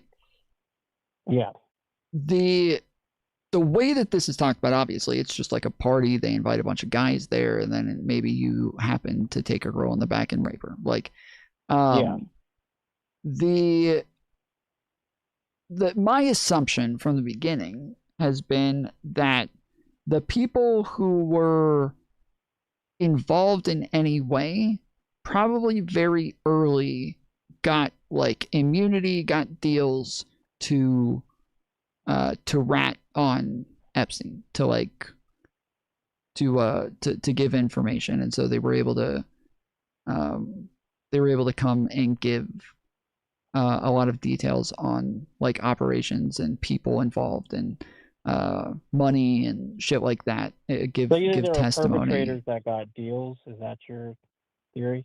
Yes, my assumption is that anybody who was involved in those sorts of ways, all of those people got deals like right off the rip, and that's why I think even Donald Trump was probably.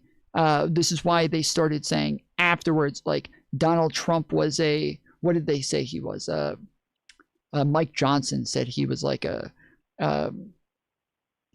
confidential informant or something like that, right? Yeah. Yes, like that's why and I was like, yep, that's what I thought. That's what I thought the whole time. So of course. But so based on your theory, it sounds like you're saying that if we corroborate what Mike Johnson said, that he would be a criminal informant, right? I don't know that there's like a big distinction. Like, I think there is another type. I think it's called like civil. Hold on, let me just look it up to remind myself. I looked this up before.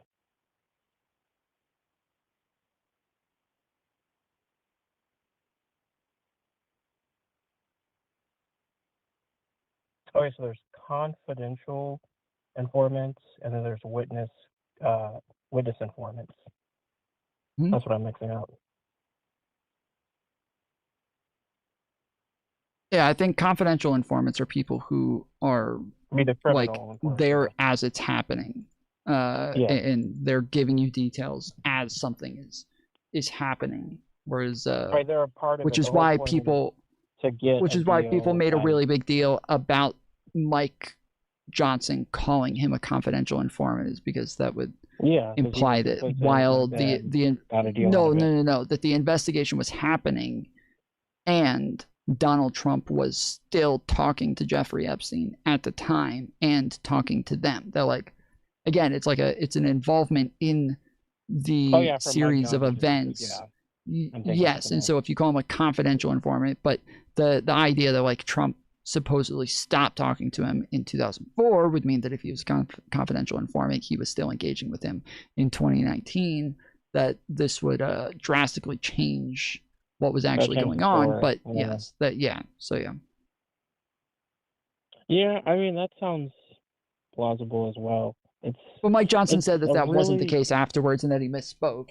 But also, like, if Trump was an informant, you were not supposed to say that. It's confidential. It's like, why the fuck would you blurt that out? Like, yeah, it was. So that entire statement, there's too much weird about it for me to take much from it. But that was my theory from the beginning, is that like anybody who was involved, they likely got deals early on by informing, and that's that like we'll never be able to find out who those people are, because So let me just make sure I understand this correctly. So if you believe they were perpetrators, but they got deals like way early on, wouldn't that mean that there was like evidence, but they got a deal out of it, right? Because they didn't get, instead of getting like, yes, that's what a deal is. Is that yeah, that's what a deal is. Is that yes, like that means that you could be incriminated, but you're choosing to give information to help the investigation so that you're not, so that you won't get, just to say, somebody named Don't Just Be Another Brick in the Wall. He said, dude, you're just making shit up. What is it that you think I made up? Tell me what you think I made up. Sorry, go ahead.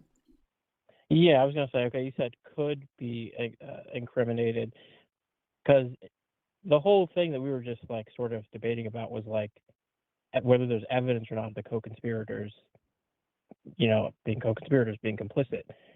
And I was saying, I think there is, and you were saying no. And then you brought up your theory of basically them getting deals for being like informants. And like, well, that means that there was evidence, but they got a deal out of it. Yeah, the reason that I say could be incriminated is because generally, yes, like they're there is evidence against the person and that they are using like what information they're willing to give to the investigation as leverage against them ever having to go to court or anything. But the space there is given because they haven't actually gone to court and been like convicted of anything. And so they're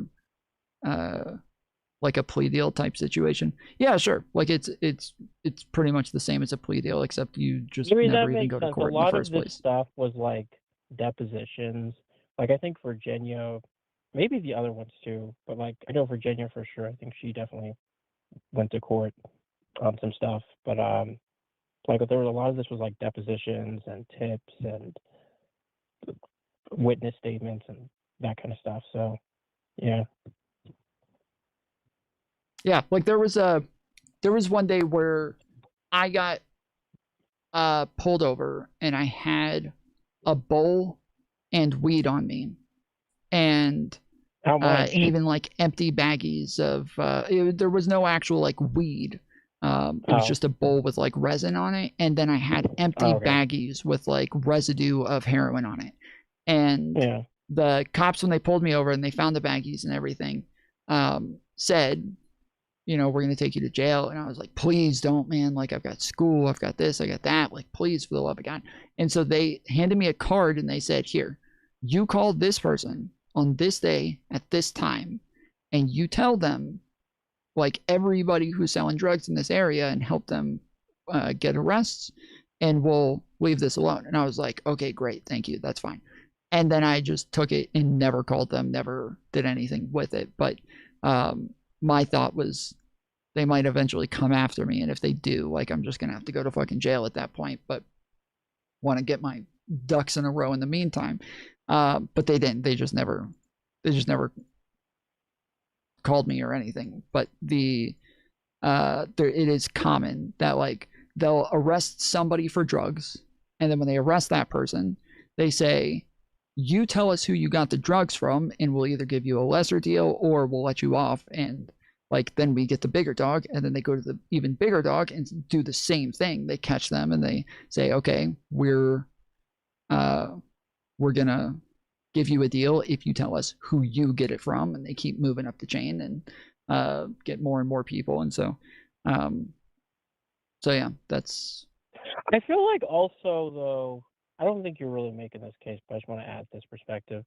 I feel like that also, like, if we're talking about people getting deals, I don't think that really exonerates them, especially if you look at some of the emails. Like, the context of all of that just really makes it look worse.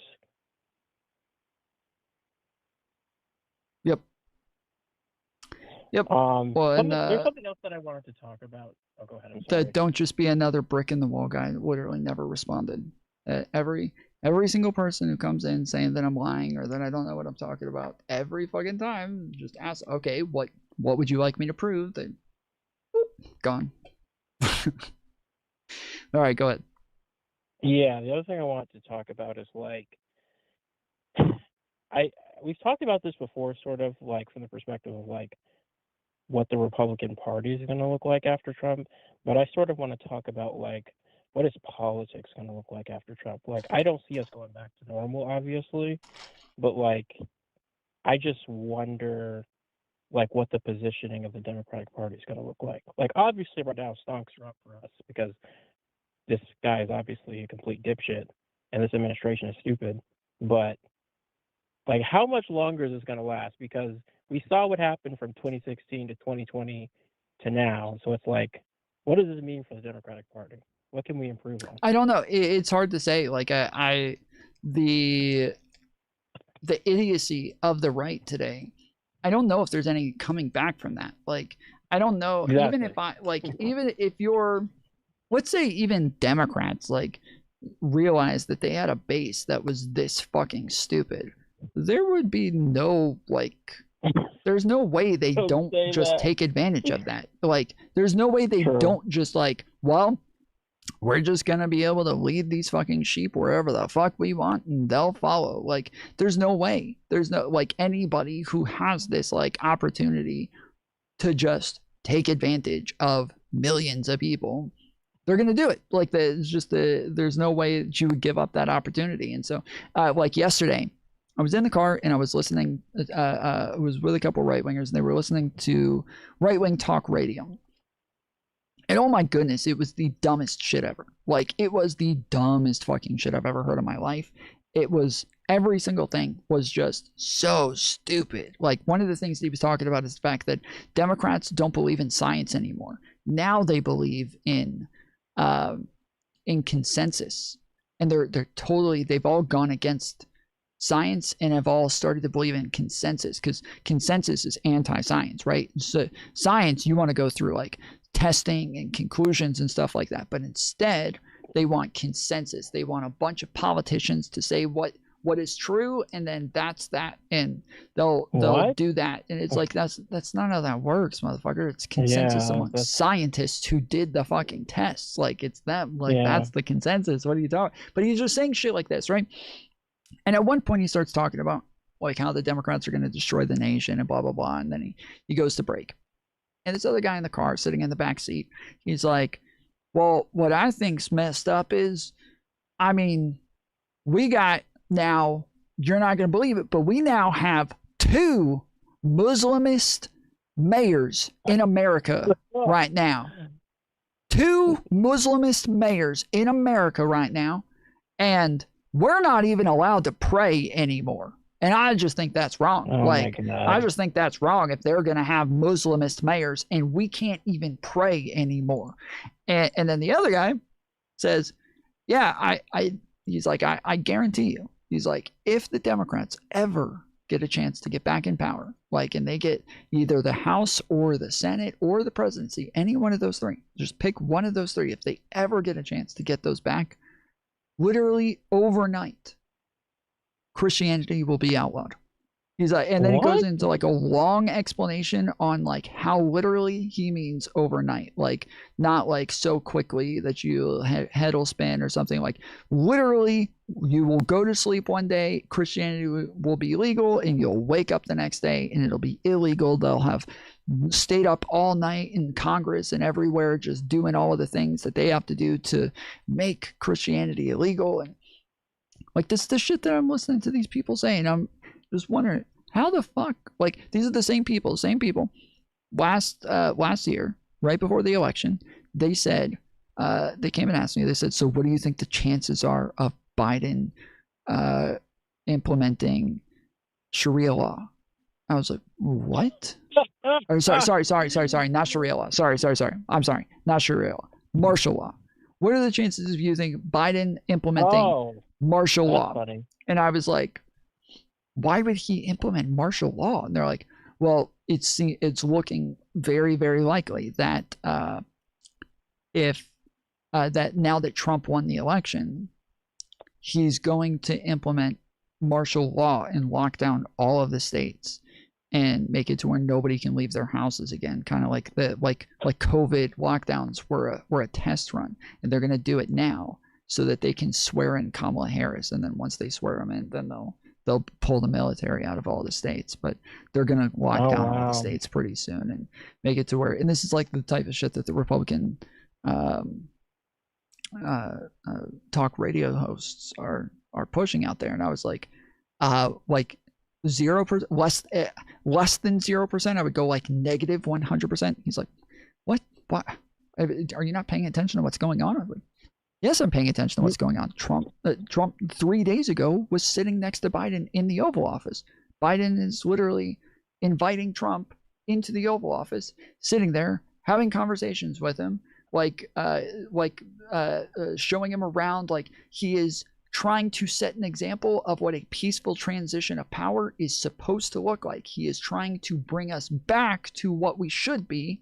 And so when Donald Trump leaves office with January 6th and the fake elector scheme and trying to steal an election and all this, he is doing the opposite and showing the most peaceful transition of power you have ever seen in your life. This will be the most seamless transition that has ever existed in American history. That's what's going to happen. As opposite from what you said as it possibly could be. And it doesn't matter how many times they push these theories on these talk radio shows and how many times they get everything wrong and just have no idea what they're talking about. They'll just go, everybody will just come right back for the next one and just keep buying in all the evil things that Democrats are doing. It's always the theory of something that will happen in the future that never ends up happening. But then when it never happens, nobody's like, oh, I shouldn't listen to these people anymore. Or maybe the Democrats aren't as evil as they say. No, that never happens. It's just, well, they're evil, so they're likely doing the next thing. It's like a projection in a way, because some of those things literally, like Trump is super close to all of that.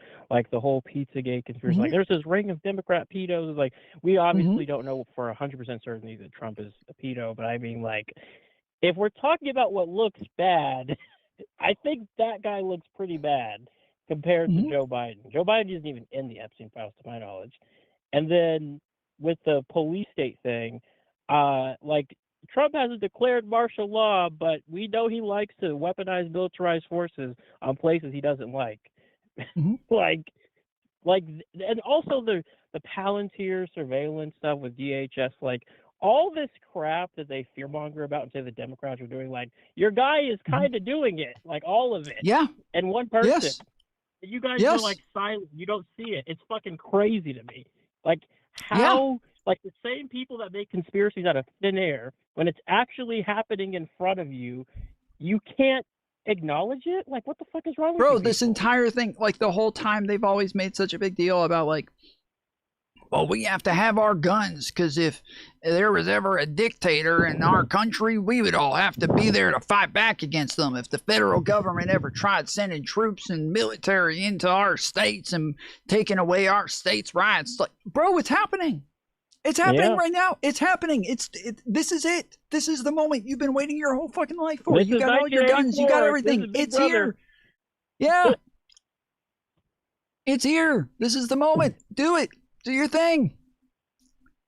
But then these people, I can't believe they spit on a car. They deserve to get shot.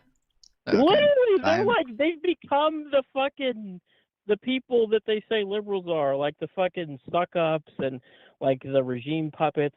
You are that. You're doing it. That whole saying on the left that every accusation is confession has never been truer. It's never been truer. It's never. It's crazy to me. But yeah, I just hope that I hope we're able to get through this shit, because like you said earlier, me too, Democrats are gonna have to spend time cleaning up shit after this fucking term, and then hopefully, we get reelected and can actually focus on the goals of things that the constituents want. But yeah, it's just really, the political landscape is fucking crazy. And what's funny? Recently I've been watching some right wingers, and it's just even after all the bullshit, I try to be open minded. I really do. I try to listen. I try to make sense of shit, and it doesn't make sense. And I feel really fucked up for saying this, but I just feel like the right is just a bunch of knuckle dragging dipshits, because and I don't even think I'm that smart of a person. And if I'm saying this, I feel like that shows how low the bar is. How, they don't want to base things in reality. They don't care about facts. It's just, everything's a fucking projection. They're it's just I can't even reason with these kind of people. It's crazy to me. There's not that many people on the right. It just appears there's not that many people on the right that you can really reason with. It's you have to buy into all this bullshit. I don't understand it. I don't get it. Bro, they don't get it either. Rest assured, they also do not get it.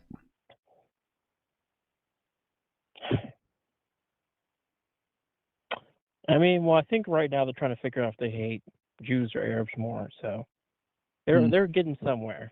It's a tough choice. It's a very tough choice. It's crazy how mask off they are now. Like, remember for so long, they're like, Republicans aren't racist, guys.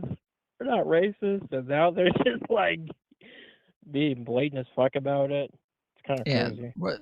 Who cares? Racism doesn't even mean anything anymore. Racism doesn't exist anymore, guys. It doesn't even mean anything anymore. The fucking liberals ruin that word, and it doesn't even mean anything anymore. So we can be as racist as we want.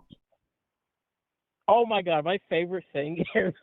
My favorite thing is like, you guys call us Nazis, so we're gonna be Nazis. Like, what?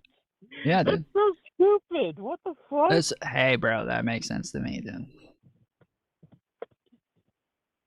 Like, this is what I mean by the knuckle dragging dipshittery. Like, somebody called me a rapist one time. I raped so many people the next day, dude. Somebody called me a pedophile one time. Well, now they're getting on that train. I've seen some crazy shit on the right when it comes to that. But yeah, it's just like, you can't fucking reason with these people. It's like, I'm really trying, and it's hard. It's fucking hard. I can't find many. I mean, it's nice to see at least like a portion of the right does seem to be like, maybe Trump is not the guy. I like to see that, but I don't know if that's going to last for more than 2 days. Yeah, it's not enough. And there's always, like, on a daily basis, it's got to be bots, dude. Like, I'm fairly certain. Yes, the botting. There's I tons wanted of to bring bots that up too. There's who a come lot in. of bots. Oh, every fucking day, even while we've been talking. Okay, there's every day. Yeah. There's somebody who comes in and they say, "I was a Democrat for 20 years, but this woke stuff has gone too far." Bro, shut the fuck up. You were never a Democrat. Shut the fuck up. There's probably a fucking account in India. Yeah. Seriously, like, unironically, that's what I'm saying. It's like these have to be bots. Like, it's the same fucking message, the same fucking the same shit. It's the same every day. Every day it's the same thing. Yeah.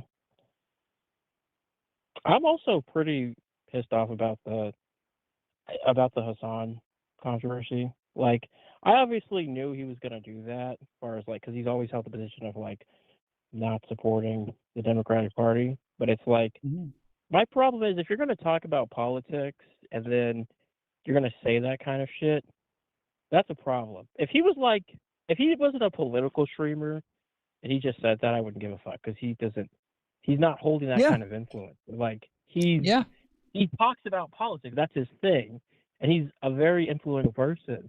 And then he's saying, after everything we've been seeing under the fucking Trump regime, he's like, yeah, I'm a sort of a rich bitch and I can take the hit. I don't know about you guys, but I'll be good. So I'm just gonna fucking say, let's not do anything about it. But I'm gonna keep virtue signaling about it so I can keep my base, but I'm not gonna actually do anything about it. It's just like fucking disgusting. I hate it.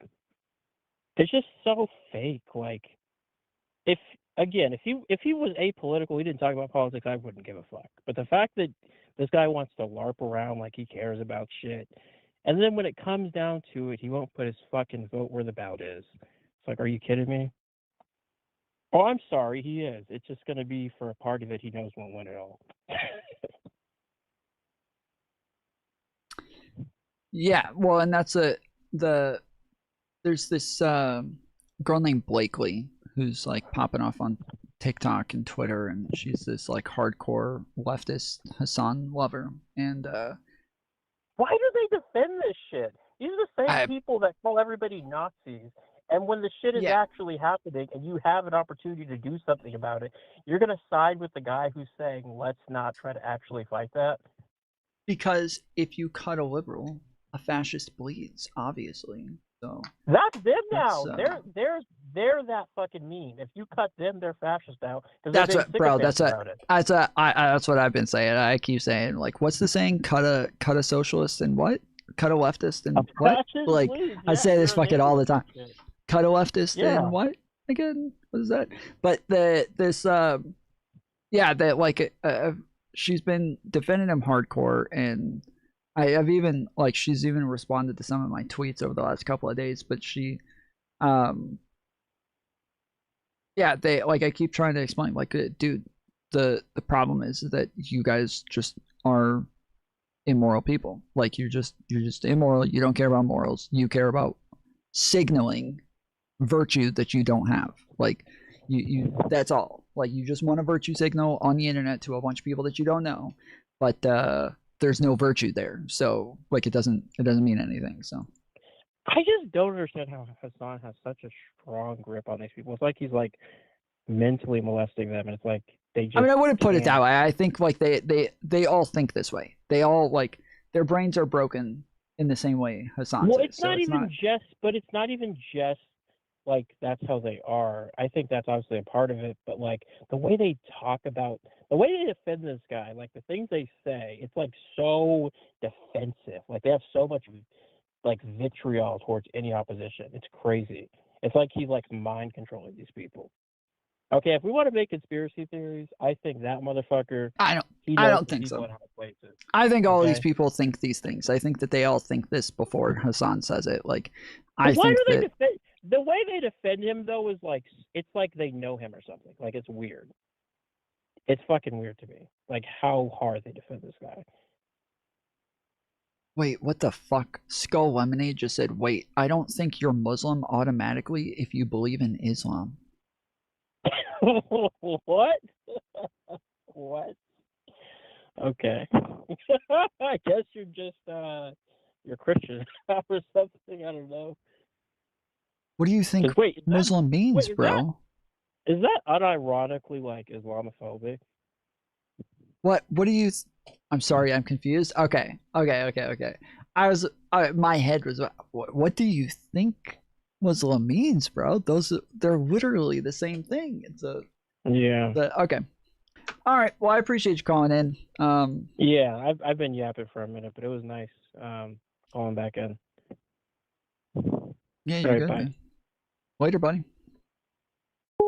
There is every time he calls in, I have to do this every fucking time.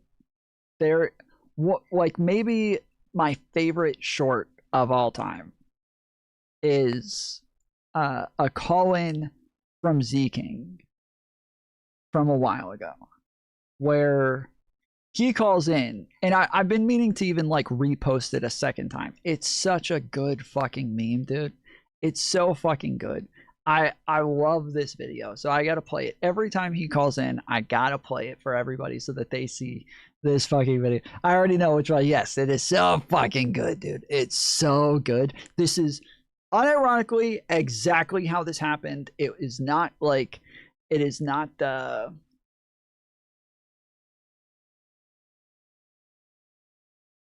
it's not like scripted or anything. It wasn't like a joke. Like this is exactly how this fucking happened. He just called in and this is what happened. Okay.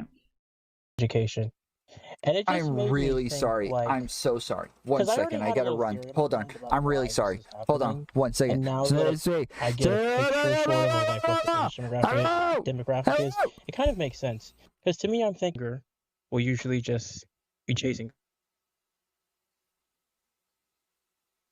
Hello? Zeke? What's with that?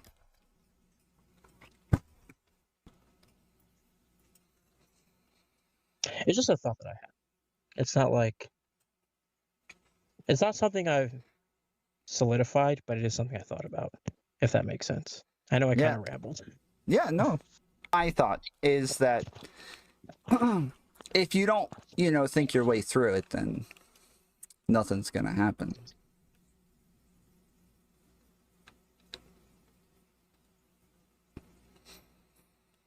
Wait, what?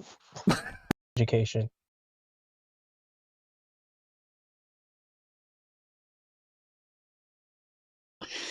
So fucking good, dude. It's so good. And he was gone, like he was paused and gone. Like his audio cut out for like a good minute, dude. It was a good like minute and a half or so where he was just cut out. And I even come back and I'm like, I don't know what the fuck to do. And then all of a sudden he just cuts back in. But yeah, that's all That's my thoughts. What about you? Like,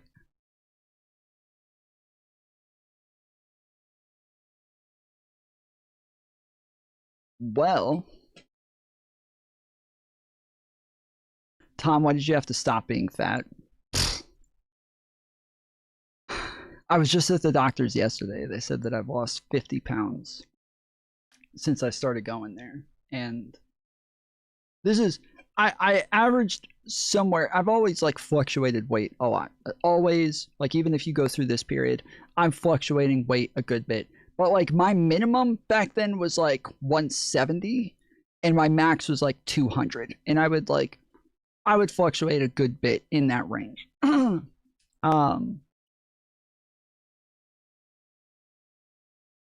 But I like one, getting on Adderall is one thing. But two, having to like save money hardcore over the last like year has been like the bigger thing, to where I don't eat nearly as much as I used to, and I gotta starve myself to try to make it by, and especially with like trying to move and everything on top of that, it's a bit rough. So we're doing what we can. Your interpretation seems kind of biased. I feel like she makes a lot of sense in this video and explain her thought process as best as she can. So I don't know why she's being judged so harshly, because it's not logic. It's not logic. I've explained the entire way through. It's not logic. Now, it's not fair for you to say that I'm biased. I don't know what this video is. When I'm literally dogging on Chud for all the stupid stuff that he did throughout this too. Like, that's kind of insane to say that I'm biased, as though I'm giving Chud a pass, as though I'm not criticizing Chud. And she has explained all of her reasoning. You don't have to agree. Okay, I don't give a fuck. I've already explained that if she cannot make it make sense, it's not a real explanation. Guys, look, I murdered that person because I had to poop. I had to poop. So I murdered him.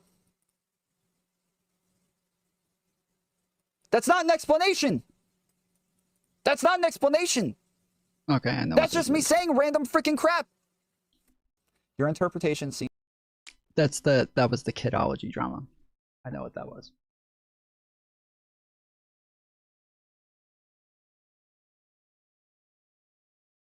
That makes sense. Okay. All right. Yeah, nobody else in the call, in the waiting room, so we will move on then. I just realized why, while we were on the call, I realized why my Discord overlay isn't working, and I think I fixed it. So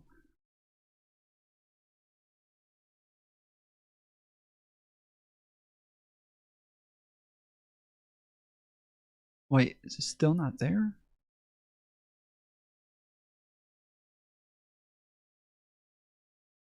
What the fuck? 312,600.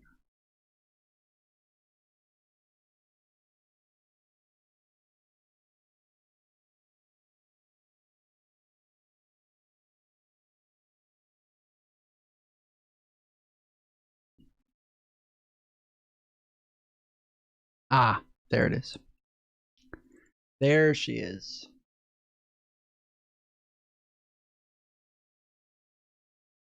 All right.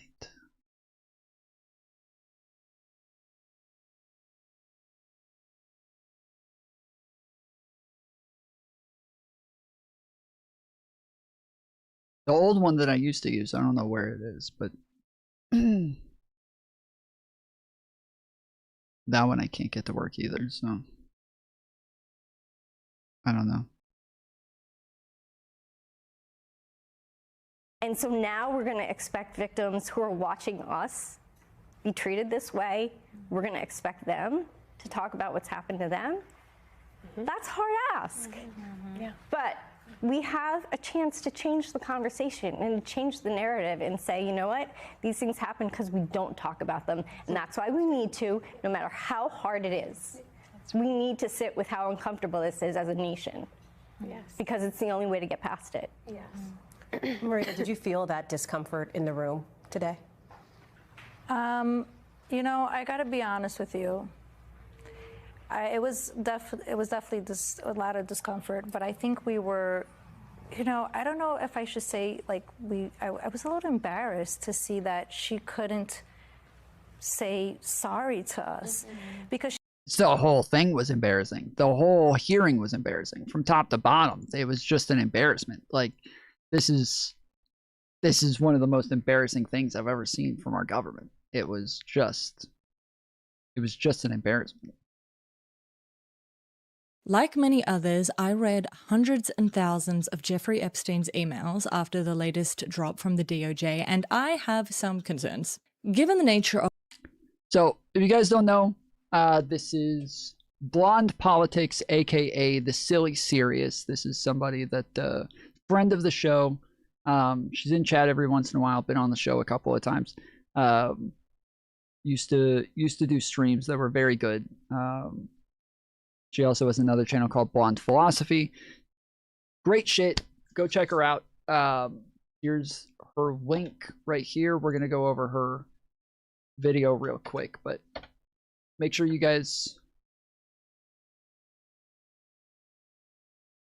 give her a look up and give her a subscribe. Of the drop, there is only so much I can say confidently. That is, of course, by design. Thank you, DOJ. But the information we have been given relates to powerful people meeting at certain times in certain places.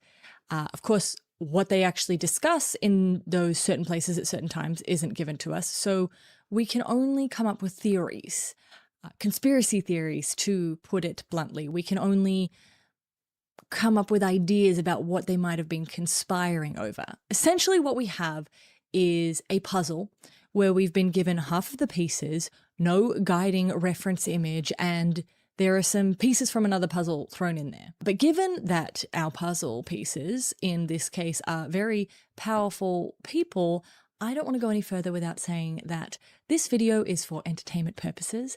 I am giving you my opinion, not facts, on public figures based on information made publicly accessible by the United States government. I am not intending to make any assertion.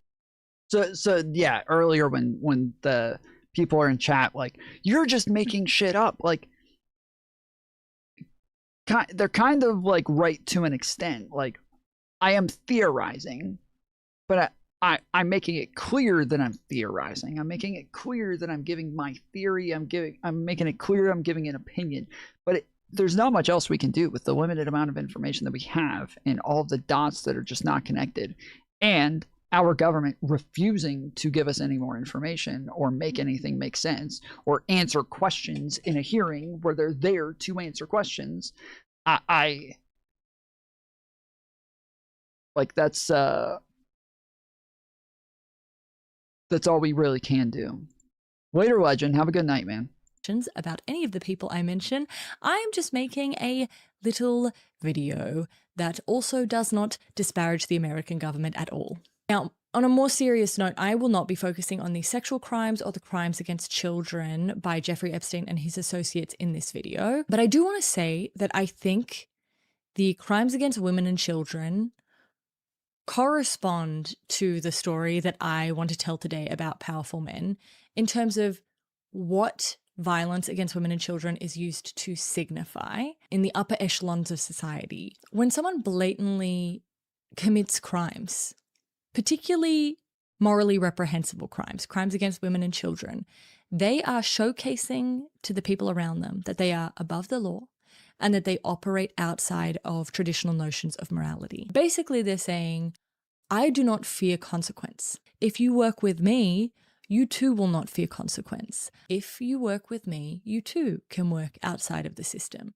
We can do things that other people cannot. And the other terrible thing about crimes against women and children is that, as horrific as they are extremely commonplace. Everyone was very much aware of the allegations of sexual misconduct against Donald Trump before he even ran for president the first time. So when it comes to whatever is in the Epstein files, in the minds of the MAGA faithful, Donald Trump has already confessed and been forgiven. That is not what he is afraid of in these files. What I think he is afraid of in these files is being exposed for being a cheat and a loser, which is why we only get half the files. The interesting thing about the latest drop to me was that a lot of the files included lurid details, and I think they were partly released in order to satiate the public. You demanded the files, you wanted the graphic details, here they are, we did what you asked. I think the latest drop also was a limited hangout to punish those who are not cooperating with the current administration, to show that the current administration is more than willing to politicize the files. Even in the case where documents were published and then taken down, I think that was done intentionally to make us think that the administration is being more careless with the files than they truly are being. Because as graphic as some of those files were in terms of what they described Donald Trump doing, there was nothing that was actually actionable against Donald Trump. The problem is, when we're playing at this level of power, sometimes people are conspiring on your behalf and you don't even know about it. For me, the Epstein emails create a sort of weird map where Jeffrey Epstein sits at an intersection of finance, tech, geopolitics, and he sits at this intersection at a really important time. I have a theory. It's just that, a theory, but I would like to walk you through it. Before I get into it, there are some things I just want to clarify off the bat. Was Jeffrey Epstein intelligence? Probably. From what I can tell, he worked with everyone. It looks like he worked with MI6, CIA, Mossad, FSB. I think that when it came to working with intelligence agencies, if it was good for the goose, it was good for the gander. If he could financially profit from it, he would do it. So yeah, I think that Jeffrey Epstein was probably intelligence, but not because he had any ideological loyalty to an idea or a country, but more because it was advantageous for him at the time. Are Donald Trump and Jeffrey Epstein friends? At one point, probably, yes. But in 2016, no, they are not friends. Jeffrey Epstein has nothing nice to say about him in emails. He offers up incriminating evidence to journalists about Donald Trump, and he also muses to himself about ways that he could legally get Donald Trump in trouble. So if Jeffrey Epstein was working to get Trump into the presidency, it wasn't because of any loyalty he had to Donald Trump. At the end of the day, Jeffrey Epstein was a money man, and kind of a dodgy money man. When he works at Bear Stearns and for the short time after that, he focuses on extractive schemes, building businesses up, pumping them full of money, taking that money, declaring bankruptcy, and taking the bailout. He works in shadow banking, derivatives, currencies. In a 2002 profile by Landon Thomas, one of the many reporters that got a little too close to Epstein, he describes what he does as the opposite of a Ponzi scheme. He says, in a Ponzi scheme, you make it appear like there is money where there isn't any money. What I do is make it look like there's no money where there's a bunch of money. It's pretty easy to understand how a man who makes money disappear falls in with a very influential high net worth circle. And the last thing I need to clarify before I show you what's really caught my eye is that Jeffrey Epstein is a man who built his career on weak associations. He was very good at using a loose acquaintance to make another loose acquaintance, and then slowly using his Rolodex of loose acquaintances to give himself social credibility. There are times when Jeffrey Epstein's emails read like a Rolodex, where his contacts reach out to see if he can make a connection with another person, if he knows them. And he treats the people he knows in the same way. Essentially, outside of being a money man, Jeffrey Epstein is a human switchboard. These are the two things about Jeffrey Epstein that are important to know before we move into looking at what I found. I need to take you back to 2009 when Jeffrey Epstein first gets out of prison and has to kind of reinvent himself. His plan for this... Okay. All right, I think I got it. Yep, there we go. Just trying to make this work, but that couldn't figure out how to get it to work. We got it. It's okay, everybody calm down. You can stop working on it. I figured it out. This is to pivot away from finance and banking and towards tech and innovation. My theory here is that he thinks people inventing things will be more hungry for his money and therefore less concerned with his reputation. In order to achieve this rebrand, Jeffrey Epstein works very closely with the MIT Media Lab, particularly with their digital currency initiative, which at the time housed some of the original Bitcoin guys. In 2009, Epstein is introduced to Brock Pierce, who he remains close to for the rest of his life. Brock Pierce is a massive guy in cryptocurrency. He's one of the founders of Tether. the criminal's choice when it comes to crypto. Now, if you're wondering who Tether banks with, by the way, you might be surprised to know that before he was appointed Secretary of Commerce, it was Howard Lutnick. But don't worry, his sons manage it now, and they have all the shares in Tether. There is absolutely no conflict. We did find out in this latest drop that despite Howard Lutnick saying he was disgusted by Epstein when he met him in 2005 and never saw him again, he did talk to Epstein quite a few times. Now, that could be because they were neighbors, or it could be to do with things like Tether. We don't know. There's no information. We do know these calls happened and these meetings happened, which makes you wonder what Lutnick did to piss Trump off. Brock Pierce also set Epstein up to make a round A investment of $3 million into Coinbase, which was one of the biggest financial backers of the current administration. When the midterms come around, I would definitely be looking at Coinbase's contributions. Also in 2009, John Brockman, a man who runs this thing called Edge. Wait, they were neighbors? Yeah. Yes. Yeah. So when Lutnick talked about the fact that like he was so disgusted with Epstein, he never wanted to talk to him again, blah, blah, blah, that he went to a dinner party. He says in the 30 seconds it took us to walk from his house to our front door, we decided that we were never going to speak to him ever again. Yeah, it was because they lived next door to each other. Which is like a science wankfest for tech guys, suggests that Epstein should meet with Peter Thiel. The introduction seems to come on the back of some larger discussion, as Brockman says that he should meet Thiel, particularly because of Thiel's disdain for democracy. In 2012, Ian Osborne, a tech investor, also suggests that Epstein should talk to Peter Thiel. This is becoming more popular right now. Like the anti-democracy, anti-liberalism aspect. This is a thing for a lot of people who are somewhat like they're right-wing, but they don't like Trump. And they feel like Trump is a problem. But they might have even voted for Trump, but they don't like him.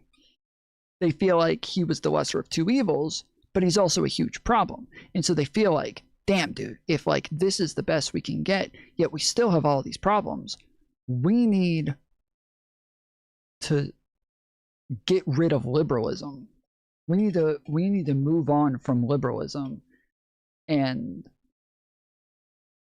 kind of get something different, because the democracy, freedom of speech, like all this, it just doesn't work anymore. Our Constitution doesn't work anymore, which the problem isn't liberalism as much. It could be, but when Trump is like a singularity within this when it comes to this problem, he is by himself a problem, and nobody else is doing the same shit. The issue doesn't seem to be as much liberalism. It seems to be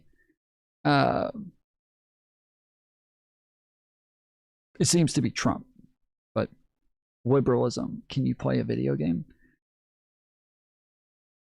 Why did you say liberalism at first and then ask me to play a video game? Are those two things connected, or are they totally separate? I'm so confused.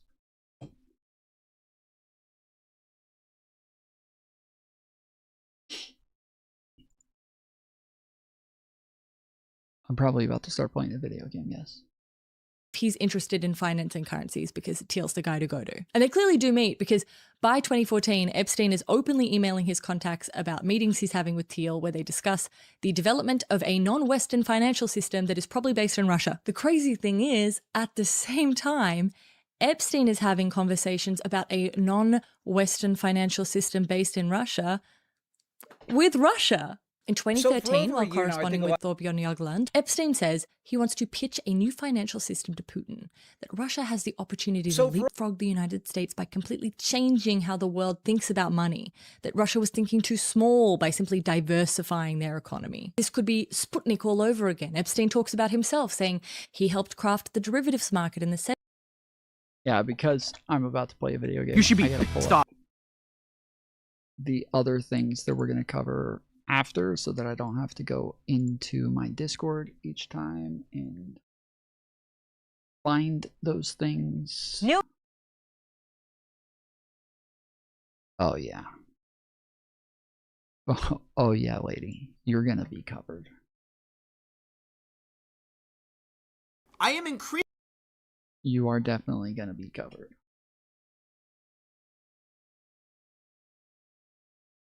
'70s, and that created the necessary environment for a disruptive securitization scheme that now could be possible using technology, that Russia should invent a new.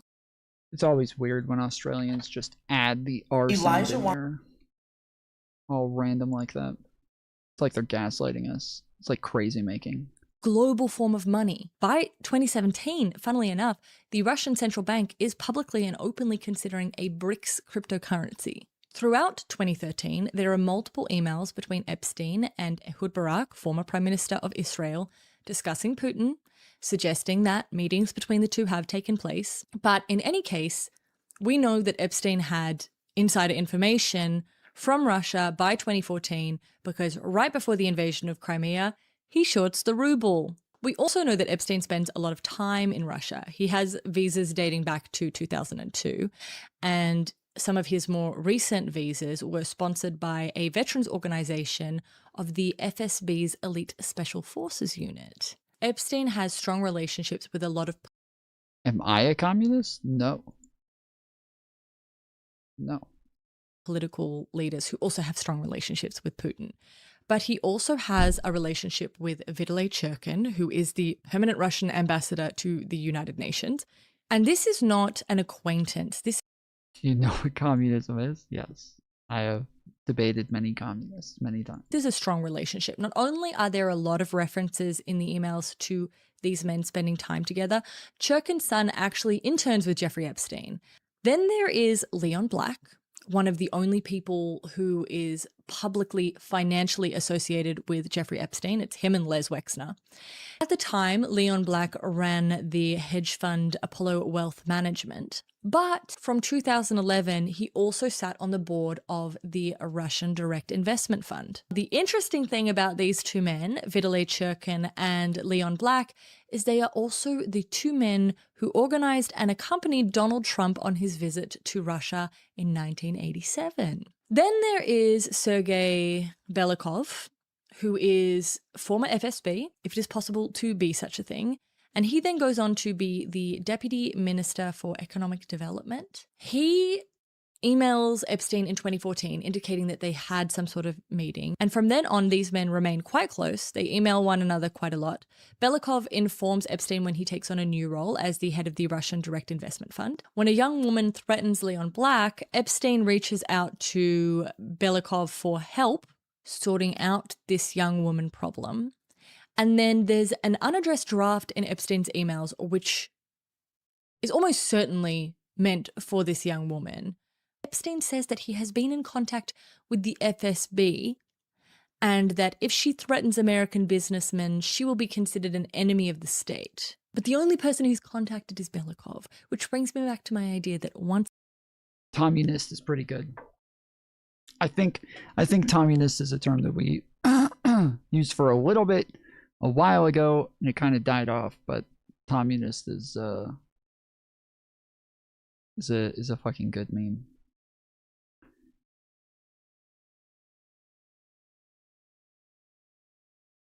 We could literally just get rid of the fool's name and just run with communists.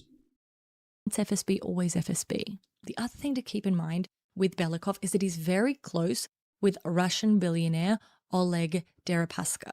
It'll be important later. Just keep that in mind. In 2015, Belikov emails Epstein saying, hey, I'm coming to the United States. Epstein says, who do you want to meet? I can get you anyone. Elon Musk, Mark Zuckerberg, Peter Thiel, Reid Hoffman, whoever you want, they're yours. And Belikov is like, hey, anyone with a social media network, I'm keen to meet them, whoever you think. It's unknown if this meeting takes place. We know Peter Thiel meets Belikov, but it is unknown whether the others meet Belikov. However, there are a number of dinners that we know happen with these men and Jeffrey Epstein during this time.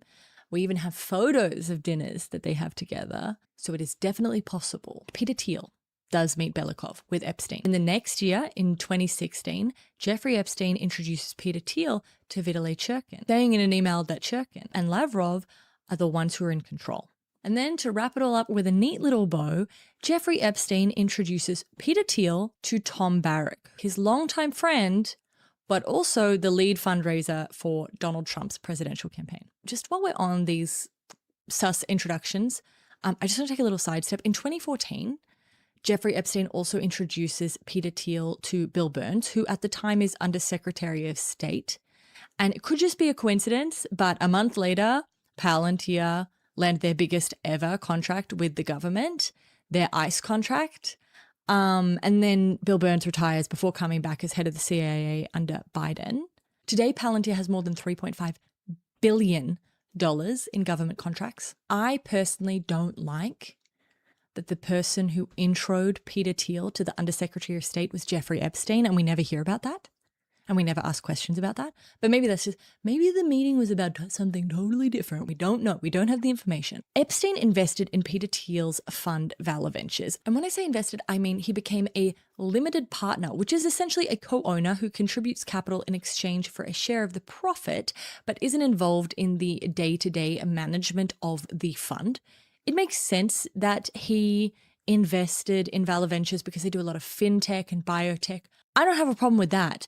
I have a problem that Peter Thiel has publicly said his involvement with Jeffrey Epstein was tax advice.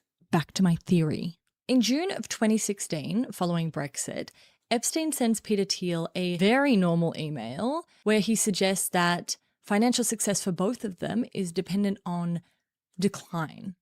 After Trump's inauguration, Epstein regularly talks about how busy he is because of the chaos of the Trump presidency and how many people are coming to him for insight. A Trump presidency suited Epstein better. And it seems that Epstein is suggesting the same is true for Peter Thiel, who, of course, is one of Trump's major backers in the 2016 election. She has another video on Peter Thiel and a lot of these other people, but one of the big themes of it is that they do want a decline. They do feel as though America has to fall and everything has to fall apart. The entire economic system has to crash so that they can move on to more post-liberal society with, I would assume, cryptocurrency and things like that. The Trump presidential campaign, Epstein is busy. On the 28th of August 2016, he invites Vitaly Churkin to have dinner at his house with Ehud Barak and Tom Barrack. In September 2016, he has Tom Barrack and Vitaly Churkin to dinner again. The next time Epstein sees Churkin is with... Are you done with calls? You can call in if you want to call into the Discord. I will take Discord calls. You gotta join the Discord, links in the description or on the main channel. You can just click on go to the channel and there's a link for the Discord there, or it's in the description. And just jump in the waiting room and I'll pull you in. Peter Thiel on October 7, 2016, perhaps one of the most consequential dates in American political history. On October 7, 2016, the infamous Access Hollywood Grab 'em by the Pussy tape leaks. Then, Jeffrey Epstein, Peter Thiel, and Vitaly Churkin have lunch. And then the Podesta emails leak. A few weeks later, Peter Thiel comes out as the only public influential backer of the Trump campaign. As well as being into cryptocurrency, Epstein is into hacking. And no, don't worry, I am not suggesting that Epstein hacked the DNC. Epstein has a team of personal hackers, including Vincenzo Iozza. He brags about them. He even offers to lend their services to Belikov at one stage. The day that Guccifer appears, Epstein's personal hacker, Vincenzo, emails him the link. Epstein replies, they'll... What?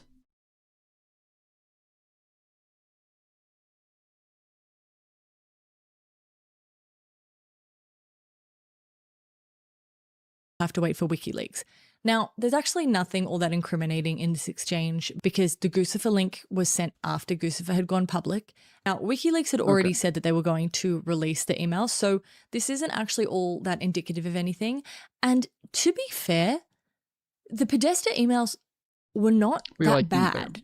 It's what they were spun into that did the damage, which is why I have to get out my red string. In 2011, Boris Nikolic, who is Bill Gates' right-hand man, introduces Jeffrey Epstein to a man named Chris Paul, who is a popular person on the internet known as... Oh, Poole. Okay, I thought she said Chris Paul. I was like, the NBA player? That would be pretty cool. He's moving up. As the moderator or creator or whatever of 4chan. At the time they meet, the poll board is inactive. In the email sent to Epstein by Nikolic, he attaches a Washington Post article which describes 4chan as a hive mind with a unique power to understand and control traffic on the internet and to create mass disruptions. And Nikolic says, this describes why I find Poole interesting. The potential for manipulation is huge. So Epstein and Poole meet, and a few days later, the poll board relaunches. Let's jump forward again to April of 2016, where Jeffrey Epstein goes to meet Peter Thiel at Thiel Capital for a meeting. One of the people who works at Thiel Capital is Jeff Garcia. Now, Jeff Garcia, Jeffrey Epstein, and Peter Thiel all have something in common. They're very interested in cognitive science, particularly how information and ideas move throughout society. Jeff Garcia wrote a paper for the NATO peer-reviewed journal Strategic Communications titled, "It's Time to Embrace Memetic Warfare."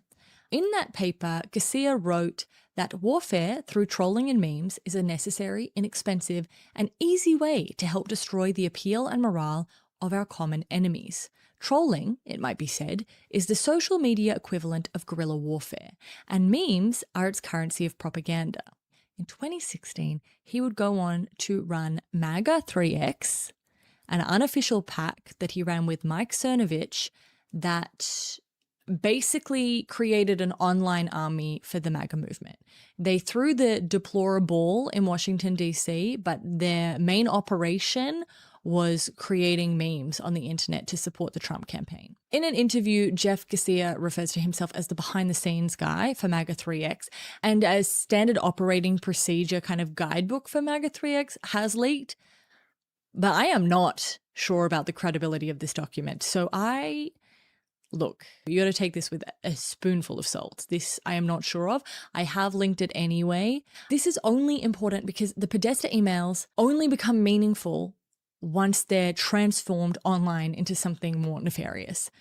QAnon and the idea of Pizzagate is birthed on the poll board run by Chris Paul. A number of the people involved in propagating Pizzagate were members of MAGA 3X. There's even an email from an FBI agent in 2019 that is investigating Epstein, giving an update on what she's looking at, and she is looking at possible connections between Epstein and James Damore and Kevin Cernicki, who are two well-known right-wing influencers believed to have been involved in the Pizzagate narrative. The reason I'm so interested in this is because I actually believe that the memetic warfare that took place during the 2016 election didn't just put Trump in office, it destroyed politics as we know it. It completely changed the nature of politics, and I 100% believe that that is something that could have been orchestrated. It's something we know that Russia was working to push, and it wouldn't surprise me if there were people actively putting money behind it in America as well.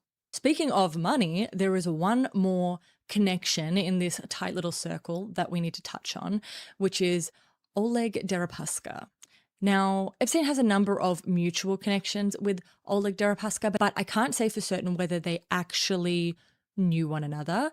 Deripaska previously got Epstein visas for Russia, but in 2011, when we see the most about Oleg Deripaska in Epstein's emails, it seems that despite his best efforts to meet him, Nat Rothschild blocked them meeting. He wasn't having it. But in any case, Deripaska knows Leon Black, Deripaska knows Belikov, Deripaska knows Churkin, Deripaska knows Peter Mandelson. So there are lots of people that connect Deripaska and Epstein. Why is Deripaska important?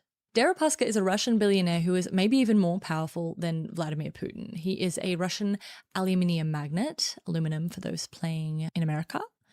And outside of being a billionaire, he is famous for foreign political interference. Getting some when Paul representation, Manafort went finally. to Ukraine to help Yanukovych win the election against Yulia Tymoshenko, where they used the very unique and inspired phrase, lock her up, he was actually paid to do that by Deripaska.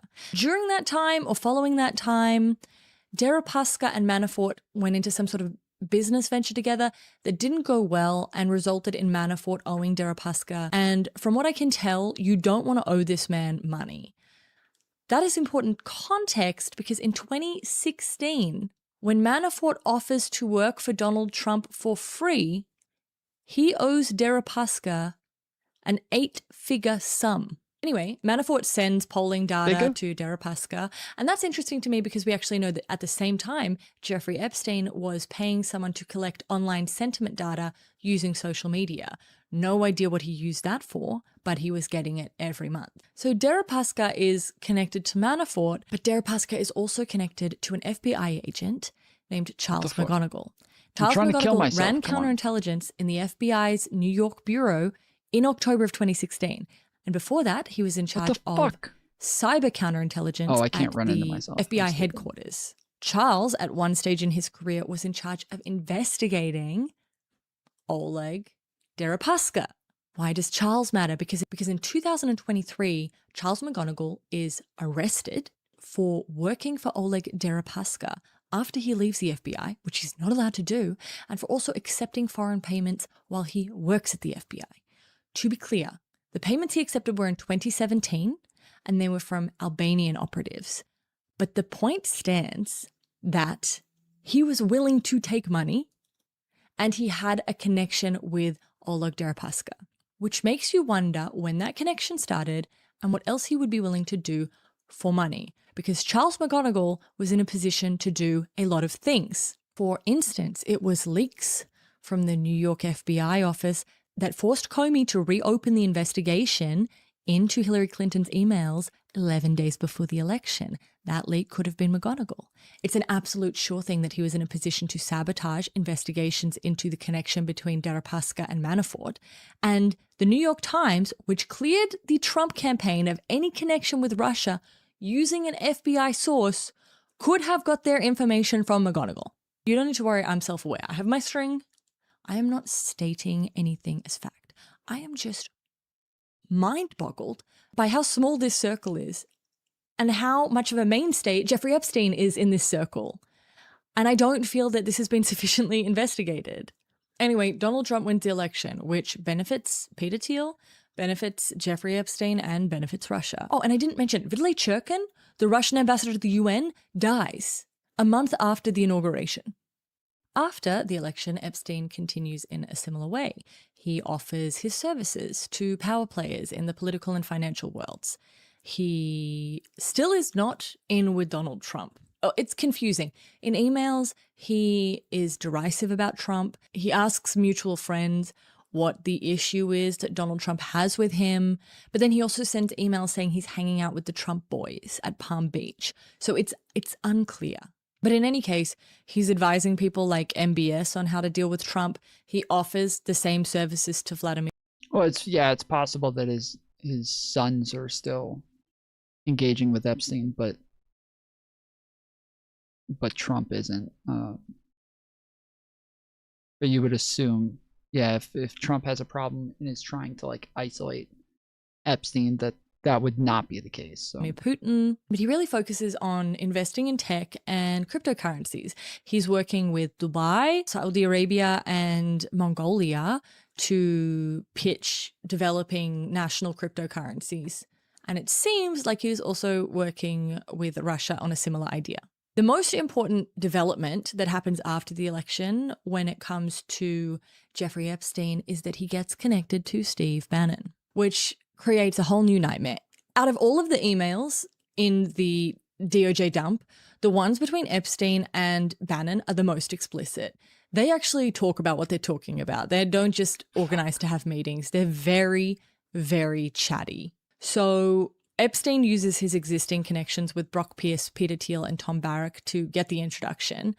And once they meet, he sort of becomes a pseudo-advisor, but the two are obviously very close friends as well. Outside of their friendly emails, Epstein is really positioning himself as a behind-the-scenes guy for what they discuss as kind of Bannon's burgeoning global movement. Domestically, he gives Bannon tips on how to deal with the media and how to discuss certain issues like Trump's taxation policies. He develops talking points for him and he gives him tips on how to improve the message. He tells Bannon that he should probably start a show for protection. But the crazy stuff is what they are cooking up overseas. They basically openly plot to influence election results throughout Europe.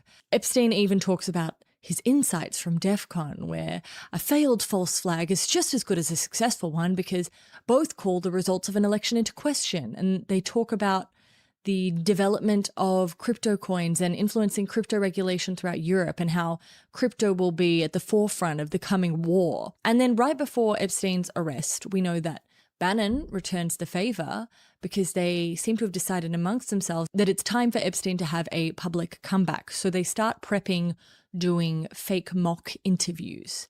But of course, he's arrested. All of this is to say is I'm watching as people in the UK and in Norway are getting investigated and facing consequences, and the people involved in America just seem to be able to hand wave it away. And I'm not sure if that's because they are more behind the scenes, but I think that maybe shouldn't matter because these are the men who funded and pushed for Trump to get into power. And these are the men who are directly financially benefiting from his administration through deregulation, through dropping investigations, through government contracts, through blatant political favors. It's very annoying to read emails which evidence that these men were plotting for how they would make money off the destruction of the political system, and then listen to them say that they were naive about Jeffrey Epstein. And I think you should be allowed to ask questions when the man on the other side of the phone to Jeffrey Epstein has a $3.5 billion government contract to manage pretty much all of the government's intelligence infrastructure. Just my opinion. Yeah, I think a lot of the stuff for MAGA, it's been very political for them from the beginning, and they all do this thing where they keep saying, like, if Trump is in the Epstein files and he did something bad, I don't give a fuck. Wood chipper, that's it. End of story. I don't care. Like, I am not going to protect any pedophiles for any reason. There's nothing that'll stop me. And then tons of like damning shit about Trump comes out and they don't give a fuck. They don't give a fuck. And there's, again, 1,000 times more shit about Trump in the Epstein files, 1,000 times more evidence against Trump. Again, not saying that Trump's a pedophile, not saying that he actually did anything illegal or fucked up or anything, but 1,000 times more evidence against him than there is against Bill Clinton. And again, they all just keep running around talking about Bill Clinton. That's it. They keep making a big deal about Bill Clinton. That's all they care about is just Bill Clinton. It doesn't make sense. It makes sense. It's just political for them. It's all very political for them. And I think, yeah, when it comes to like actually having people care about this stuff and care about what was going on here and care about the actually like want to get to the bottom of these things, when Pam Bondi goes and has a hearing like what she had the other day, even if you don't like Democrats, that shouldn't have changed how you looked at that. Like it to even act as though this was a Democrat thing when you have Thomas Massie, who had the biggest blow up with her in that hearing. Like, Thomas Massie, a Republican, had the biggest blow up. That that doesn't make it a Democrat thing. I do like, obviously, what, like as she was saying, the amount of like powerful people who were surrounding Epstein, that it wasn't just like some, but it's like everybody. And then obviously they all have interest in Trump getting elected. They all want the economy to fail. They want liberalism to fail. They want like a whole new world that is designed by them. They like all of these things are obviously very worrying when they're the ones who got Trump elected. And then we see everything just falling to pieces under the Trump administration. It's obvious there is more to the plan than just let's do conservative things, guys. Like tariffs. Oh my goodness, tariffs. Like those seem to make a bit more sense. Now, throwing tariffs in there would make more sense if it wasn't for the fact that we know where the idea about tariffs came from. Because it's Peter Navarro, who was Trump's econ advisor, and that he was found because Jared Kushner, Trump told Kushner, I need an econ advisor. I need somebody to help me build an economic plan. And so Jared Kushner went and started looking through books on Amazon and found a book that he thought looked cool that was called like The War of China, or like, you know, The Death of China, or something like that. And he's like, oh, that looks like a cool name. And so he read just like the summary of the book and was like, oh, this sounds awesome. And it's all about like, you know, the trade wars with China and how we have to stop them, or else they're going to become the new superpower and they're going to take down the United States. And so he just reads the summary and he's like, okay, like, yeah, this sounds good. So then he reaches out to Peter Navarro and asks Peter Navarro to come meet with Trump. And Peter Navarro, in his books, he has all of the stuff that's very dependent on, this is important, okay? This is important, so listen. Peter Navarro, in his books, has everything's about tariffing, right? It's all about like, you need to tariff these people so that you can control the market and you can make it to where nobody's getting over on you anymore. You're able to stop China with tariffs. And he uses like a bunch of different like math and theories, and all of this comes from another economist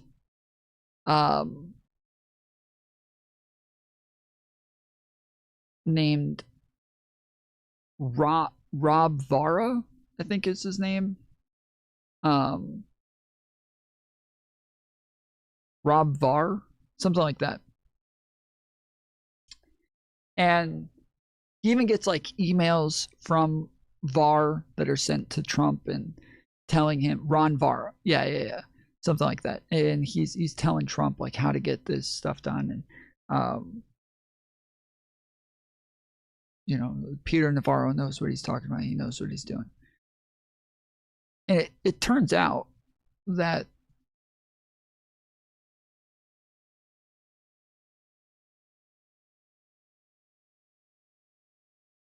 Ron Vera is Peter Navarro.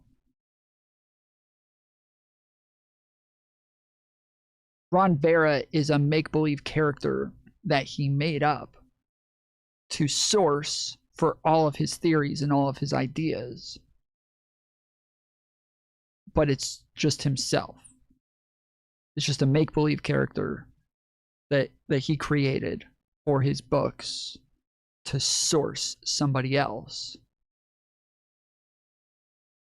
But it's just his own ideas.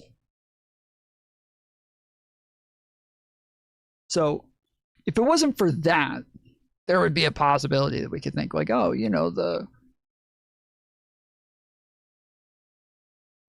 tariffs could be part of the whole idea. But the fact that we know where the tariff thing started makes that very unlikely. It's still possible, again, especially when it comes to the second Trump administration and the fact that this one's very different and they're doing things very differently and way more aggressive. It could be that this is much more part of actually breaking everything down and fucking everything up more so than the last one. But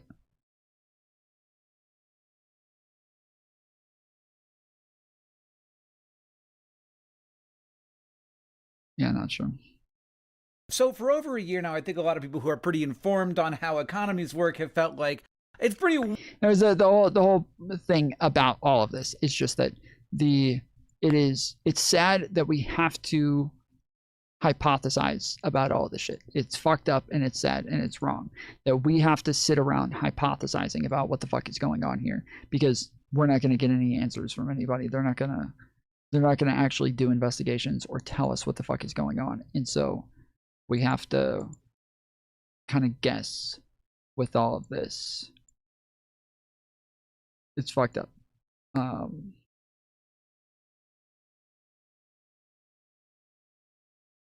Oh yeah.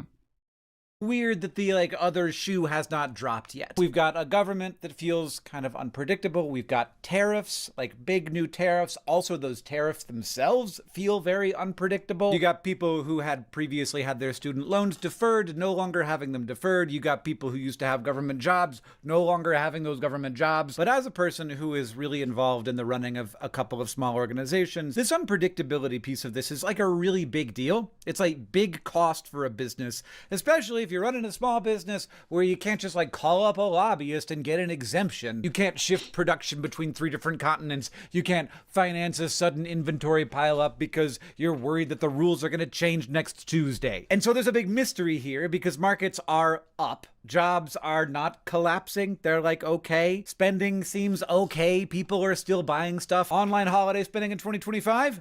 Higher than ever. Now, the labor market has cooled. You can find plenty of stories about slowing hiring and rising uncertainty. But broadly, the story as it stands is this thing is still chugging along a lot more than people seem to have expected. So why? And I've heard a few explanations that I think are good explanations. I also have a hypothesis that I want to run by everybody that I think is terrifying, but we'll talk about the explanations I've heard that I think are pretty good. One, the AI investment boom. There's a lot of real money going into the real economy to build data centers and buy chips and power infrastructure and do the software and everything downstream of all of that. A bunch of different economic analysis has shown that this has been a big contributor to the macro situation in the US. It accounted for a lot of the private demand growth in the first half of 2025. Latter half of Well, speaking of all of the money going into AI and all of the resources that they're taking up and what all that's going to do and what that's for. We've got the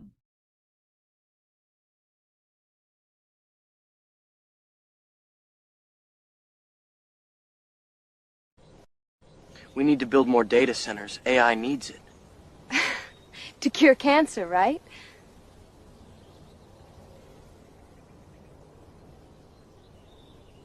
We're curing cancer. Right?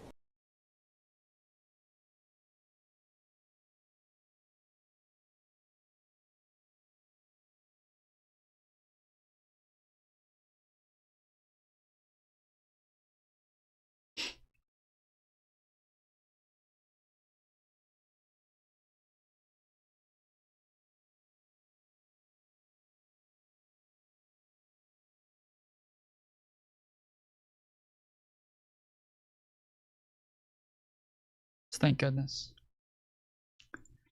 Thank God. It's finally happening.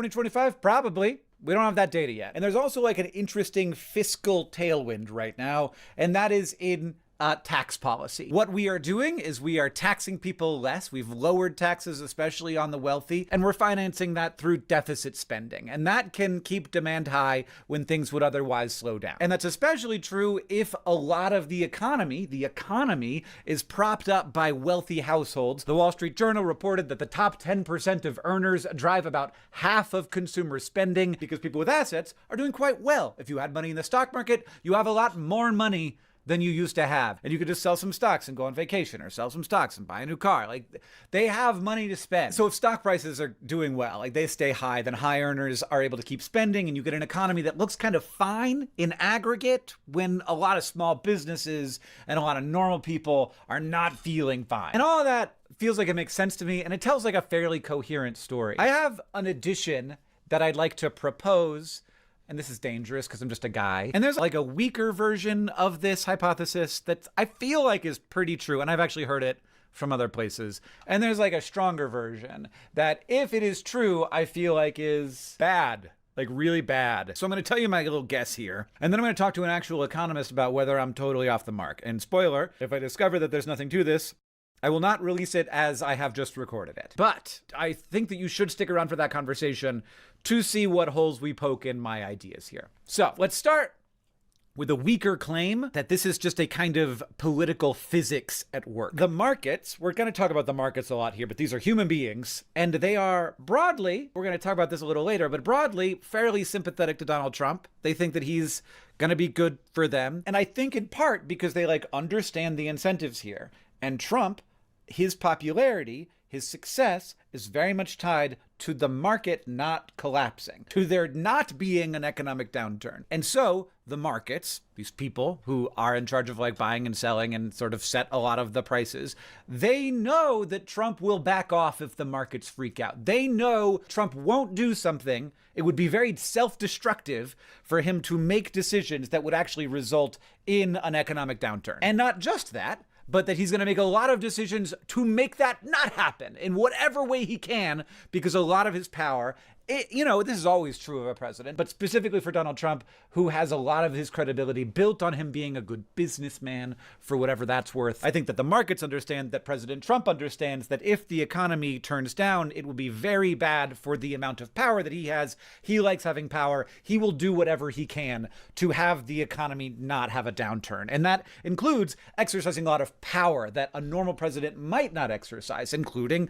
putting a lot of pressure on the Fed, like doing a lot of things that he should not technically have the ability to do. Basically, if the president's power depends. I'm trying to get rid of all of these boxes on the side. I fucking hate these boxes, and I always try to get rid of them. But in the past, I feel like I was able to just click them and move them. And this time I'm not able to move them, and I don't know how to get rid of them. On the economy looking good, and if markets are one of the loudest and fastest feedback mechanisms we have, then investors can rationally believe that there is a limit to how much pain the White House will tolerate. And that comes straight down to self-interest. So the market can price in a kind of back off button. And we saw this early on. Last April, after the administration's tariff day that they had, Trump announced a 90-day pause on a lot of the tariffs, and then the S&P 500 had its biggest daily gain since 2008. So that's the basic weaker claim, that Donald Trump will do whatever he can to keep the economy humming along. And also, he has proven to be good at exercising a lot more power than previous presidents. And so the markets believe that this very powerful force will continue to support it. I've heard a lot of people say that there's something happening in the direction of Donald Trump needs the economy to hold on to his power. But there is another portion of that cycle, which he has a lot of power, and so he knows he has to keep the economy going, so he will keep the economy going. And the markets understand that there's a lot of power in the administration and that it will work very hard to keep the economy going. It's a circular thing. Do you see how it goes both ways? Trump needs the economy needs Trump. And so one of the things that might be keeping the economy humming along is knowing that there is a strong man who has a great deal of power and is not afraid to use it, and he will do whatever it takes to keep the economy humming along. And you see this in like little details, like Trump has exemptions on electronics like smartphones and computers and semiconductors, and that's like a lot of the big companies that are responsible for a lot of the increase in the market, like in the S&P 500. So he's working hard to protect the things that at least make it look like the economy is still good. So even if tariffs and chaos and firing a bunch of government employees is bad for like the real economy, investors feel like there's a line that the administration won't cross, and also that there's lots of stuff that they will do to keep supporting the economy, because the Trump administration isn't going to threaten its own political power by letting the economy collapse. And that's a big buoy for the market. It lowers the perceived risk. If you feel like there's a guy who has a whole lot of power in charge of the country, he's not going to let that downturn happen, and he will bully whoever he needs to, fire whoever he needs to, even investigate whoever he needs to, do a little bit of power that he shouldn't be wielding here and there to keep it going for his whole 4 years. I think as a model of incentives, especially for the kinds of people who are involved in finance, who tend to be more sort of aligned politically with Donald Trump and who do a lot of incentives-based thinking, I think that this makes sense, that like this structure would result in the short term in a more stable economy than you would otherwise expect. But that is not the strong claim that I want to make. The riskier claim that I'd like to make here is far more worrying. But first, this video is brought to you by my newsletter. It's called We're Here. You get it once a week, every Friday. It comes in and it delivers to you some of the coolest things that I found from the internet, some introductory thoughts either from me or from my brother John, and also often a little blog post from the amazing people at Our World in Data. It is a human curated thing that's delivered to your email inbox for you to look at or not once a week. Check it out. There's a link in the description. It doesn't cost any money, and it doesn't even have any advertising. I make negative dollars from this thing, but I do want people to sign up for it because I think that it's good. All right, thank you. So here's the strong claim. It's not Trump will work really hard to avoid a crash, and not even Trump will, do some underhanded things to exercise his power in ways that might not technically be aligned with how the country's supposed to work according to the Constitution to keep that from happening. There are some really big companies that are responsible for a lot of the economy, and they would like to be exposed to less risk and have more opportunity for cheaper. And what if the biggest companies can do relatively cheap things to signal loyalty and proximity to Trump, and in return they get access to the levers of power, and that access reduces their risk and increases their upside? This is not the back off button. There's a couple that I was about to say, that is not a strong claim. That's something that we know Trump is doing. Like, he is very out in the open with his corruption. This is something that even like MAGA people now will admit. Like, yeah, Trump's probably the most corrupt president of all time, but at least he's transparent about his corruption. Like, okay, motherfucker. Ah, fuck. My last computer, I lagged so much on this game. I lagged so much on this game that I couldn't ever get anything done. It was so hard to play, but it is nice. It is nice not having as bad of a lag this time, so. What up, Raceland?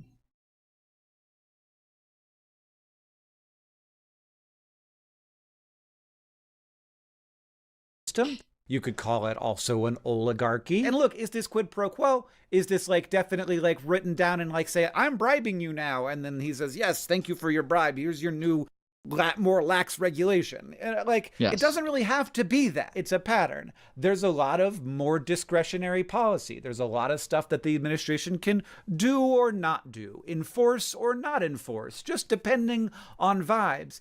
And well, I mean, we literally had the entire thing with Tom Homan where he says, if you pay me $50,000, I will make it to where you get government contracts. So there was that. Then there was Donald Trump giving dinners to all of the people who bought the most of his Bitcoin. There was Trump getting gifts from Qatar. There's, a never-ending list.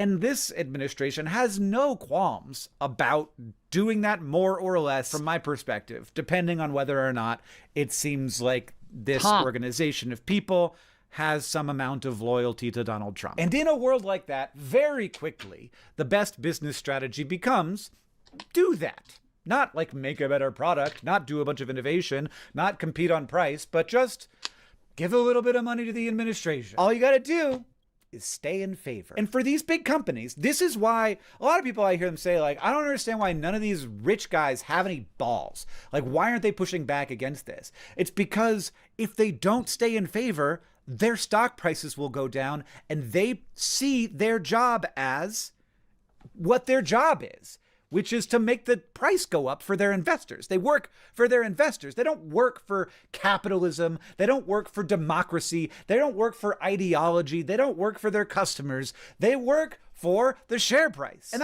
that can be fine, as long as making better products is the way you make more money. I don't think that this is like a paranoid fantasy. There are facts here. So Trump's 2025 inauguration fundraising was crazy. Almost $250 million, which was corporations. It was ultra wealthy donors. Crypto firms alone gave around 18 million to the inauguration. But the inauguration just happens one time. So how else can you absorb some signals that people might be supportive of you and loyal to you? Maybe you want to build a $300 million ballroom, but you don't want to use taxpayer dollars for it. So you have it be private donation fund. And maybe this isn't even public. You have major corporations, you have wealthy individuals, you have major tech guys giving money to build this thing. Why are they doing that? Why, out of the goodness of their hearts, are they funding the construction of a ballroom? Do they think like, yeah, no, we need a ballroom?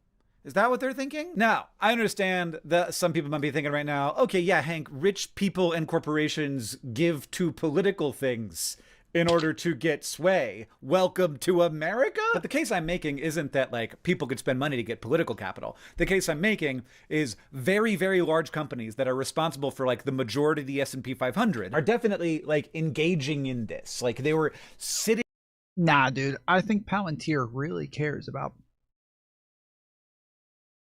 the president having a nice ballroom, dude.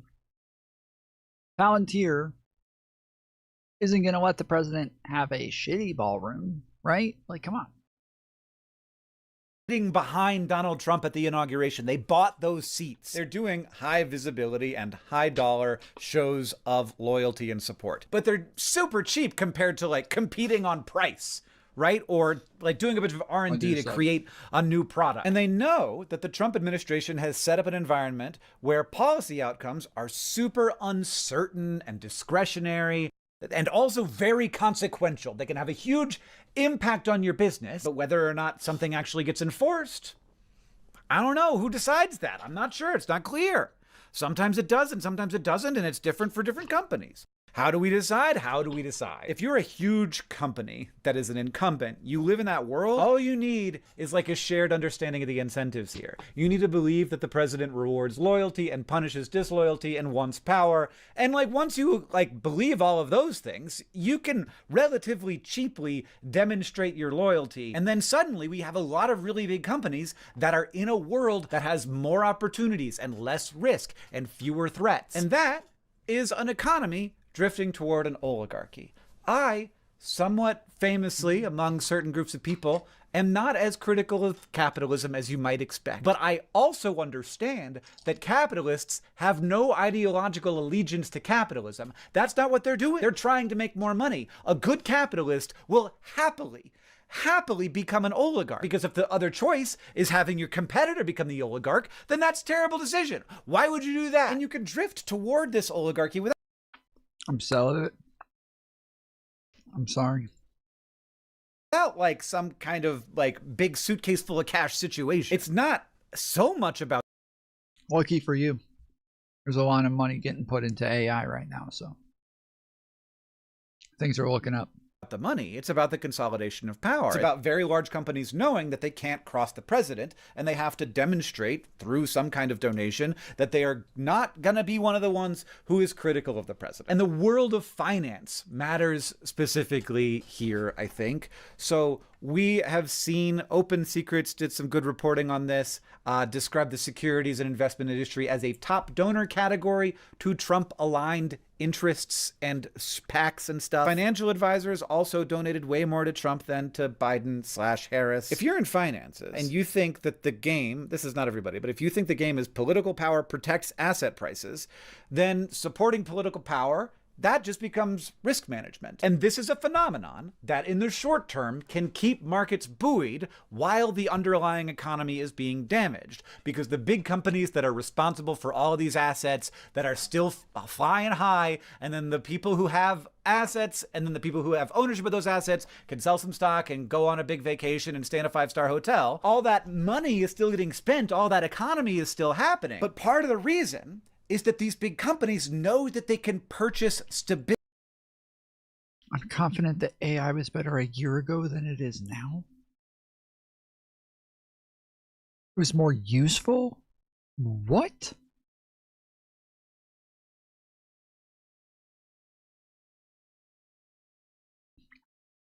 Bro, a year ago, AI was more likely to give you the opposite answer to what it was that you were asking it.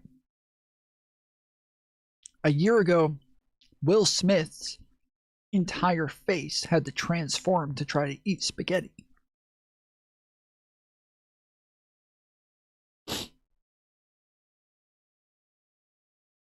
What are you talking about?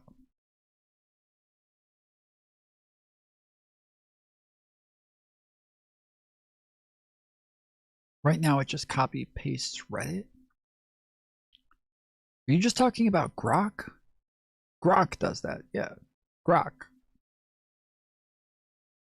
Ability and opportunity and freedom from risk. And not just that, but the people in the finance industry understand that this is a thing that's happening. And when you compare that to the antagonistic stance that a lot of the Biden administration had toward big businesses, to some people, maybe this just seems like a business-friendly environment. And so this is the stronger claim that I'm making here, that there is actually a stabilizing force on the economy through this mechanism, that big incumbents, who are the majority of the economy and thus the majority of the asset prices and thus the majority of the money of... You think ChatGPT mostly uses Reddit? What? Of the wealthy, who are spending the majority of the money, believe that they can get protection. As long as they can demonstrate loyalty to Donald Trump, that reduces the downside risk for the big firms. The big firms dominate the index stays strong, assets keep higher earner spending, high-end spending props up like the average spending, and then the average spending props up all of everybody's earnings, and then the earnings prop up the index. So tariffs can be a drag, the unpredictability can be a drag, everything can suck for small businesses. Everything can suck for the lower and middle class, but the market can still float up there because the market is betting that the winners will be protected and the losers will be everybody else. But the winners will be protected, and they're the ones that take up so much of the economy anyway. Now, I assume that we all understand that if we're pretty far over on the spectrum, the short-term stability in the market does not mean like long-term good outcomes. Like the cost of this, we've seen it in lots of different countries, is brutal. Any economy where impress the dictator beats build a better product is not a competitive economy. It's not one that generates a lot of good stuff. It stops serving consumers. It becomes purely extractive. It becomes all about rent seeking. It's all about how much can we pull out of people. And this is not unusual. It's just that we don't usually see it in such fine-grained detail, where we don't see that like early on it's not bad for the economy for stuff like this to happen. But it takes a while before you see the effect of the innovation slowing. It takes a while before you see the effect of upstarts not being able to break in. It takes a while before you see the effects of all this capital and talent getting wasted on the influence part of everything and not on the actual creation of products. But eventually, that place becomes not dynamic, it becomes less resilient, less capable of real growth. And there's like a reason why corruption is bad. Like it's not just like What the fuck? I actually a morality thing. I think when I zoom out, it lags the computer. I think like the more that I zoom out, the more it starts to lag shit up.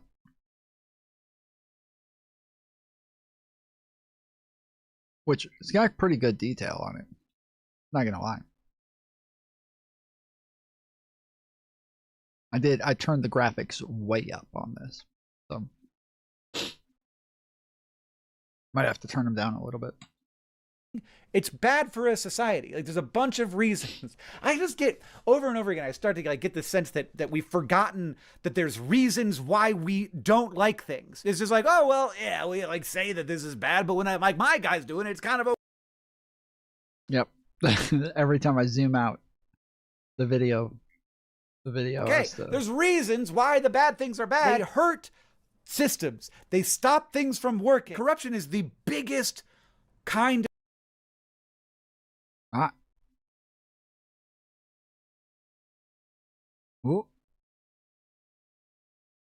of theft. It is the largest scale, society scale theft. And it is all about giving the powerful power to extract rent from the unpowerful, which is what everybody says is like the terrible thing about capitalism. And like, yeah, but that's not a symptom of a well-functioning market. In a good market, you move to somebody who's less extractive. That's why there are certain things like housing and healthcare that maybe shouldn't be purely market driven. And so I think this is all like worth taking seriously. And I'm certainly not the first person to identify that like we're sliding into an oligarchy, but the fact that it might help explain this weird phenomenon where we have a bunch of new frictions in the economy, but the economy is still doing well. I haven't seen anybody say that. And like, maybe I'm wrong. Like, I don't follow things that close. But even the weak version, like the back off button is already enough to distort a bunch of incentives here. The strong version, however far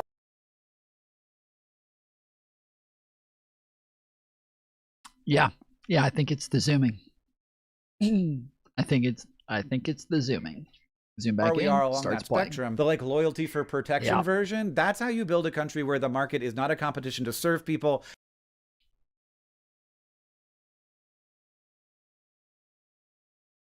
Well, fuck. I need to be zoomed out a bit. I might as well just go ahead and die so I can... But I'm snacking. I've got a snackening happening. It's a snackening, bitches. I'm snackening. Suck it. I can't stop now. Can't stop now. I'm snackening. Well, fuck. All right. Zoom in a bit more.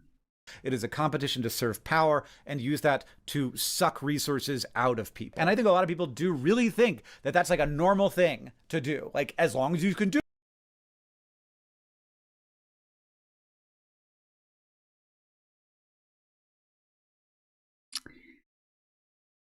the bigger I get, the more I have to zoom out. Like, do it. That's what capitalism is. No, it's not. That's oligarchy. And you could do that in a communist system. You could do it in a capitalist system. You can give a lot of people the power to control the levers and then extract everything out of people. And what you find in that system is that it sucks. I was going to say that it sucks all the energy and competitiveness out of economy, but like, let's just end it there. It sucks. Places where this happens do not have a bunch of people thriving in the middle class. But now I really have gotten to the point where I feel like I'm talking out of my ass. So I'd like to talk to an economist, somebody who thinks a lot about the weird and messy time that we are in America, and who I enjoy hearing from and learning from. So I'm going to publish this video as I just recorded it. I'm going to edit it up. I'm going to send it to Kyla Scanlon, and then hopefully we're going to cut and I will be having a conversation. Everybody, theoretically, this is Kyla Scanlon. I think you have essentially covered what a lot of the major financial outlets have been talking about, even in the yes, the weird thing about what he's saying here is he's talking about this as though he's figured something out, and that like that like he's like afraid to even say it because of how groundbreaking it is. And yeah, it's funny that like she starts off with like, yeah, so it sounds like you're talking about what literally everybody's talking about right now. Yeah.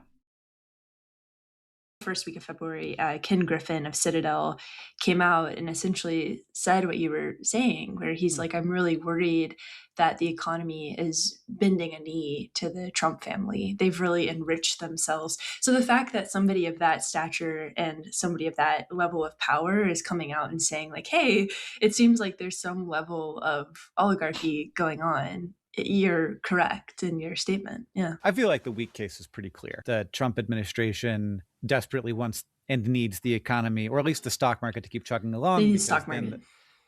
the highest spenders and highest earners and highest wealth individuals will continue to spend, and that will keep some portion of the economy chugging along. I don't have confidence that Trump could really make the stock market go up, but I have confidence that he could make it go down because I've seen him do it. He does, yeah. And then when that happens, he's like, never mind, actually. 3 points of stock market loss is actually way too much for me.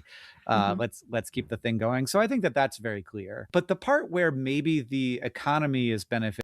Well, yeah, the way that he makes the stock market go up is by saying he's not going to do the thing that made the stock market go down. That is Trump's ability to make the stock market go up. Is he says, hey guys, I'm going to go ruin the economy. And the stock market tanks 8 points in a single day. And then he comes back and he's like, on second thought, maybe not. And then it shoots back up 8 points. And everyone's like, oh my goodness, we just went up 8 points today, dude. You guys are so stupid. You said Trump was going to be bad for the economy, but the stock market just went up 8 points, dude. The Dow is up 5,000, and the S&P it's up 5,000. Fitting, or like the biggest companies in the economy. Like, is there some portion of the finance industry that's like, these companies will be fine because like they have made it clear that they will bend the knee and that Trump will reward them for that? I mean, I think some of them are struggling. So the Trump administration took a large percentage of Intel. Intel stock went up on the news and has since suffered quite a bit. And so I don't think it's like a guarantee that if you do a big deal with Trump that you're going to be free sailing. Yeah. But he has made it very much an easy environment for the AI companies to succeed. And that's such a big percentage of the economy. Like it's like oh my goodness, 40% of GDP growth last year, 75% of S&P 500's earnings. So like the stock market, it's like driving so much stock market growth. And so I think there is this assumption if you're a technology company and you get along well with the Trump administration, you'll be free from some regulation. And that's why you saw all of the big tech leaders at his inauguration. It's why Jeff Bezos did the Melania movie for millions and millions of dollars and then turned around and fired 30% of Washington Post staff. There's this idea that, if you get in the correct way in your tech company,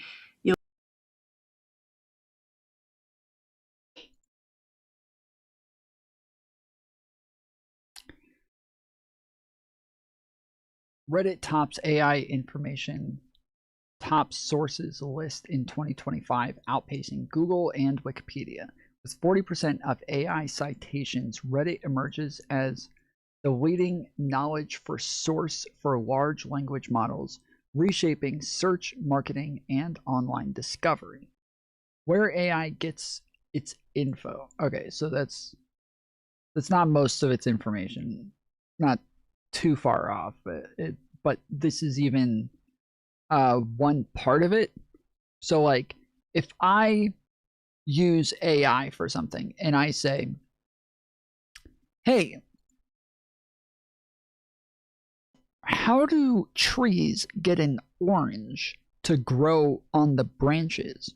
Why doesn't a just giant orange grow off of the trunk of the tree? Reddit might be one of the things that it pulls from, but it's pulling from like 10 different things. And I would assume because Reddit in like Wikipedia and like you know, places where it's like a variety of things, that will end up being the more likely to get sourced, because those have just everything on them. They're all they're not specific to a specific thing. Whereas like obviously if you ask a scientific question, it's going to give you an answer about science. Whereas if you you know, if you ask a question about math, it's going to go to a website about math. Whereas it doesn't weigh them different. It doesn't weigh them different necessarily. The types of sources?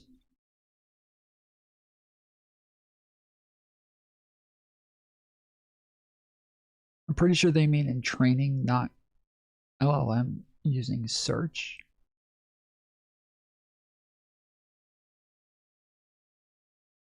Yeah, I understand. It's I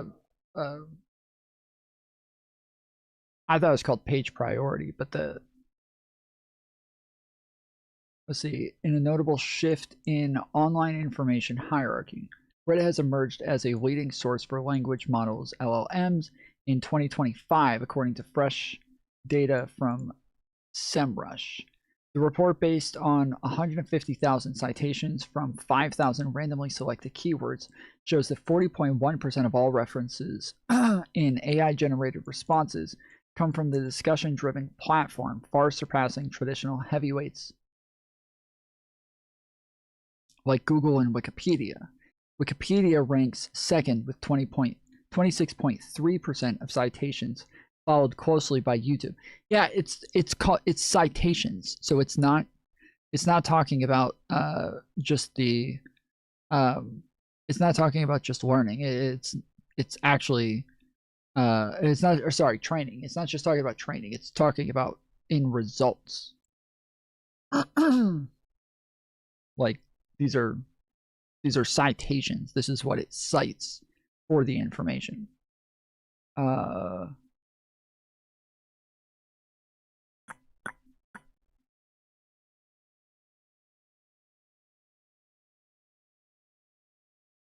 The surge in Reddit's prominence follows its $60 million API licensing deal with Google in 2024, which granted AI systems unprecedented access to its massive repository of user-generated discussions. As of Q1 2025, Reddit boasts 108 million global daily active users, a testament to the platform's influence in shaping online conversations.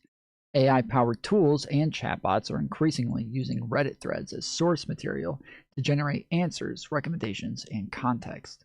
This shift is redefining how people search for and engage with information, marking a departure from traditional search results toward more conversational AI-curated responses.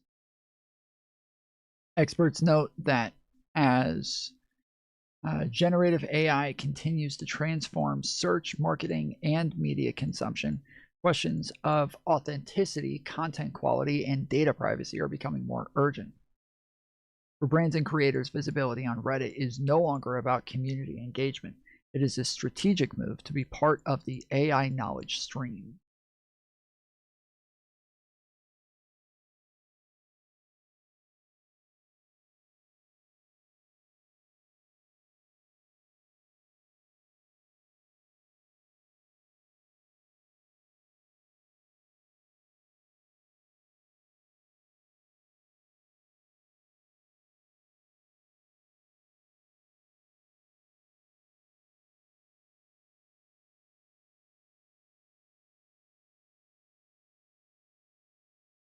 That's interesting, though, that they have to have like an API for that. I didn't think that they would need an API, because I feel like you could just do everything through Google, and as long as you're using some sort of like Google API, that's it. Like, you're plugged into everything. That seems odd.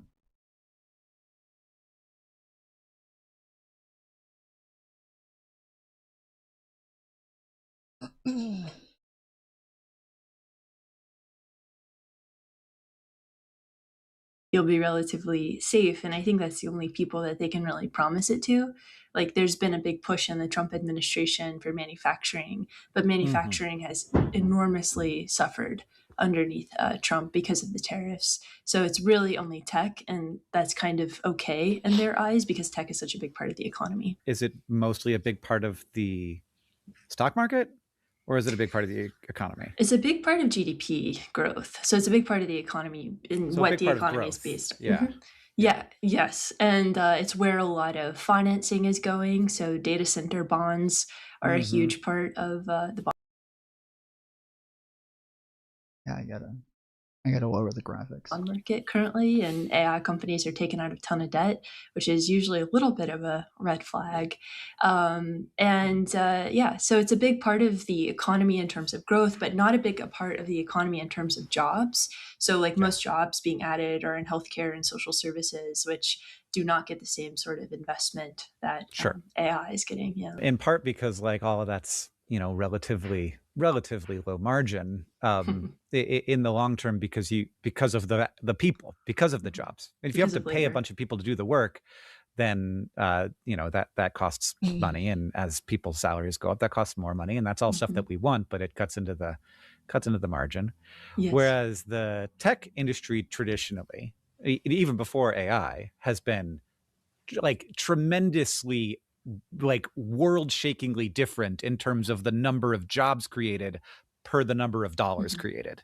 So like far fewer jobs per number of dollars made. But then AI is like a whole nother level of that, where it's like, well, maybe the software can do all of the jobs, which is maybe not entirely untrue. I think there's actually a lot of jobs that will be done by AI. Yeah, that's the big scare in the market right now. Anthropic, which is one of the top AI labs, released this like legal AI assistant, and the stock market had a pretty big sell-off across the software companies because everyone was like, oh my gosh, if they can make this legal assistant, they can make any software obsolete, which I think is a little bit overstated.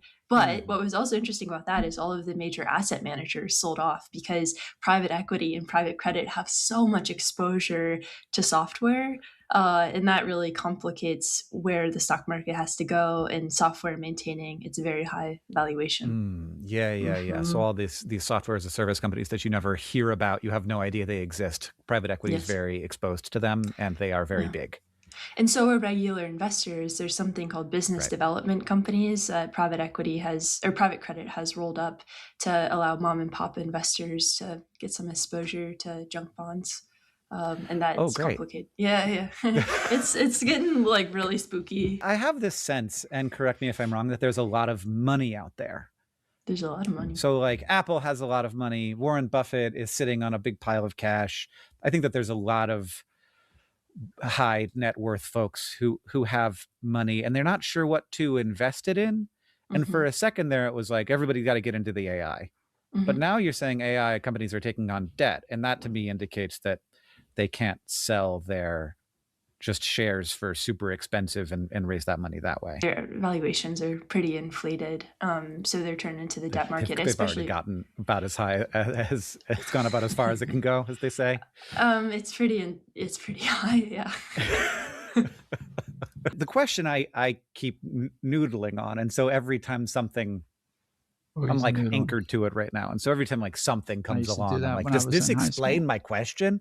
But the question is just like, why is the economy still going hot? It seems like things are fine, and I don't mean the stock market. Like I went to the mall this weekend, and the mall was full of people shopping and going to the arcade. Like the arcade where my son loves to go was sweaty in there. There was so many people running around. I was like, I gotta leave. I feel like I'm gonna get COVID in here. It's very hard to tell when you're on the internet, because of course the internet story is always going to be the scariest story. Nobody's going to talk about how they're doing well. That's not going to be, you know, fun to say. For one, because like there's always people who are not doing well. And so like we're somewhat dependent on government data. We're somewhat dependent on, you know, lots of analysts doing analyst stuff to figure out if things are going okay. Does it seem like things are going okay? I mean, I've been studying this phenomenon of the sort of the disconnect between consumer sentiment, so how people are saying that they feel, and then broad economic data for a long time, because people will say that they're feeling really bad, but they'll go out and spend. Like retail spending is up, you know, consumer credit, people are using their credit cards actively. They're spending money on all sorts of things. We're seeing them spend a lot more on, you know, like food, groceries, rent versus maybe clothes right now. The economy is pretty substantially weakening. But the United States has a lot of access to credit. And so people have a lot of access to credit. And so I think the theory that a lot of people will float with the strength in the economy is that people are able to use their credit cards, able to use products like Klarna, which allow you to pay in installments. But then also, a lot of the spending and a lot of the growth outside of the anecdotes is from higher income consumers. So 10% of Americans, the top 10% wealthiest, drive, you know, over half of consumer spending. And so that is also keeping the economy afloat and ties into your asset price theory, where, you know, everybody's assets have exploded in value over the past couple of years. If you own a home, if you own tech stocks, so people are wealthy because of that. And so they're able to go and spend money in that way. And so that does provide a floor to the economy right now. Does that answer your question? Oh, it gives me great context. Yes. I don't think there's an answer to it, but yes, I it don't gives think me so great either. context. It does feel like the greatest trick the devil ever pulled was tying absolutely everything to the price of these of the stock market. You know, this is like, let's have everybody's retirements be based on that. Let's have the entire economy be based on 10% of wealthy people feeling like they can spend whatever on whatever. Does that feel like the Achilles heel right now? Like if asset prices drop substantially, people suddenly get conservative and that becomes a reinforcing loop? I think that's a worry. Yeah. I think that's a big worry, is that if the stock market does drop, you know, a lot of people's wealth doesn't come from labor income anymore. It comes from owning stocks or owning a home. The Federal Reserve has a pretty good wealth breakdown on their website, and they show this, like for the top 10%, most of their wealth is coming from things that they own or businesses that they own, not from like money that they're making through a job.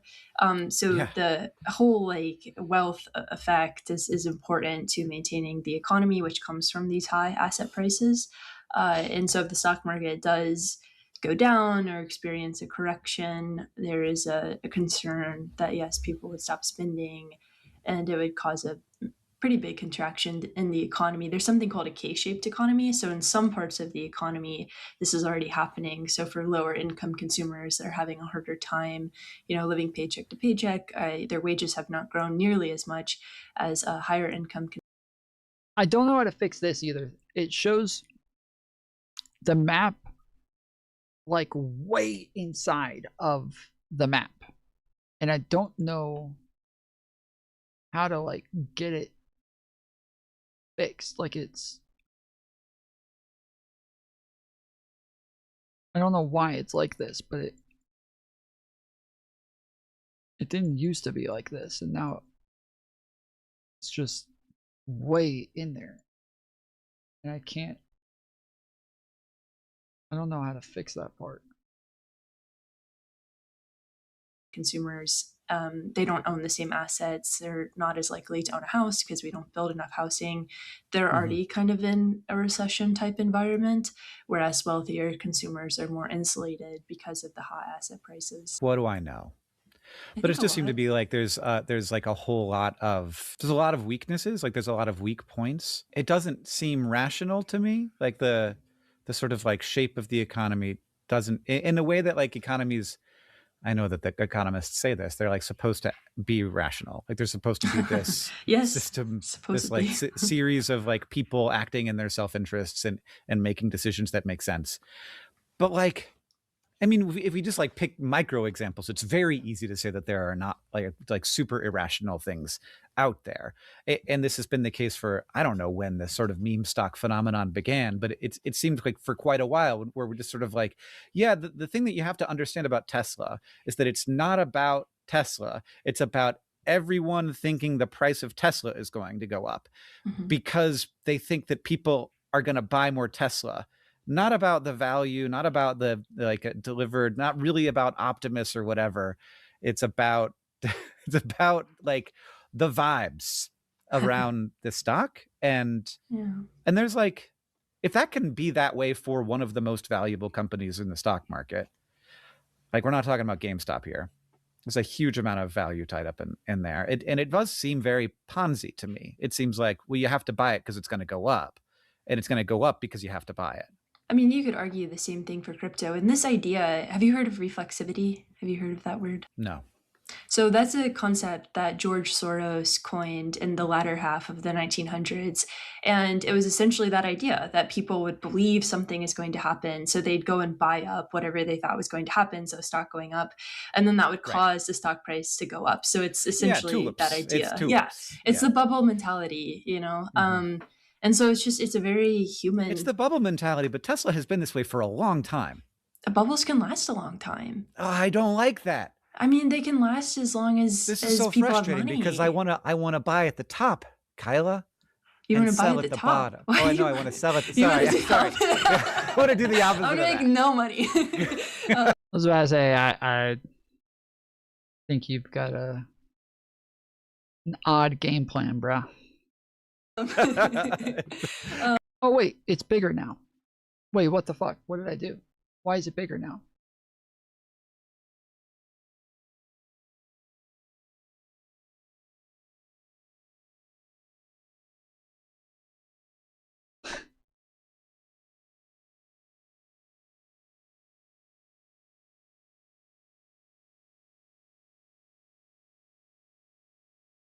Okay, I think it's dynamic mini map.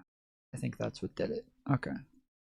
Because I want to know when the bubble's gonna pop so that I can buy puts or options or whatever the thing is that you make money when things go down. Well, then you get into Keynes, right? Markets can stay irrational longer than you can stay solvent. That's an important John Maynard Keynes. I should tattoo that on the inside of my eyelids. Yeah, it's a good one. Yeah. So that's the other funny thing is like economists and market analysts have been talking about these ideas forever, but because there is so much access, which is both a good and bad thing, like you can buy whatever you want on Robinhood, there's much more exposure to bubbles and everybody can participate in one. You know, crypto has proven itself, I think, to be a bubble in some aspects of.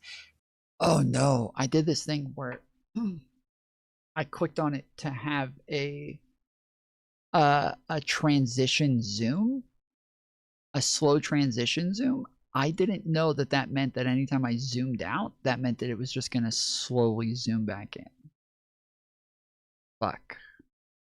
That means that I have to keep zooming out because it's just going to keep zooming back in. Okay. Don't let me forget to turn this off because this is going to be really annoying. I almost feel like I'm getting motion sickness. Yeah, I'm just going to kill myself. I'm like getting motion sickness from watching it just continue to zoom the in. Products that it offers, like Fartcoin. And yeah, Did you say Fartcoin? Oh, you haven't heard of Fartcoin? Are you really? Oh no. I'm sorry. I find myself watching too many videos about astrophysics, I guess. That's much better for your brain. Yeah, Fartcoin was this. It was actually a top performing asset last year. Is it continued to be this year, or has the big sell off? The bubble popped. Yeah, the fart bubble popped. Exactly. But there's a lot of stuff like that, like these things that'll happen, and then everybody will pile into it. Wait, do you guys know what Fartcoin is? I've never heard of Fartcoin. I would assume just by like making the name fart that like a bunch of people are going to think it's an awesome meme and they're going to go buy into it just because it's called Fartcoin. Like I could totally see Wasted going and buying like a ton of coin just because it's called Fartcoin, right? Trump coin is kind of another example too, even though that ended up being a way for people to skirt the legal system and to pay him bribes to get out of jail, like Justin Sun did, using Trump coin as a way to. I mean, that also, I have a theory that we forgot why corruption is bad because we were too focused on the fact that corruption is bad. Yeah. And I think that this is true of a lot of different things in society where we talk about why like thing bad, but we've talked about it being bad for so long that we we lost touch with the why behind it. And corruption is a good example of this, where we're kind of just like, well, yeah, like ultimately we kind of hired a guy who's, a wheeler and a dealer, and like corruption is going to be like a little part of that. But like corruption's bad for like a reason, which is that it is stealing from everyone else. And other countries. The way that he said that, it reminds me so much of the way that like a bunch of past employers talked about Jeffrey Epstein. Like the way that they talked about it was like, yeah, like he was kind of like a more guy who liked to work around the edges, and he was a bit more willing to take chances with what it was he could or couldn't do, and he was good at his job, and so it was just kind of what came with the package. You were his boss, bro. Like you're supposed to stop that shit. Like what the fuck? Why are you just talking about this? Like it just is what it is. Like that your job was to stop him from doing this shit, and you're just talking about it like, I don't know, like he was your boss, and it's just something you had to put up with. Corruption is like stealing from everyone who's not involved in the corruption. From the American people. And that of course like leads to an eventual like corrosion of trust in all institutions, which of course has been going on for a while. Well, if you think about the thing that's backing the US dollar, it's full faith and credit. Oh, that's cool. Okay, so I like that. The color of the wall changes based on whether it's extracting or enclosing. And so if it's going out, if it's getting wider, it turns green. But if it's coming in, it turns red. And if it's not doing either, it turns orange. That's pretty sick. I don't know what I pressed to make that happen, but I like that. I think it does this based on how many players are in the map, right? Is that correct? I think it's like the more players that are on the map, the more it'll expand. And then the more that people die, the more that it closes. And I think that also has to do with like how big the players are. So like if the biggest player on the map dies, now it's going to enclose like 2,000 points, right? If the biggest player had 2,000 points or 20,000 points, it's gonna come in. And so yeah, it's probably about how many points are on the map, more so. But like, yeah, the points are within the players. So in the American institution, and a big part of that. The big part of that is I really don't want that to be the Achilles heel. Oh, sorry, the dollar. The American institution, which of course it is, but I want it to be a well-shielded Achilles heel. That isn't weak. It should be. It was designed to not be weak. It seemed impervious until 10 years ago. I know. Yeah, I mean, if you now it feels like there's there's arrows from every direction headed toward this little boy, and maybe the shields are not as strong as we thought they were. Yeah, I mean, they're auxiliary institutions, is what James Madison. With everything happening with the Epstein files, I don't know if using a little boy in that metaphor is the best choice. Called it like this idea that we would have all of these protection points, the Supreme Court, Congress, as a way to prevent a strongman from coming in. And like the founders knew something like this would happen one day. They knew that there would be a personality that could take over through the power of whatever he has, and they designed it so that there would be institutions that would hopefully stop it. But objectively, the institutions seem to be quite complacent. Now they can just sort of throw insults rather than addressing like real questions that people have about why things are functioning the way that they do. Or they can just scream, the Dow right now, it's over 50 thou. And it creates a very toxic media environment where there is incentive to lie. Everything is kind of being, run by reality TV show.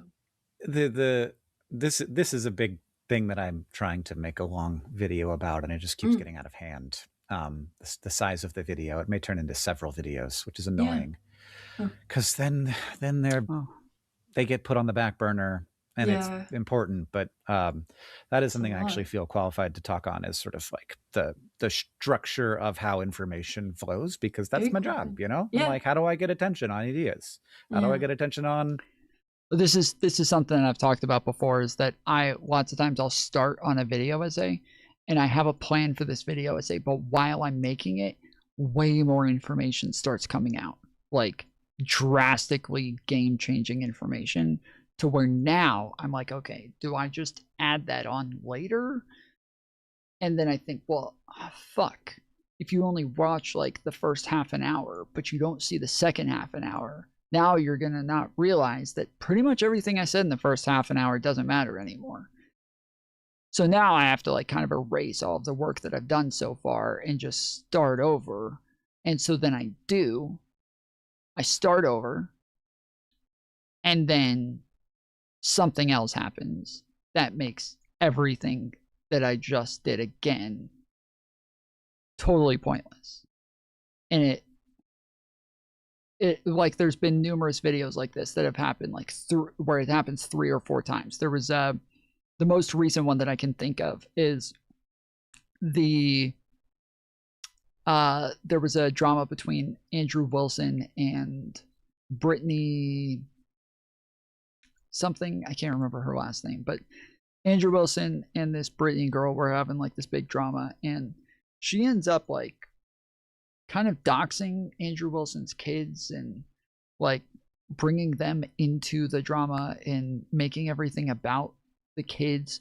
And he had like a really tragic death with one of his kids when they were like just a toddler, and she starts like bringing that up and like calling him like a horrible father for this, and just like really like making it insanely personal. And it was so fucking disgusting. Like the whole thing, it was so fucking gross. Brittany Venti, that's who it was. Brittany Venti. Just, it was so fucking gross. And so I decided to make a video essay on this, because even like some of it I was semi-involved in. I like, a lot of it started with a big conservative named Maria DeLuca, or Isabella Maria DeLuca. And it was like her, Andrew Wilson, the Red Pill Godfather, I can't remember his name either, but Rollo Tomasi. And I was somewhat like involved in the fight on Twitter. And then I had Isabella Maria DeLuca on my show, and we had a conversation about the whole thing. And like Rollo Tomasi like had a full spurg out about me, and and then Brittany did this, which was like on the same side as me, where I'm calling out Andrew and Rollo Tomasi, but it was so fucking disgusting. Like all the shit that she did just made like everything so way out of like what was necessary, what was called for, what was moral. And she just took everything just a million miles too far. And so yeah, so I wanted to make like a video essay to kind of make clear, like, I don't agree with this shit. This is disgusting. Like, still be able to criticize Andrew and Rollo and kind of like make my thoughts on everything clear, and but also separate myself from her. And while I'm making this video, dude, that she comes out with another video, then Andrew comes out with another video, then she comes out with another video, and like each time another video comes out and there's like new information and like new details that kind of like change something that happened, I'm like, okay, I really have to I really have to change the whole thing now. I got to start over. And then I would start the whole thing over and get like 30 minutes into the video, like actually making it and editing it and everything would change again. it would all just change again. So it's kind of fucked. Fish evolution, or the weird economy of the Trump era. I want to, let's get back on a little more of your area of expertise to finish up. Yes. If you could give let's talk about fish evolution, dude. Like the 3 leading reasons, because of course we'll never get to the bottom of exactly what's going on. Maybe in hindsight we'll have some idea, but 3 leading reasons why the economy appears to be chugging along just fine right now. What would you call those 3 leading reasons? I mean, I think there's the wealth effect. So you have asset prices that have skyrocketed. So a lot of people have really benefited from the stock market boom. And then I think that also ties into housing. So boomers have an extraordinary amount of wealth.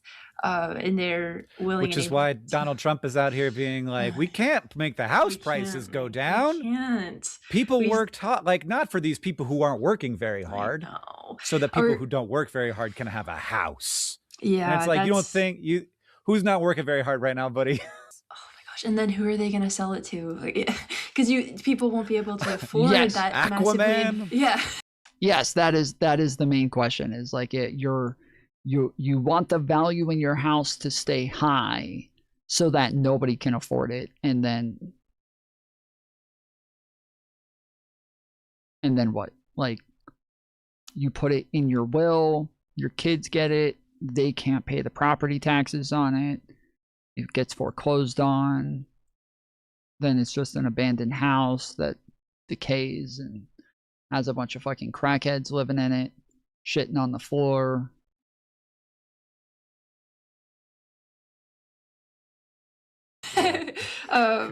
So I think that's a big part of it. And then the AI trade, I think, is providing like a floor to the market and therefore a floor to the economy, data center spending, services spending. So that's creating a lot of economic power. And then I think the third thing is maybe a part of it is that there is that availability of credit. So people have access to things like Klarna. They're able to take out things on their credit cards. There's just new credit tools. There's a lot of, and so some people are getting a little overextended, and we're starting to see that in the data, especially with auto loans. But yeah, I would say those are the 3 things kind of propping things up right now. Yeah. Those don't seem like particularly solid pillars. No, I mean, ideally people would be able to, buy a house with their labor income. And then ideally the whole 401k business wouldn't be just entirely tied up into, like, people would have a different way to retire. So it's not inflating the stock market in the way that it is now. And we'd have investment diversification outside of AI. I mean, I just worry about how many resources we're funneling toward this one thing. And we don't even know if we'll need data centers. Like, it might evolve to the point where the things are so efficient that they don't need these huge structures. Things could get more, like, that tends to be how it goes, but that is the hope, is that we're able to find ways to process and have like memory that is a bit more efficient, to where we don't have to build these massive warehouses. I saw something talking about where they're coming up with, I think they said I don't think it's digital memory. I think digital memory is something different. I think digital memory is where it's using your hard drive for memory, right?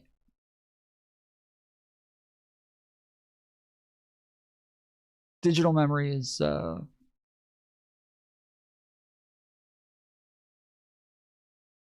when you use your hard drive, yeah. Okay, Google, what is digital memory? According to Wikipedia, computer data storage or digital data storage is the retention of digital data via technology of computer components and recording media. Digital data storage is a core function and fundamental component of computers.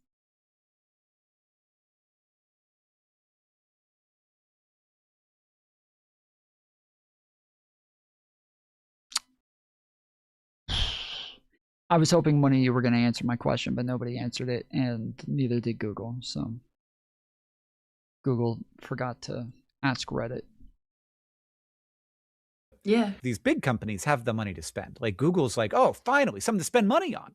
Yeah. We have lots of that. If we can win just by having money, that would be huge for us, because we could have money and we know how to build data centers. And then, you know, the startups, I think, will have a hard time competing in that environment. But you know, the OpenAIs and the Anthropics. But I think also like, I don't think that they're gonna have as much trouble competing. I think that the other companies are gonna be able to sell and rent out storage centers to where it'll be just like it is now. Like there's already tons of companies who are buying up like cloud storage for data warehouses. So there's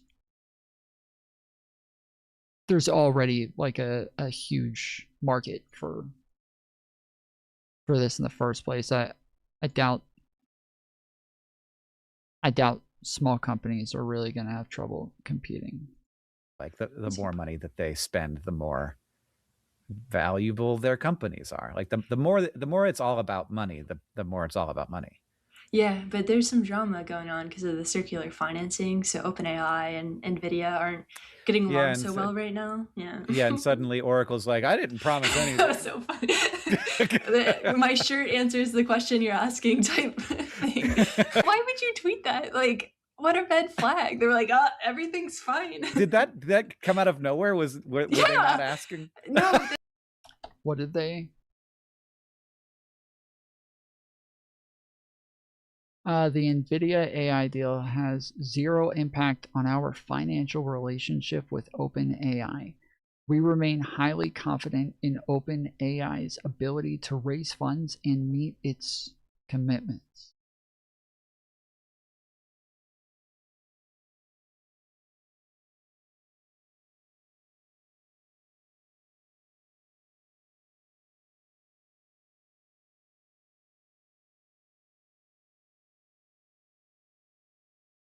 My confidence in OpenAI's abilities to raise funds t-shirt has people asking a lot of questions already answered by the t-shirt.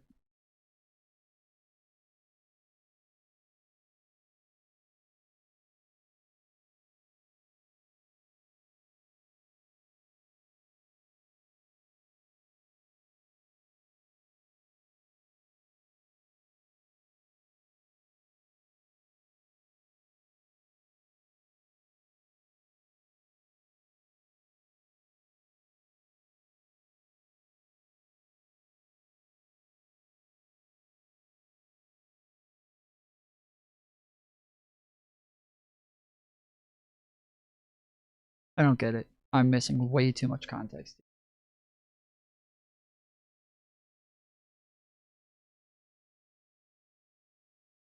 I'm missing way too much context here. I have no idea what the fuck this is about. Type thing. Why would you tweet that? Like, what a red flag. They were like, everything's fine. Did that come out of nowhere? Were they not asking? No, they essentially like started this whole domino effect, and they were like, everything's fine, and then everyone was like, surely nothing's fine if Oracle is like saying that. But it sounds like you wouldn't put like everybody feels like Donald Trump will keep the economy rolling, whatever the cost, as one of the pillars here. He'll keep the stock market rolling, whatever the cost. Yeah, and that's not always reliant on the economy doing well. Sure, but you think that no way you're paying attention. Wait, what do you mean no way I'm paying attention? They didn't give us the context to that. Do you think they said what? I promise you they didn't. If you think they said what it is they're talking about, they I promise you they did not. You mistook something they said for the context, because that did not happen. That is a thing that some people in the world of finance are relying on. Donald Trump being like a ruthless, will keep the stock market up no matter what kind of leader. Yes, absolutely. And I think they're getting sick of it, like the taco stuff. Trump always chickens out, so he'll announce these major tariffs, the stock market will sell off. I don't know how much more power he'll have in that stance. And do you think he might have burned a lot of that ability? Especially internationally. You know, if the EU doesn't want to buy treasuries, we're in trouble. They own 40% of U.S. treasuries. Maybe I know too much. Well, what is the context to it?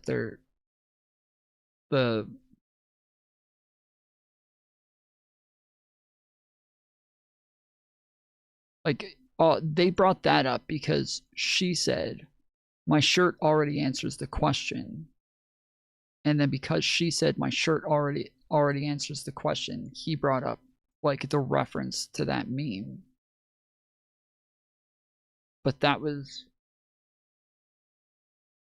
in reference to that was in response to like smaller companies being able to keep up with the bigger companies, and whether or not this is going to be profitable in the long run.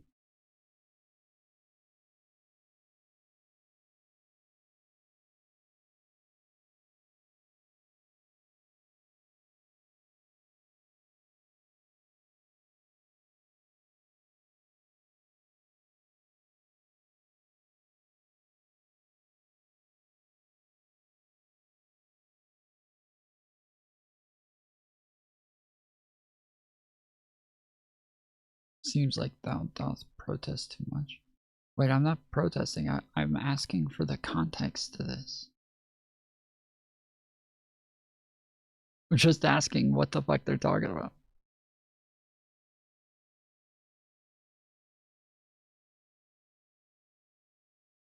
Oh, the unsolicited we were doing fine message from a company. Wait, so but was there not like a public breakup or something? We didn't know that we didn't know that there was some sort of like trouble with Oracle and who was the other company again? Was it NVIDIA?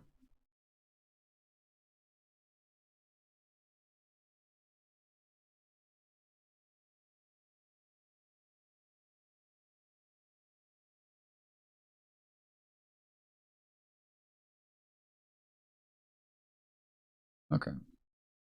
It's what I assumed. I just wanted to make sure. So and that's I think treasuries being a way that we fund our national finance. debt. Yeah, the main way that we fund all of the spending that the U.S. does. So if the U.S. can't fund all this spending, you know, the government or has to pay a higher interest rate to fund it. Right, exactly. And then that's not good either.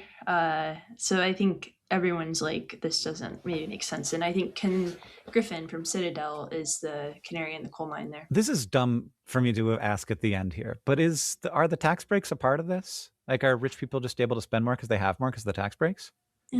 Yeah, and they're pretty successful at bending the tax law to their will. Yeah. But yes, fewer taxes. Well, yeah. I mean, what I'll say is like.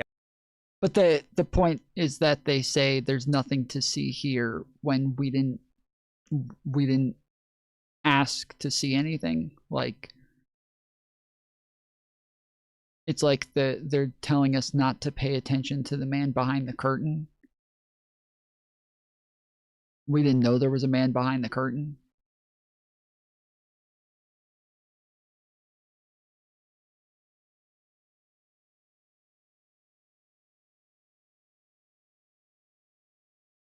As a high earner who also has high net worth, like the earnings, just they get taxed a lot, and like that's fine. But like what I see is that the money that comes from my investments doesn't get taxed a lot, and so like I don't know. I've asked seemingly progressive billionaires about this, and I'm like, why why do I pay so much like lower taxes on money I don't work for? Yeah. And they're like the risk, and I'm like, also labor is a risk. What the fuck are you talking about? My goodness. Like choosing what company to work for is a risk. Companies go out of business. Sometimes they treat you terribly. Like you invest a lot in them and then they can just lay you off. Like it's like risk everywhere, not just for you, rich man. Yeah. There's lots of risk. And so like labor is also risk. I don't understand. Like the idea that capital gains should be taxed at a lower rate. I like maybe there's like some argument there that I don't get, but man, Well, like, am I being incentivized to stop creating value and instead just sit there and look at Robinhood all day? yes, you are. There was a good article in the FT that said that we have become a place of shareholder rights over civic rights. And I think that the taxation system encapsulates that well. Well, that makes me mad. Yeah, I mean, it's like by design. And so it's not great. It doesn't incentivize the right things, especially right now with all the financial nihilism and people not trusting that getting a job will do them any good. So they just go and sports gamble and do prediction markets and stuff. Yeah. Well, I didn't mean to end on that No, sad of a note. it's kind of like every lane you go down, there's some sad note these days. But I have a lot of hope. I'm hopeful. Okay. Like, well, in then the give me with US. that. Where do you feel your hope comes from? I mean, I've been traveling the country for the past year with my book, and I meet people in all these cities, and I meet people who are working really hard on these problems that we're talking about, like how do you make a better world? And a lot of that does happen at the local level right now. Like we focus a lot on the federal problems in the news because they are so big, but what people are doing in local communities is like very important and very impressive, and you just have to believe in those people right now, and that they'll pull us through. What I'll say to people, and like I know I'm talking from a place of just a huge amount of privilege here, but I do think that like, and maybe this message is more for the rich people than it. Like, so if you have more money than average, hear this. Like, I think that it is much more interesting to be out here making value than out here, like moving dollars around. So if there's like ways for you to be in the mix, be in the mix. And also if there's ways for your money to be in the mix, instead of just sitting in your accounts, if it's like out there doing good, try and figure out how to get it out there doing good. Pick a number, figure out where that is, and then get the rest of it out there doing good. Because it's doing nothing sitting in your accounts. It's doing nothing propping up a stock market that's already overvalued. Just get it out. And like there's so much good that can be done out there, and like figure that out in your local community, internationally, nationally, wherever. There's a lot of lessons to learn from the robber barons, like Carnegie. There's a lot of lessons to learn from the robber barons. Like libraries, and they just they spent their money in a much different way because they knew, like Henry Ford, with all his problems, he knew that if he had happy workers, he would have a happy company and he'd make a more successful product. Obviously, he had his own complications, but like they just thought about the. Well, I mean, I don't know if that was different at the time. I feel like that's a philosophy that has been adopted by tons of big corporations, and has been something that a lot of people, a lot of businesses have really,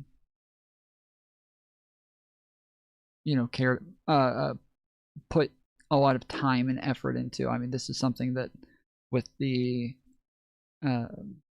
companies that I worked for, this is something that was always discussed, and it was always like a priority to talk about, like, how can we make work a place that people will enjoy, and how can we make this somewhere that they don't dread to come to, and what is it that we can do to make it to where people feel valued and know that like we care about them and that we need them, and they feel needed. And like this is always a thing that I think companies are trying to do, and especially in like the tech world, the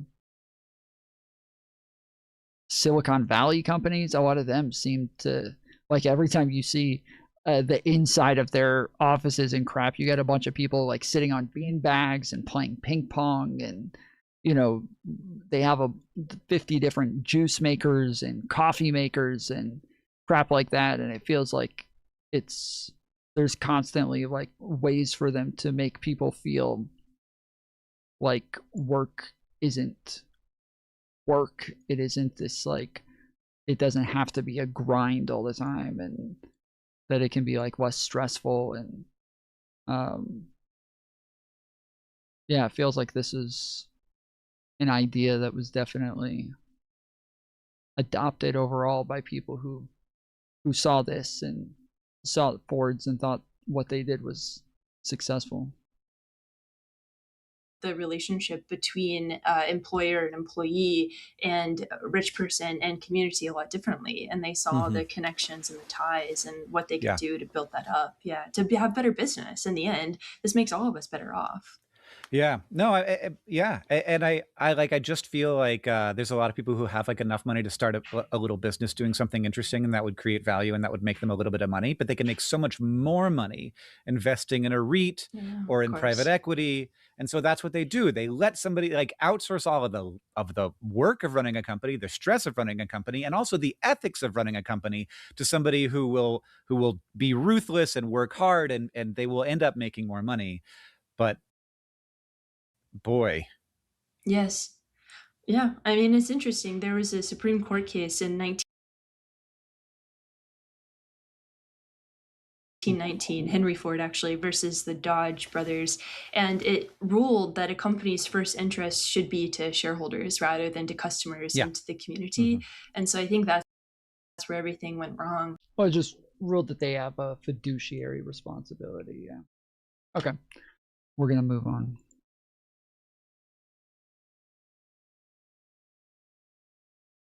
That was interesting, though.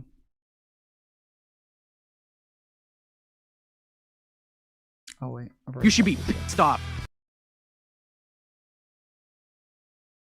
You should be stop that the federal government is lying to you like this. Did we say military-run camps? Military camps force people to be straight. I like that. That's a strong idea. I want to know why you expect to be taken seriously in a political debate when you showed up to the debate in a hoodie. It's called bar fight.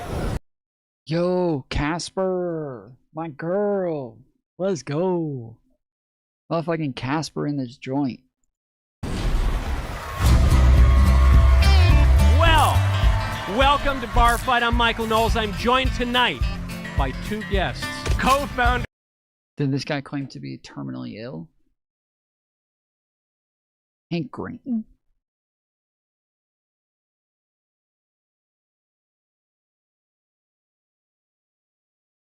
Is Hank Green terminally ill?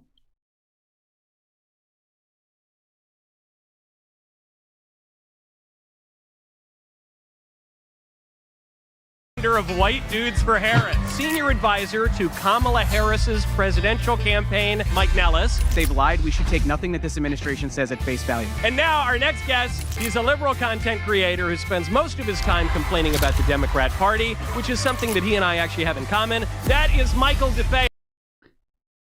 Thinking of Styx Hexenhammer.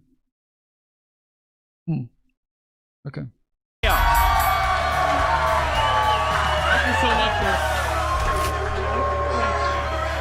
Here is how the show works.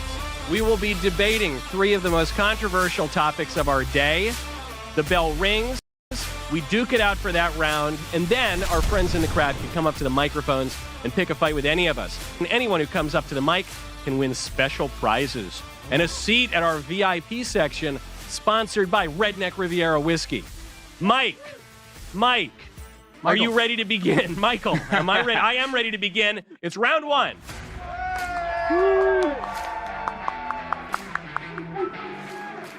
I love this. Now, Mike, Yes, you sir. kick us off. All What is right. your topic?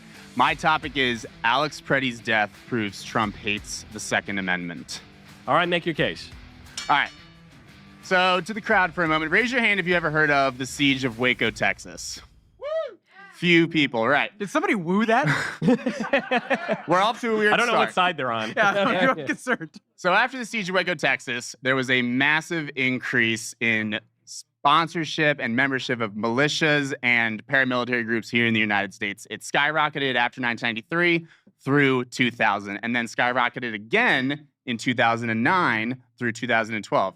I wonder what happened in those 4 years.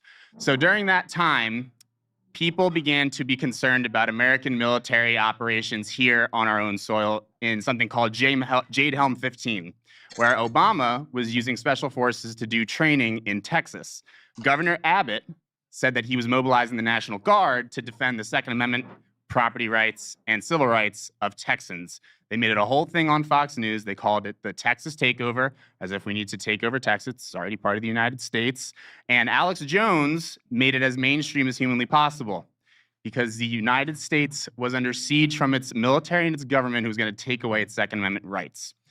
Wayne LaPierre made jackbooted thugs a popular term with the NRA for years about masked agents of the state coming to take away your Second Amendment rights. Alex Preddy was exercising his Second Amendment right in Minneapolis with a registered firearm, a concealed carry permit. He never unholstered the weapon, and he was still killed by masked agents of the state.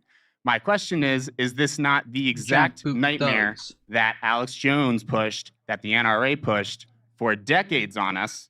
Now, Alex Jones has said that his death was not a horrible accident that deserves investigation.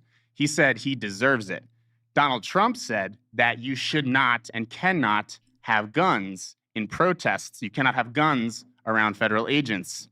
Even the D.C. attorney said you cannot have firearms in Washington, D.C., legal or illegal. So my question is, how is it possible that Donald Trump is the most pro-Second Amendment president in history when the exact right-wing fever dream that we were fed for 25 years has come to fruition under his presidency, and he is the one who has the words coming out of his mouth saying you cannot legally carry a firearm around federal agents?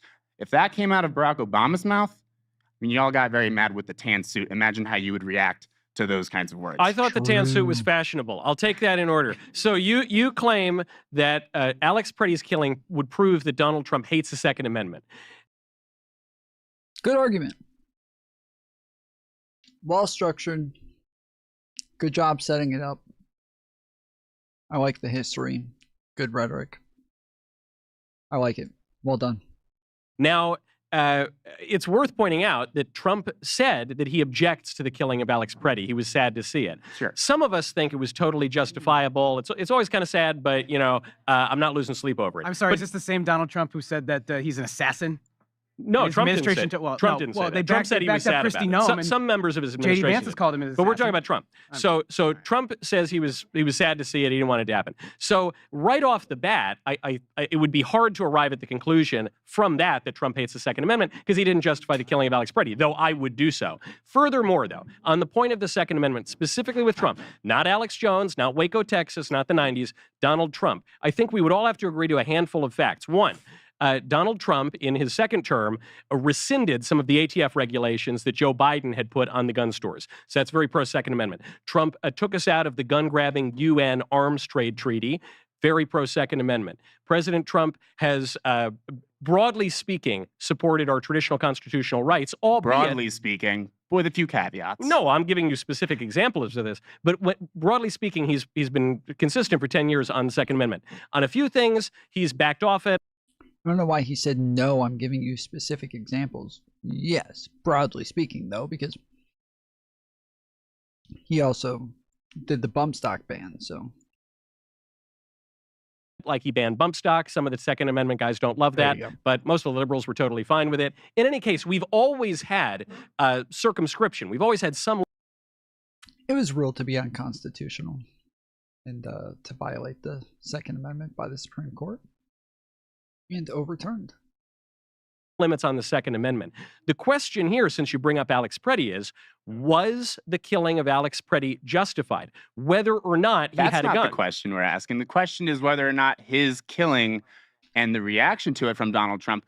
She did say he was sad about it, but that doesn't mean that he supports the Second Amendment around federal officers, because he has said he does not want people having guns around federal officers. It's a very different question than, am I upset that a man was killed? I think it's entirely reasonable to, be empathetic to someone being killed like that. But do you support the Second Amendment or do you not in all circumstances when you call yourself the most pro-Second Amendment president in history? Yeah, but I guess in some of the examples I've just cited, President Trump overwhelmingly has a pro-Second Amendment policy agenda, albeit with some caveats like the bump stocks and the tightening up the background checks. And no guns around federal officers at protests. Well, that was a point he made, which is a prudential point, and I think this is the key here. Because if we say that Alex Preddy was carrying a weapon, and therefore an officer shooting him is a violation of his Second Amendment rights, I think that fundamentally misunderstands what's going on.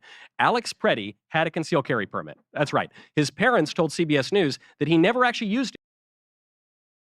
Michael Knowles is totally avoiding the argument that's being made.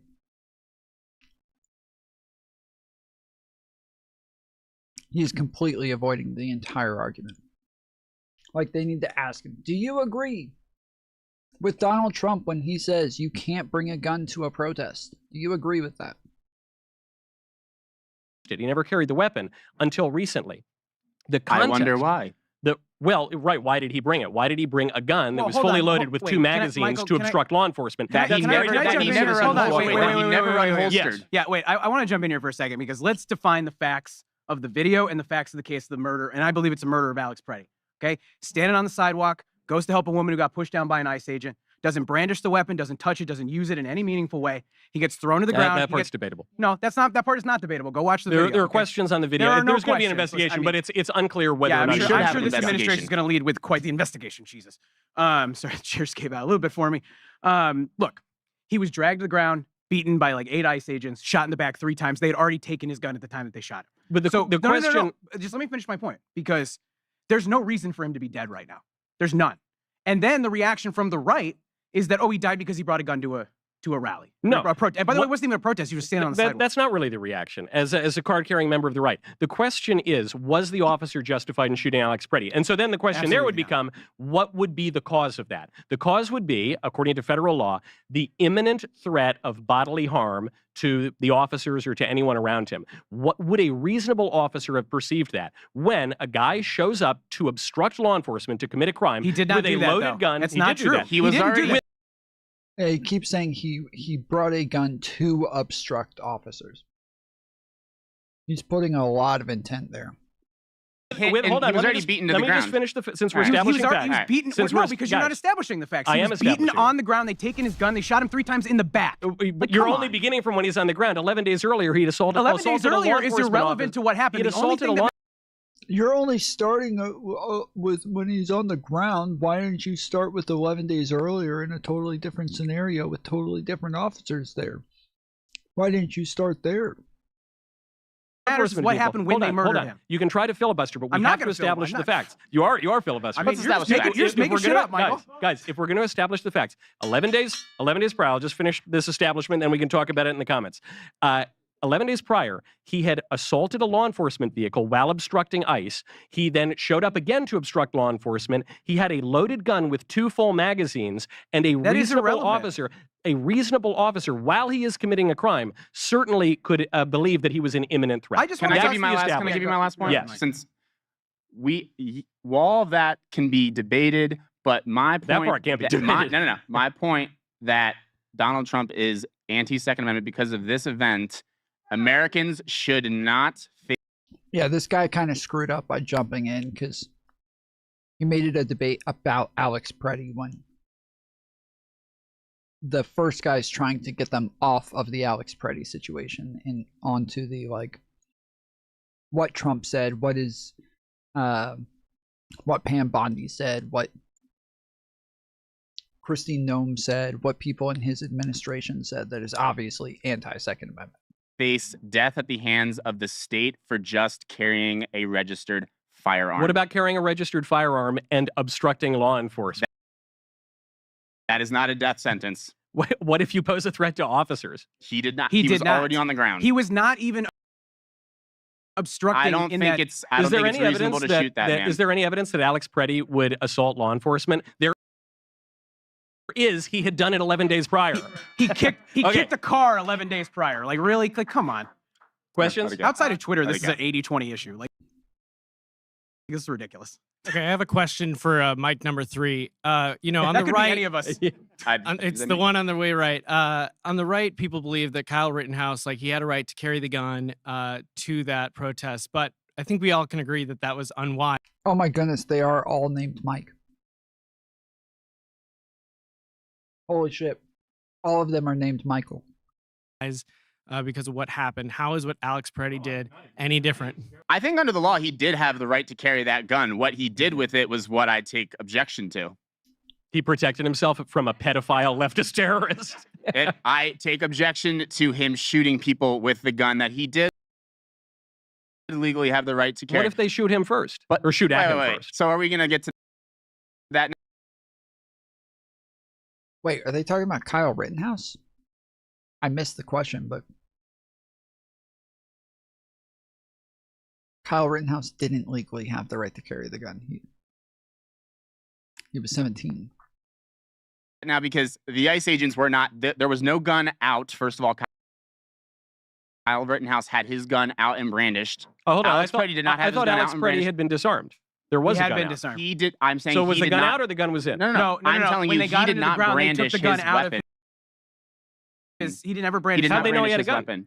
weapon. When they got him into the ground. They are federal law enforcement Was the gun in or officers. was The the first gun thing out? that a federal law enforcement. This is Schrodinger's gun. It's in half the time, it's out half the time. No. Why is this skipping so much, dude?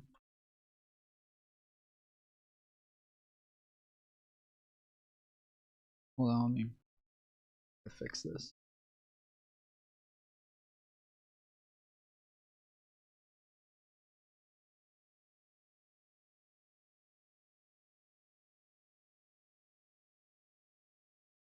Listen, my father was a 34-year veteran of the FBI, 3-time Trump voter, huge Republican. I've talked to him about. Woo!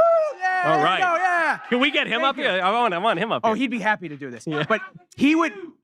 What happened to me? So what happened to you? He says. All kids rebel. I tell you, I took after my mother, but she's more conservative than my father. All right. This is a good family. My dad will tell you this is a bad shoot. And I've never heard my father say any law enforcement shooting was bad until this one. At the time that 6 ICE agents had beaten Alex Peretti, got him to the ground, the first thing they're going to do is check for a firearm. And that's what they did. And one of them took it, and then another one shot him 3 times in the back. I'm sure your father is a very respectable guy with a nice long history serving America, and he voted for Trump, which I love. All he 3 voted times. for him in all 3 elections that Trump won. However, I 2 out of 3 is good. I think you will find that Better than Kamala. Even the subjective judgment of one law enforcement officer or another is not going to overcome the law. And even liberal lawyers seem to agree that the predicate here for the using force was totally met. No, Alex Peretti will not go to prison. Listen, We did a good job getting to whether or not he deserved to die when the question was, is Trump still supporting the Second Amendment by what he said? I thought we had resolved that because again, I'm certainly happy to defend the shooting of Alex Peretti. Trump doesn't really do that himself. Right, so that's my question. Trump called him a domestic terrorist over the weekend. The Trump administration. No, has gone Donald after Trump him. himself on Truth Social posted that he was a domestic terrorist 4 days ago. Was it a retruth? No, it was him in his own words. Interesting. Wow. Okay, I didn't. I mean, it was in lowercase, so I'm not sure he wrote it. I'm glad to hear I know, that it's hard to Trump catch 'em is all. defending the shooting of Alex Peretti even more than he had been. Right. All right. Do we have another question? Do we have Yes. time? No. I would like to. Bro, Michael is trying so hard to avoid this. This is wild. Like, I don't think I've ever seen him run from a topic this fucking hard. This is why they need to just put the question to him and say, do you agree with Trump when he says that you can't bring a gun to a protest? Like, do you agree with Pam Bondi? Do you agree with Chrissy Nome? Do you agree with these people when they say you can't bring a gun to a protest? Go back to the original claim of Michael 3. Yes. Are we establishing 1, 2, 3? Yes. Okay, great. I'd like to go back to your premise, which is you're saying that his description of not or a request not to bring firearms around federal agents. Can you describe why his request for people not to do that because it's dangerous is him being anti-Second Amendment? He didn't request. He said you can't do it. And correct. I was about to say it's not really a request. He said it like 3 times. You can't bring a gun to a protest. You just can't do it. We can't have that. You can't do it. Like, this is not.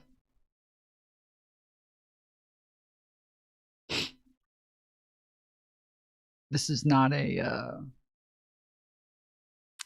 request. This was not put in a like pretty please format. This was in a like, this is what you are and are not allowed to do statement.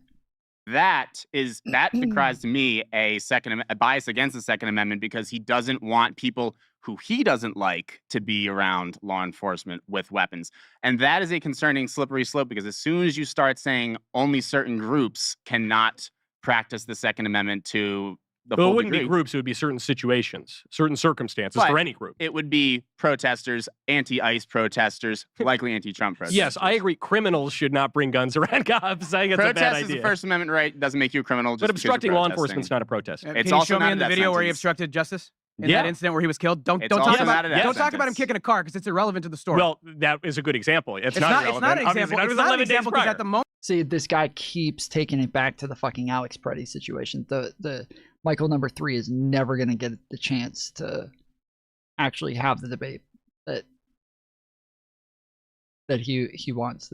It's never going to fucking happen. This is I feel bad for him. Like, this is kind of sad. Like, he keeps trying to take it back.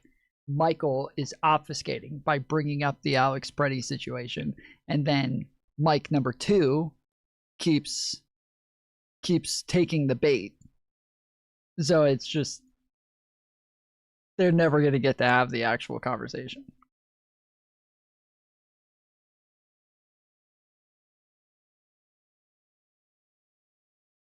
It's a good example for premeditated murder if they knew who he was prior to killing him. I want to just add something a little bit broader to Michael's point here, which is that I believe that Donald Trump's support for the situation, or for the Constitution, is completely situational. He wants the Second Amendment for him and his people. He wants the First Amendment for him and his people. Doesn't want it for anybody who stands up to him. And so they blame Alex Preddy. What's your evidence for that? What's my evidence? Other than say Alex Preddy. They talk about being a First Amendment absolutist, but he's got no problem using the power of the FCC to silence a comedian that he doesn't like. He's got no problem. When did he do that? Which comedian? Jimmy Kimmel got taken off the air. Is Jimmy Kimmel off the air? He was off the air. Doesn't mean he didn't try. He was off the air. He was off the air until. How long was he off the air? Hold on. He was off the air for a few days, but it came to the point where guys like Ted Cruz had to come out and say what Donald Trump did was wrong. I adore Ted Cruz. He's a good friend of mine, but we had a disagreement on that. Okay, I mean, then your support for the Constitution is situational too. No, because I'm a First Amendment absolutist. Well, I'm not a First Amendment absolutist. I believe in the Second Amendment, but not for Alex Preddy. Like, come on. But no, it's embarrassing. Network television is licensed through the government, so the government has a regulatory authority. That makes it okay for them to shut down a comedian because they made a joke that Trump didn't like. Yeah, basically. Yeah. Oh, I see. At least you're honest. I just also want to note that earlier Michael was talking about how we have to have gun regulations, but if I were to suggest we do something about school shootings, be like, oh my God, it's horrible. Like, come on. What would I say? What would I say in this hypothetical situation you've invented for yourself? Oh, hypothetical situation like school shootings that happen every single day in America? The hypothetical is the conversation that we had in your head about school shootings. No, because earlier you were talking about how there has to be limits on guns. Yeah, there are limits to all rights. I know. I think this guy's already drunk.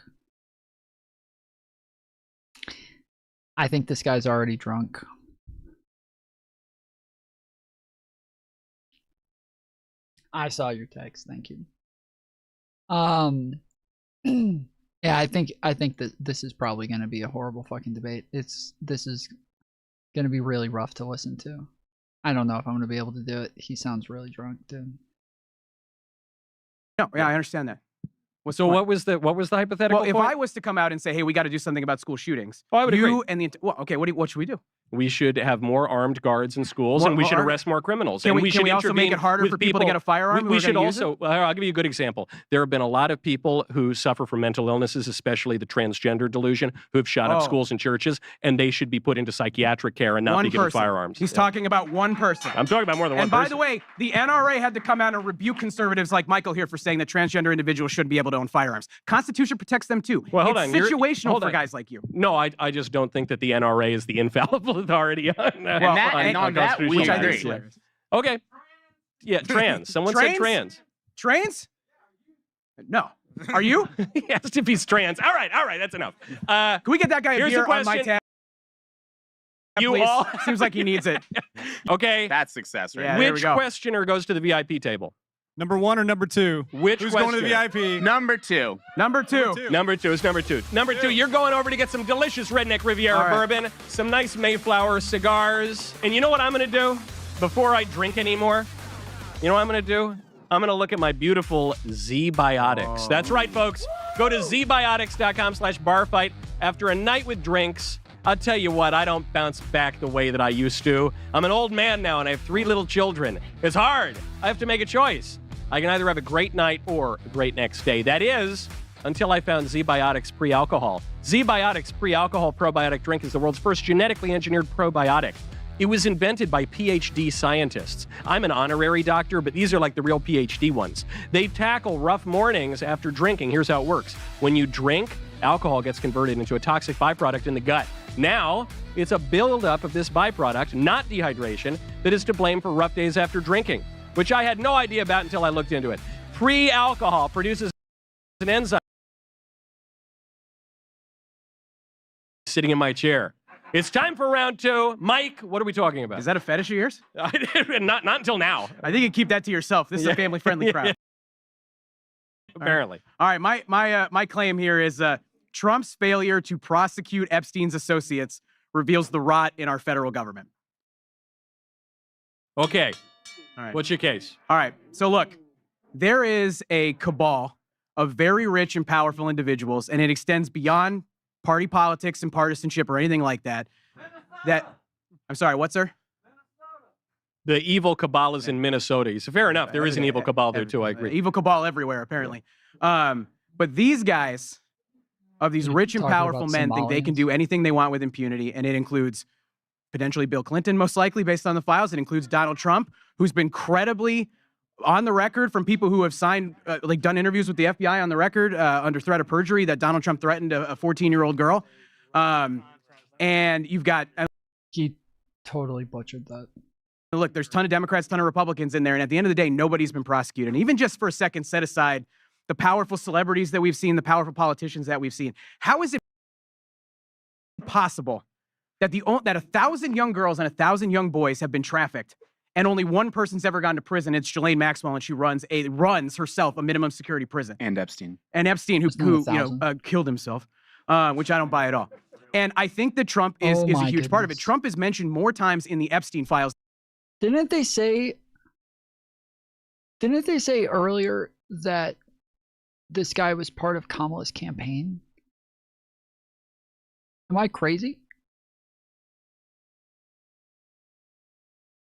Didn't they say earlier that this guy was like a campaign advisor to Kamala Harris?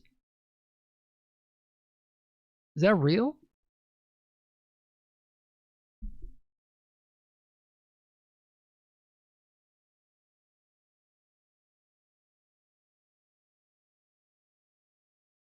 Than Harry Potter is in the entire Harry Potter series. Okay? And so Donald Trump wants to look at the American people and say, I don't know Jeffrey Epstein. I had nothing to do with Jeffrey Epstein except he met his wife at an Epstein party. He partied with Jeffrey Epstein. He's talked about being friends with Epstein. No, he says that they cut ties. Yeah, but he knows him. He says he knows him. He never said he doesn't know him. They partied all over the 90s. There's a million photos. Yeah, I'm just saying the claim you just made isn't true. You said he says he doesn't know him. He says he doesn't know him all the time. Just the other day in the Oval Office, he was like, I don't know anything about Jeffrey Epstein. We should move on. Like, it's ridiculous. Like, there is a group of wealthy and powerful people who want to pit everybody in this room. Yeah, this guy's just wrong again. This guy's horrible, bro. This guy's fucking horrible. I don't know who he is. I don't know what he's doing, but this guy sucks. Against us. They want us to hate each other so that they can get away with abusing little girls and little boys. And I'm sick of this shit, and I want to talk about it with you guys. Okay, so I think that you have just accidentally undercut your whole debate premise right off the top, even without my help. Are you going to defend what happened in the Epstein files? I'm not. I'm going to talk about the thing that you brought up in your debate. So you said Trump's failure to prosecute Epstein's associates reveals the rot in our federal government. Yeah. But then I should add, by the way, Joe Biden's failure too, because they didn't prosecute this when Biden was in office. Sure. I'm just gonna point out, and that actually plays into it as well. I'm gonna point out you've undercut your whole debate premise because you have admitted immediately that actually the 2 top people in the Epstein operation, namely Epstein and Ghislaine Maxwell, have been prosecuted, and weirdly enough, they were arrested and charged by Donald Trump, not by Barack Obama, not by Joe Biden. It was by Trump. And so right off the bat, the premise is false. But then let's go down further, because I think a lot of people want to see more prosecutions in the Epstein case. Or any prosecution. And Donald Trump was not in control of the DOJ in his first administration the way that he is in this administration. if Donald Trump told Pam Bondi to say that the election was stolen, Pam Bondi would say the election is stolen. Bill Barr wasn't willing to do that. Bill Barr was not going to just lie and say the election was stolen. Pam Bondi will. Pam Bondi will 100% say the election is stolen if Trump tells her to. This is a different DOJ. This is a different group of people. So, sure, the Epstein was arrested under Trump's DOJ, but there was actually a separation there where the way that it's supposed to be. Trump was not in full control of the DOJ. And when Trump told him to go after his friends, when Trump told him to go after lawyers, when Trump told him to go after TV stars, when Trump told them to go after other people for First Amendment stuff, they said no. Every time they said no. When Trump told them to go after Hillary Clinton, they said no. They said, we can't do it. This one, they will literally fire career prosecutors to put in another fucking dick suck that's willing to go after the people that Trump wants them to. This is a different administration. This is a different world. This is not the administration of 2016. So to say that was Trump's DOJ that arrested him, it's not the same. Like, under Biden, we wouldn't say Biden's DOJ did this. The Biden, that's not a thing that we would ever say, because technically, like, we would want the DOJs of every president to act independently of the president. So we wouldn't give credence to the president normally that the arrests happened under them, unless that's part of like some sort of like agenda that they ran on, saying like, we're going to go after child trafficking or something like that. Then sure, like, data on that will be beneficial, but specific arrests, not so much. Specific arrests are not going to be as big of a deal. So yeah, just like bringing up that, well, the Trump administration arrested Epstein is not the point that he thinks it is. But I don't think anybody on there right now is going to call any of this out, like how horrible of a fucking argument that is. I need to find out when they're coming to Atlanta for this show. Sure, other than the top two, sure. Yeah, but they moved Ghislaine Maxwell to a minimum security prison and promised her a pardon. Sure. I mean, she's serving a 20-year sentence, but I agree. She's going to we get want pardoned more at the end. prosecutions. Listen, but here's my question. Show of hands. How many people think Ghislaine Maxwell is going to get pardoned at the end of Trump's term? Like, come on. Nobody. Really? Come on. Nobody thinks so. Of course, she's not going to be in prison at the moment. You pull this up. The question then becomes though, because okay, we agree the premise is wrong, but the thrust is fine. We want more prosecutions. Okay, who would you prosecute and on what grounds? Yeah, so I would start here. One, I don't believe that the DOJ has taken this case seriously at all. And just separate out the names for a second. How can they traffic 1,000 young girls and 1,000 young boys without other people who help them do that? Who help them recruit those girls, move them around? I'm asking a direct question. Who would you prosecute? I don't have a specific name because there you go. That's the problem. You say we have to prosecute. So you people. think it was They're a mom? Hold on. So wait, you think it was a mom and pop sex trafficking operation in Florida? You're inventing a bunch of things I've never said. I'm asking you questions that you can answer, but you're not answering them. You made a claim. You said Trump needs to prosecute the DOJ needs to, and I said, okay, well, who Trump do you want? Is the DOJ? Who do you want? Well, at least they're distinct, but no, yes, they work for the That's administration. how Don Lemon got arrested on Friday. I'm sure it's because they're very separate. You're trying to avoid the question. You said Trump needs to prosecute more people. I said, great. Who do you want to prosecute? And you said, Herder, I don't know. That's not at all what I said. Who should he prosecute? I said, how is it possible? You're avoiding the question. Okay, I don't have a specific name because guess what? I'm not in the Let Epstein him prosecute Bill Clinton. Yeah, start there. Prosecute Bill Clinton. Okay, on what grounds? I don't like Bill Clinton. Whatever the FBI has in those files is. Have you looked at the files? Have any of you actually looked at I have looked at the files. Okay, what grounds are you going to prosecute Bill Clinton? I didn't say prosecute Bill Clinton, but like, on what grounds are you going to prosecute Bill Clinton? On what he tells Congress when he comes in to testify in public hearing. You're going to prosecute him. This is horrific, bro. This is horrific. This is actually horrific. This is what I would expect MAGA to sound like. These guys literally sound like MAGA right now. I'm not even kidding. I'm not being hyperbolic. These guys sound like MAGA. They literally sound like MAGA. Have you read the files? Yeah, I've read the files. Who would you prosecute? Bill Clinton. Why? What's in the files that would make you prosecute Bill Clinton? We'll prosecute him based on his testimony that he's going to give in a couple weeks. He hasn't even given the testimony yet, and you already want to prosecute the motherfucker? This is a MAGA argument. This is like a full cope argument, dude. This is a hardcore copium argument. For something he hasn't done yet. Yeah. Okay. Who would you prosecute? Look, again, I want to find the co-conspirators who traffic these kids. Okay. So if you're asking me for their names, and by the way, I am asking you for their names, and you won't give them. I don't know the names of most of the perpetrators because the DOJ blocked them out. Right. They had no problem releasing the private information of the victims of Epstein's crimes, but they had a huge problem releasing the names of people who preyed on little girls and little boys. That's not true. That is true. I could give you plenty of names. Adriana Ross, Nadia Marcinko, Sarah Kellen. These are the closest associates around Jeffrey Epstein who we have firm facts, because I actually have gone through a lot of the files. We know that they were trafficking the girls. Sure. Those are the ones you'd want to prosecute. All women, by the way, weirdly enough. You know why we can't prosecute them? Because they're protected by a 2008 non-prosecution agreement long before Trump entered the scene. Which was by a Republican that Donald Trump put in his cabinet. Who else do you want to... That's not true. That's not true. They are not protected by that. If they are protected by that, so is Ghislaine Maxwell. So is Jeffrey Epstein. If they're protected by that, so are they. But currently, Ghislaine Maxwell is behind bars. Why? Because the non-prosecution agreement that was made was a state conviction. This is in a state court. This guy's got a really cool slither, dude. His snack is dope. It's literally glowing the entire time and it's flashing blue to red. How did he do that? That was sick.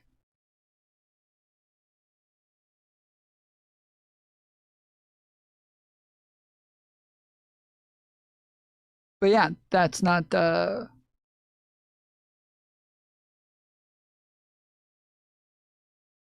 that's not how that works. It was the non-prosecution agreement was made in a state court that was in a different jurisdiction. The Epstein case and the Ghislaine Maxwell case are all federal. These do not apply. And the labor secretary. Who else do you want to prosecute? Do you want to prosecute Les Wexner? On what grounds? Sure, maybe on what grounds? Do you want to prosecute Alan Dershowitz? On what? A claim that was made and then retracted by the claimant? You want to prosecute Bill Clinton? On what? You say he went after a 14, 13-year-old girl? That case was already brought to court multiple times. A California judge dismissed it, and then the claimant dropped it twice. So who are you going to prosecute? You can't give me anyone. You're saying Trump's a bad guy for not prosecuting anyone. I say, great. Who do you want to prosecute? You said, I have no idea. He was talking about the case against Trump and Epstein in that one, not Bill Clinton. What I am trying to say is that there is a powerful group of people in this country who think they can get away with anything. And right now they're getting away with abusing little boys and little girls. And they're getting away with it because multiple presidential administrations, Democrat and Republican, sir, have refused to take these allegations seriously and investigate it. And right now, if you go look at the documents that they dropped on Friday, the names of the perpetrators of the crimes are blacked out. That's not true. It is true. I just named a bunch of the associates. I just named... No, I'm talking about the people who are abusing little girls. Yeah, me too. You're talking about the people who trafficked. You had their names. I'll give you credit for that. Congratulations. I'll go further than that. But, people have had claims made against them. Bill Clinton, Alan Dershowitz. They are blocking out the names, and they've never seriously investigated the claims that have made. And again, it's not just Donald Trump's fault. In the files, you can see the investigations. You just cited it because you were talking about the claims made by the women to the FBI. Yeah. So you yourself admit they've been So you don't believe the claims, is what you're saying? Well, in some cases, the claims not only were deemed not credible by the FBI across multiple administrations, but in some cases, the claims were retracted by the accusers themselves, as in the case of Alan Dershowitz. But again, we know that this is a real thing because Ghislaine Maxwell... Do we? You're not giving me any names. What was Ghislaine Maxwell found guilty of? She was of conspiracy to traffic minors. Yes. Yes, she's also a registered sex offender. So why is she in a minimum security prison after Todd Blanche? Isn't that part of the problem that we don't know? Yeah. We do not have a lot of these redacted names, and so we don't know, and that's part of the big problem here.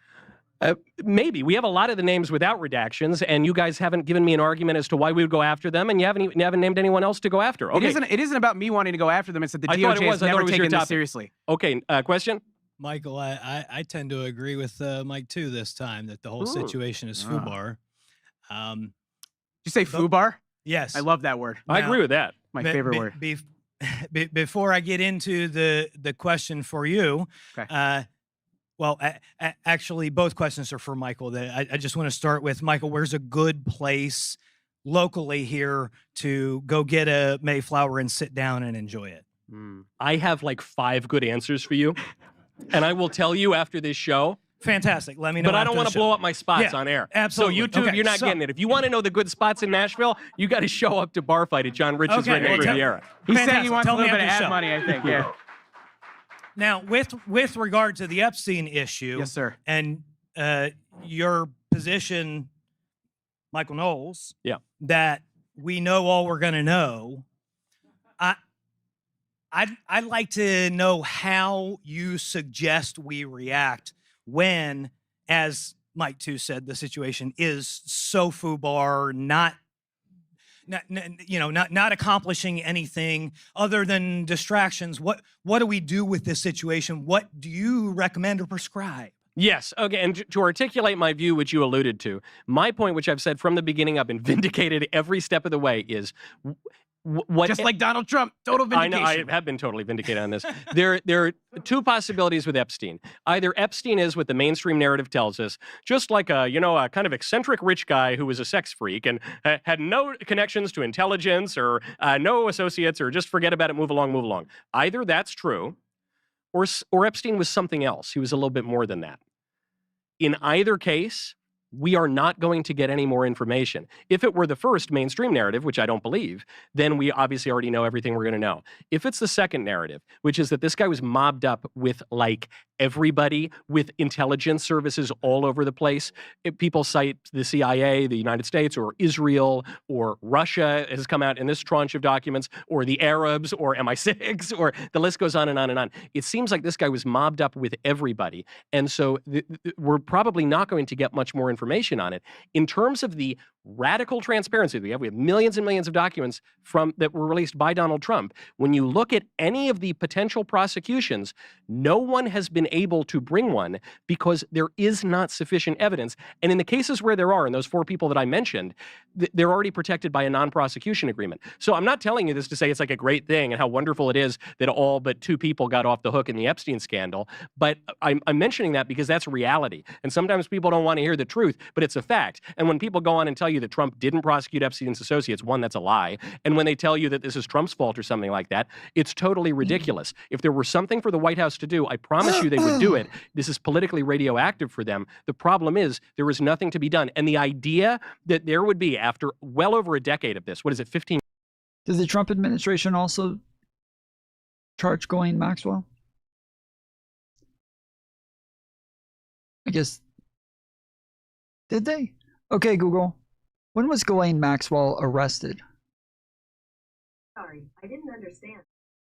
Okay, Google. When was Ghislaine Maxwell arrested? Sorry, I don't understand.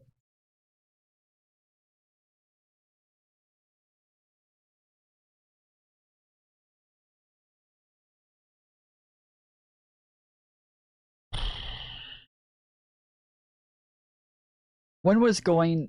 Fuck. I fucking...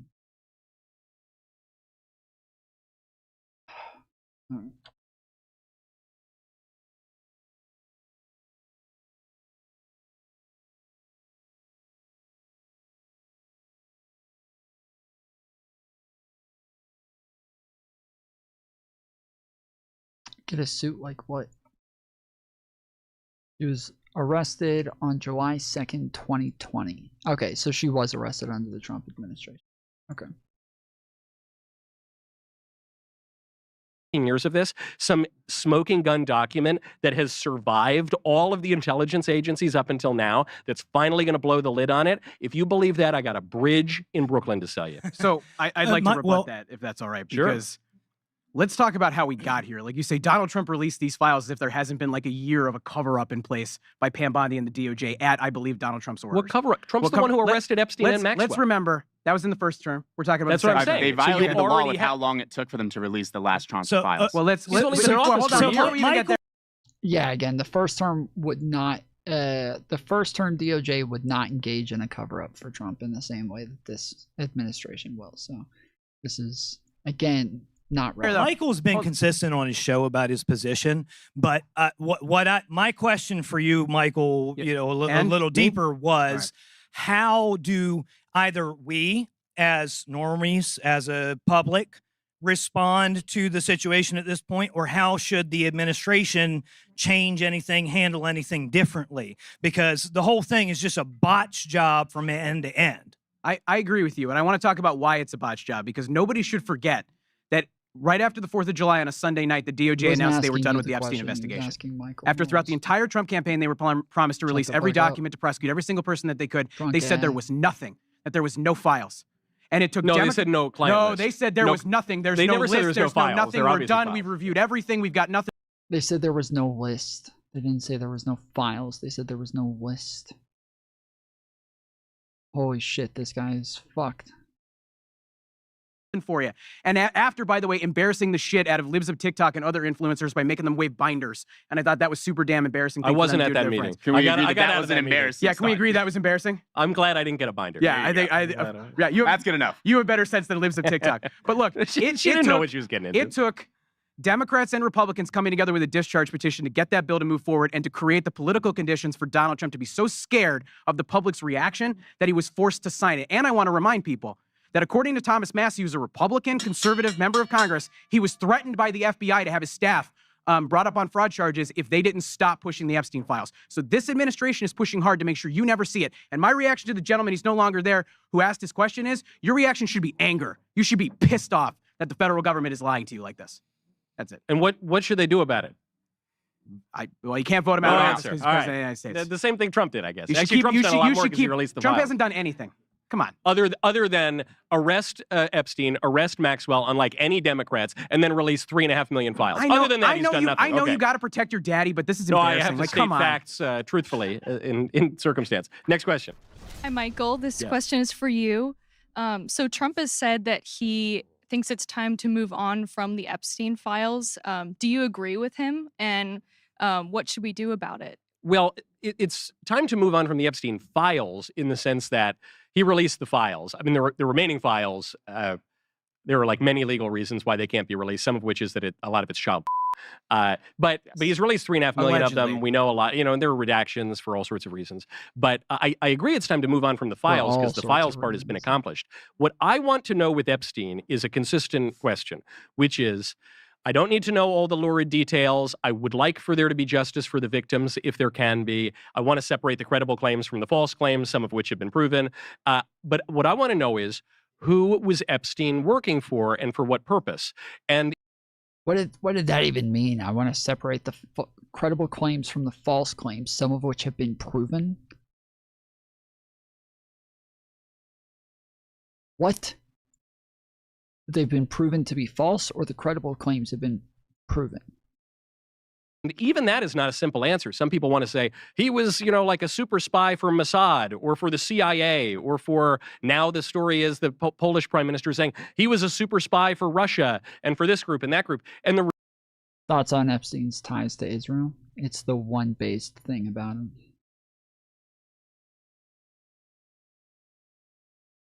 The one thing that makes him cool. Reality is there's evidence to back up like all of that, and it's very unclear what his actual mission was. Furthermore, the claim that he was a spy makes people think that he was James Bond, training at Lang. It's kind of like in Dumb and Dumber. When you hear all this fucked up shit about Jeffrey Epstein, you're like, oh my goodness, this guy is a sicko. And then you hear that he might have been Mossad, and then you're like, oh my goodness. Just when I think you can't make things any worse, you go and do something like this and totally redeem yourself. Or something, on a mission to, but I don't think that's really what he did. I think he was a dodgy influence peddler who collected connections and greased the wheels of government and business and politics around the world. And so I want to know what that is. I want to know the machinery of the corruption more than I want to know the lurid details. That needs to be pursued. That we need to continue to follow. However, I'm open to suggestions on how to do it because he obviously ran a very sophisticated operation. Yes, the reason that the people want the details, though, is because it's become obvious that the people who are in government are not capable of making these decisions without bias. And so the idea now is, okay, well, if they're not doing anything about this and they keep claiming that there's nothing to do, then we want to see it ourselves. We want it all to be released. We want it all to be public, and we'll decide whether or not there's anything else that can be done. We'll decide whether or not there is anything else to do. And with the release of the information, I think most of us see this and we say, oh, okay, so there is more to do. There is more. We're missing a lot here. There's a lot going on, and we're just missing all of the details. All of this information that's being released is being released without context. And then when you're missing the context, you think, well, it's got to be on just another page somewhere. They had to have gone looking for it, and they just have it in a different place. It's just obviously this one thing that I'm reading right now leaves a lot of questions. So I'm sure they asked those questions and got the answers. So let's go find those answers. And then you don't ever find any answers. So it like, this is the entire reason that we wanted everything, is with all of the lurid details, is because, yeah, we're kind of wondering what the fuck is going on here when so little seems to be happening on such a big case. And no one's been able to come up with answers yet. Can I jump in here with 2 points? The first is they have not released all of the Epstein files. That is something they continue to lie about. And what should they release all the child? What if it's actual not necessarily to the public, not to the public. Congress. Maybe to members of Congress. But like, look, I don't buy their claim that there's just a bunch of child there. It feels like you don't think there's child in the Epstein I'm sure files? that there is, but I think the idea that the remaining files is all child is not saying it's all. Given the number of times that they've lied, we should take nothing that this administration says at face value. The second thing is, and on that first point, they still haven't released the names of everyone who's been accused of violence against little boys and little girls in the Epstein files. They are concealing those names, and the question is why. Now, number two, again, wait. I let you talk. Can you let me finish, please? Sure. Thank you. And you can tell me why I'm wrong in a second. Happily. All right? But like, the second point I want to make is you've brought up multiple times, like, is he a Mossad agent? What's this? He a super spy? Like, what is he? And that's a very clever thing that MAGA-oriented influencers are doing right now, because they want you focused on that so that you can be like, ooh, was he working for Putin? Ooh, was he working for Benjamin Netanyahu? Instead of going, how is it possible that nobody is being prosecuted for these crimes? How is it possible that they're concealing these names and this information? I just explained that to you. Look over here. Don't look over here. Like, come on. I just explained it to you because you can't name the crimes or the people to prosecute. I can't because I don't have all the information. There you go. Okay. They're concealing the next names. question. They're concealing the names. How am I supposed to tell you the names of the things that are concealed? Is it possible that the names that are concealed could be concealed because there's an active investigation against those names, and that creating or leaking those names out to the public could create a public just outcry against those people that would jeopardize the trial? Yes, or that is true. I would be very surprised. Another reason that it would be irresponsible to release just any name willy-nilly that's had an accusation is because it would undermine the bedrock principle of our system. Well, that would have made a lot of sense under the Biden administration when all of that was happening. And when you guys all complained that the Democrats didn't do that, you kind of make the argument for exactly why they didn't do it. But at this point, we're 6 years out. The fact that there's just now becoming an investigation into these other people, I don't know. System of justice, which is that people are innocent until proven guilty. We already know Except for for a Alex fact. Preddy, though, he deserved to die. Well, Alex That's what Preddy, you said earlier. Again, that's a little. You said it was a good shoot. Yeah, it was a good shoot. Yes, people who are actively obstructing law enforcement with guns and double mags are putting themselves in danger, and unlike things are not alike. I agree with that. on. But to your point on why they might conceal some of the names, yeah, you can't just air totally unfounded accusations, especially accusations that have been investigated and been found, including by judges in some cases, to not be credible. That would be reckless and would undermine the bedrock principle of American justice. Okay, any other questions? Over there, do we have any questions? Hello? Yes. I have a question for the man in green. It's a very simple question. I want to know why you expect to be taken seriously in a political debate when you showed up to the debate in a hoodie. Wow. Ooh. Wow. Ooh. You want to talk about shots fired? Justifiable shots fired. Wow, that's a lot. I'm at a bar. Like, it's called It's called bar fight. I showed up to drink. By the way, they asked me a week ago what beer I wanted. I said Guinness, and then suddenly at the last minute, the Guinness tap broke. I know, So the the sabotage happened at the beginning. So it was rigged. It was rigged. It was a rigged beer raid. Like, look, I don't like. The president of the United States wears a long red tie and wears a suit 2 sizes too big. Like, who cares what people wear? Like, focus on the content. Like, Michael's got a nice suit on. Michael's got, I don't know, a bomber jacket on with a nice gold watch. Like, whatever. You either like me or you don't. I don't give a shit. He doesn't care. Yeah. He's had a few non-Guinness beers in him. He doesn't care. Hey, okay. bartender, 3 shots of tequila, 1 for each of us. Wait, who the fuck? What the fuck is this? What the fuck is this?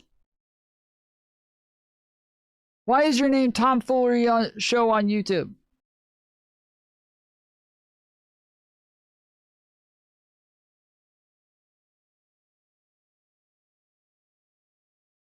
I think, is this a bot or is this one of you guys? I don't want to kill you if it's one of you guys, but I think it's a bot.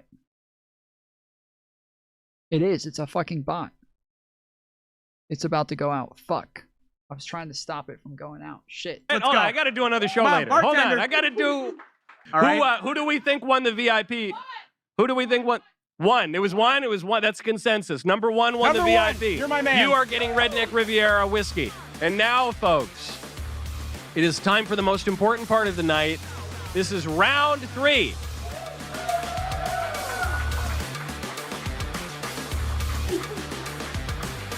Round 3 is my topic.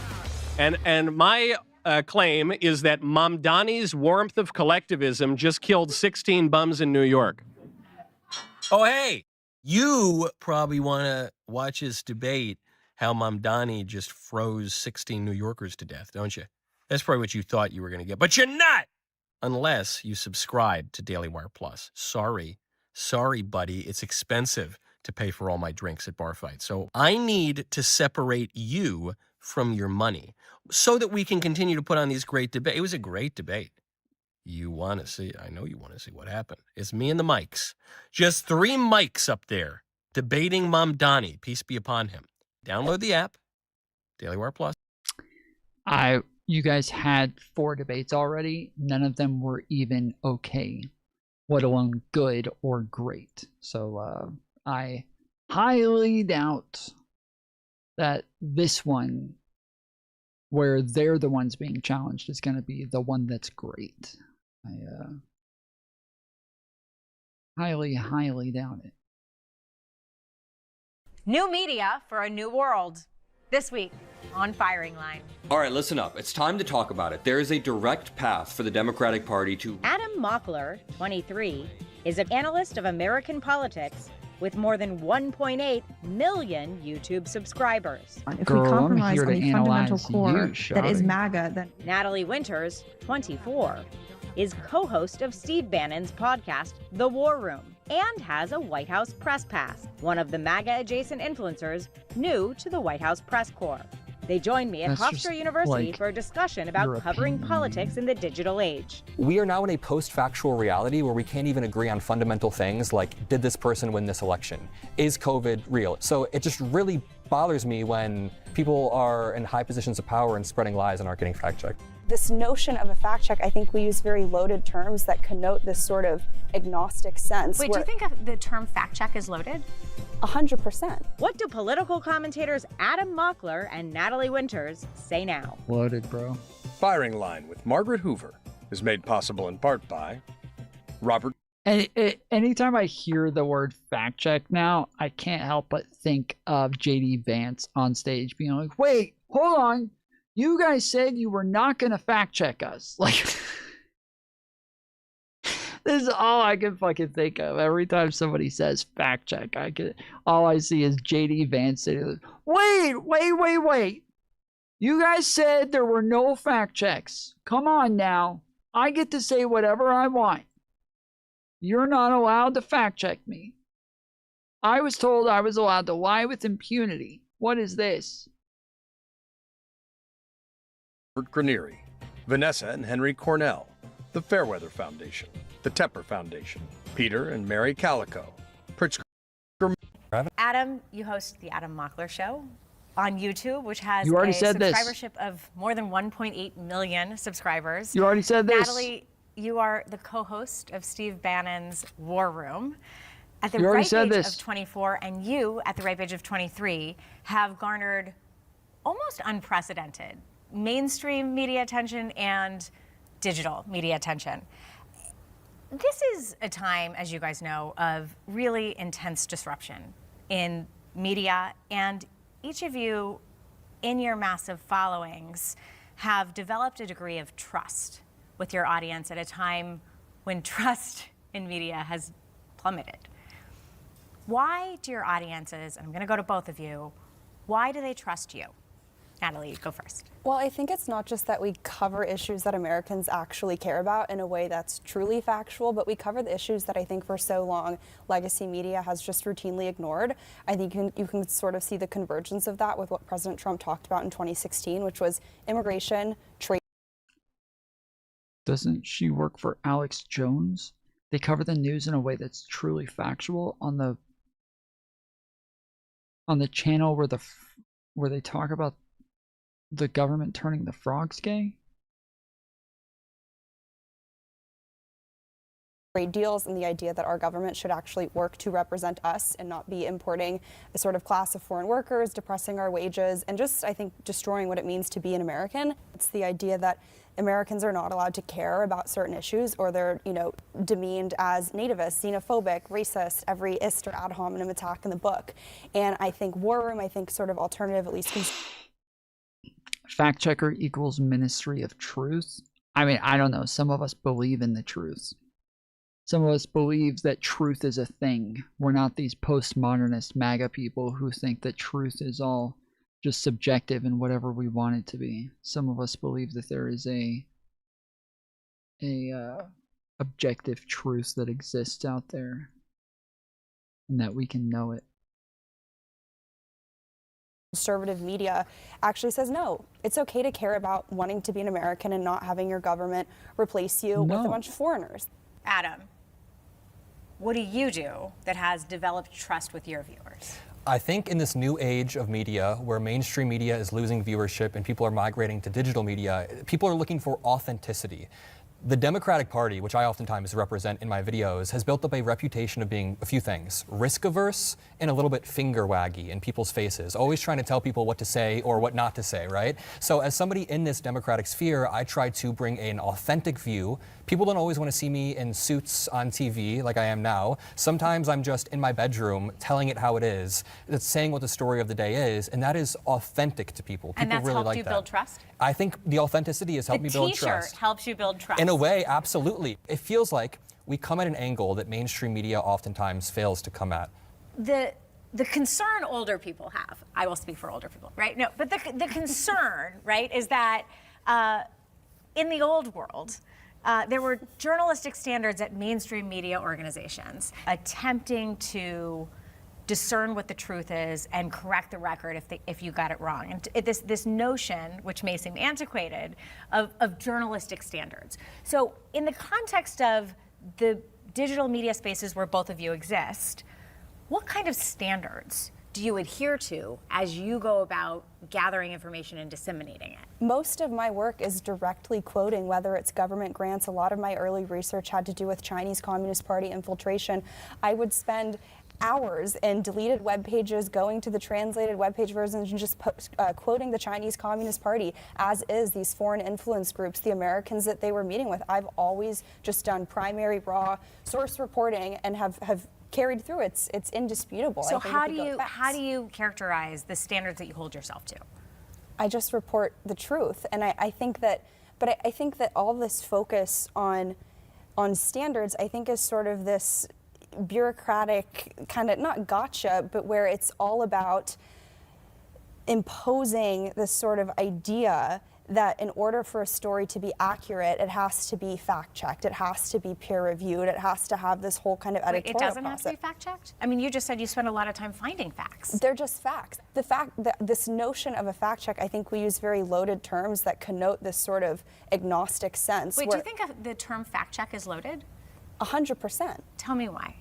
a construct that was created by this sort of anti-disinformation industry, which I think... Well, it shouldn't be, we should be against Factual. disinformation. We should be, Actual tell me about the actual disinformation industry. But I think definitions 'cause we should matter here. Yeah. Because I think all of our definitions of disinformation would differ. Fact-checking is great. We should check facts, but I think it's important to understand who is actually doing, because I think there's a weaponization of these terms, that there's this... Yeah, this guy's changed the color of his glow to where it glows red, whereas the rest of us glow white. That's interesting. I don't know how the fuck he did that. Implied neutrality, that the people who are checking your facts are people who have no bias. But then and is that's it not true? I think you make a very fair point. So then, to quote Dan. Well, having a bias doesn't matter if it's a fact. Like them having a bias doesn't change whether or not something is a fact. And most fact checkers don't just tell you what the answer is, right? You go to a fact checker website, they don't just say, this is the answer. You know, did Donald Trump say there were very fine people on both sides? Yes. Like, that's not how that works. The fact checker gives you information on what happened. It gives you like all of the context you could possibly want, from like the claim made, the why it was made, and then the answer and all the context behind the answer. And then there's sources. They give you sources. They give you video evidence. They give you like the proof right there. They give you the information right there so that you can just click on it and see it for yourself. You can see whatever the fuck it is that they're talking about. And, or they can, you know, sometimes the answer is, you know, currently the answer is no, because there's no evidence to back this up. Like, things like that, right? It's not just an answer, but that's what they act like. They act like fact checking is just like they're telling you what is true. It's like, no, they're not. They're not telling you what is true. They're showing you. That's the whole point of it, is to show you what is true. What the fuck? Like, you could, but these are all people who have just been so propagandized against fact checkers that they've never even used one before. They've never even just taken the time to use a fact checker. Daniel Patrick Moynihan, a former Democratic senator, who said, you know, everybody is entitled to their own opinions, but not their own facts. I mean, is it the case then that we might actually agree on a set of facts, consistent facts, that we can then debate? But the point of fact checks, they have really only ever been weaponized to pull content down. Fact check. Tom, think about how everyone interpreted the good killing differently.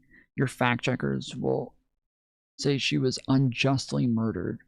The right will say she was killed while ramming an officer with a car. Justly and unjustly is like a different aspect. But that like you're bringing up like subjective aspects of something that isn't able to be fact checked in the same way. Like those are not like facts that can be checked in the same way of how fact checks actually work. Like if they did a fact check on Christine Nome saying Alex Preddy approached officers with a 9mm handgun. Okay? The fact check would say missing context. And then it would add, he did approach officers and he did have a 9mm handgun, but he was not holding the handgun. The officers could not see the handgun when Preddy approached them. And so the handgun being on Preddy when the officers took him down is not a relevant factor in the confrontation that took place. that is like how the fact check would happen, right? And they would show pictures of him approaching and everything in the scenario, and then a video, and like those are facts that we can get like a source on, right? But even a fact check on the Renee Good scenario would say like that the car did touch the officer as it was pulling away, and that it was that he was not in front of the car when it hit him, but that the officer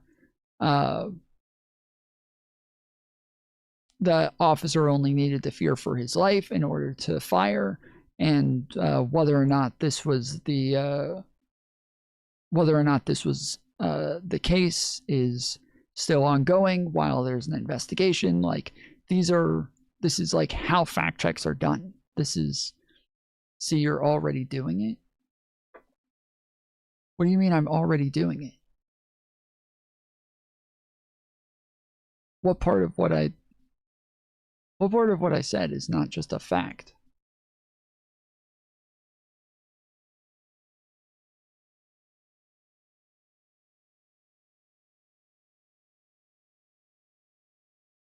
He was obviously in front of the car. He was not. The car literally would have run him over if he was in front of the car when he got hit. It would have run him over. You understand that, right? If you're in front of a car, when it hits you, it runs you over.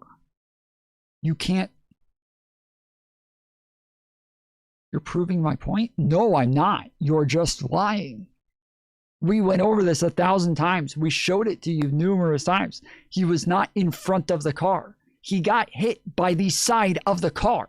He got hit by the side of the car.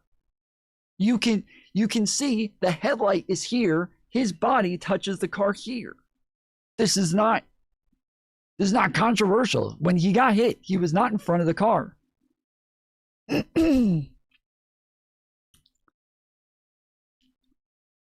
He was in front of it. He got hit. He was in front of it at a point, not when the car touched him.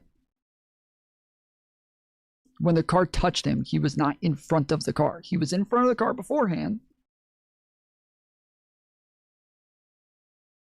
And then when the car touches him, he is no longer in front of the car.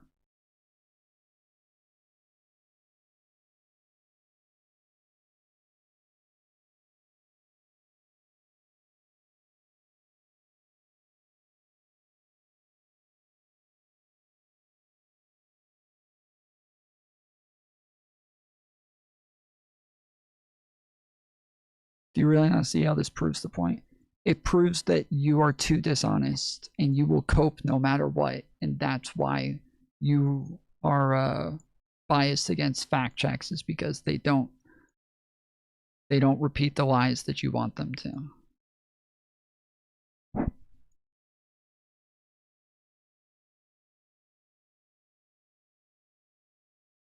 We will pull it up again.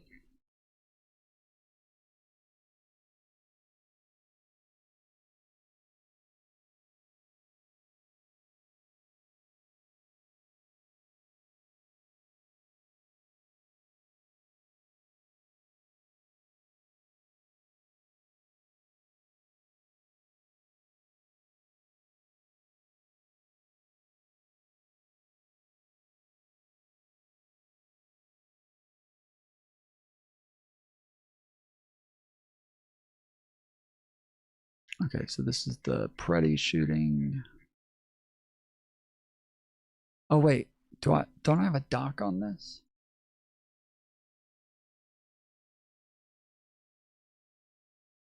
Yeah, Renee Good footage.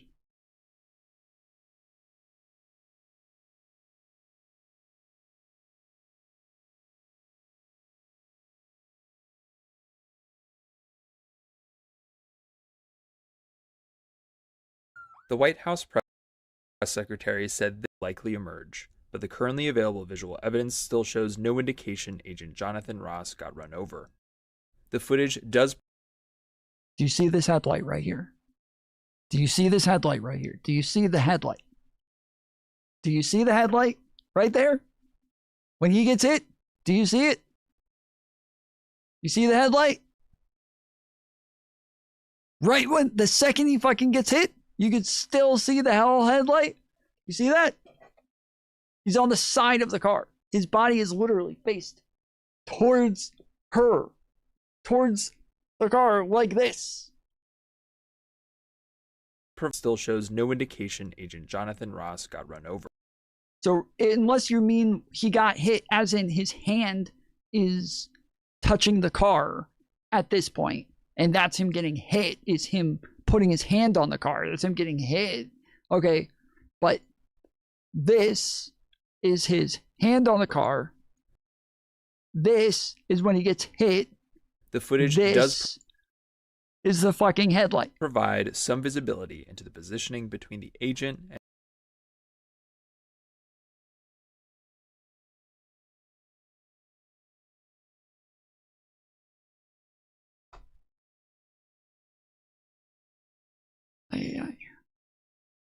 checks have only ever been weaponized to silence content that doesn't fit mainstream narrative. Okay, Adam. Yeah.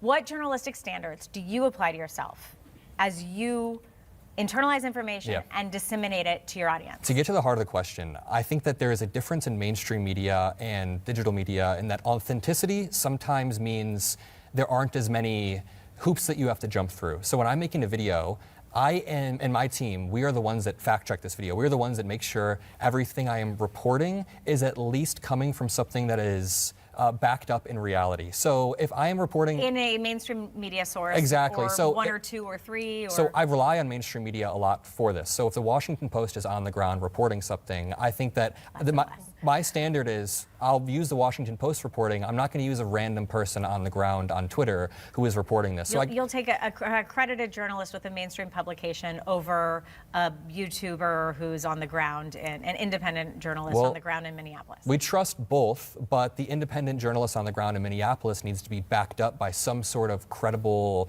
information or source. What is a world without fact-checking?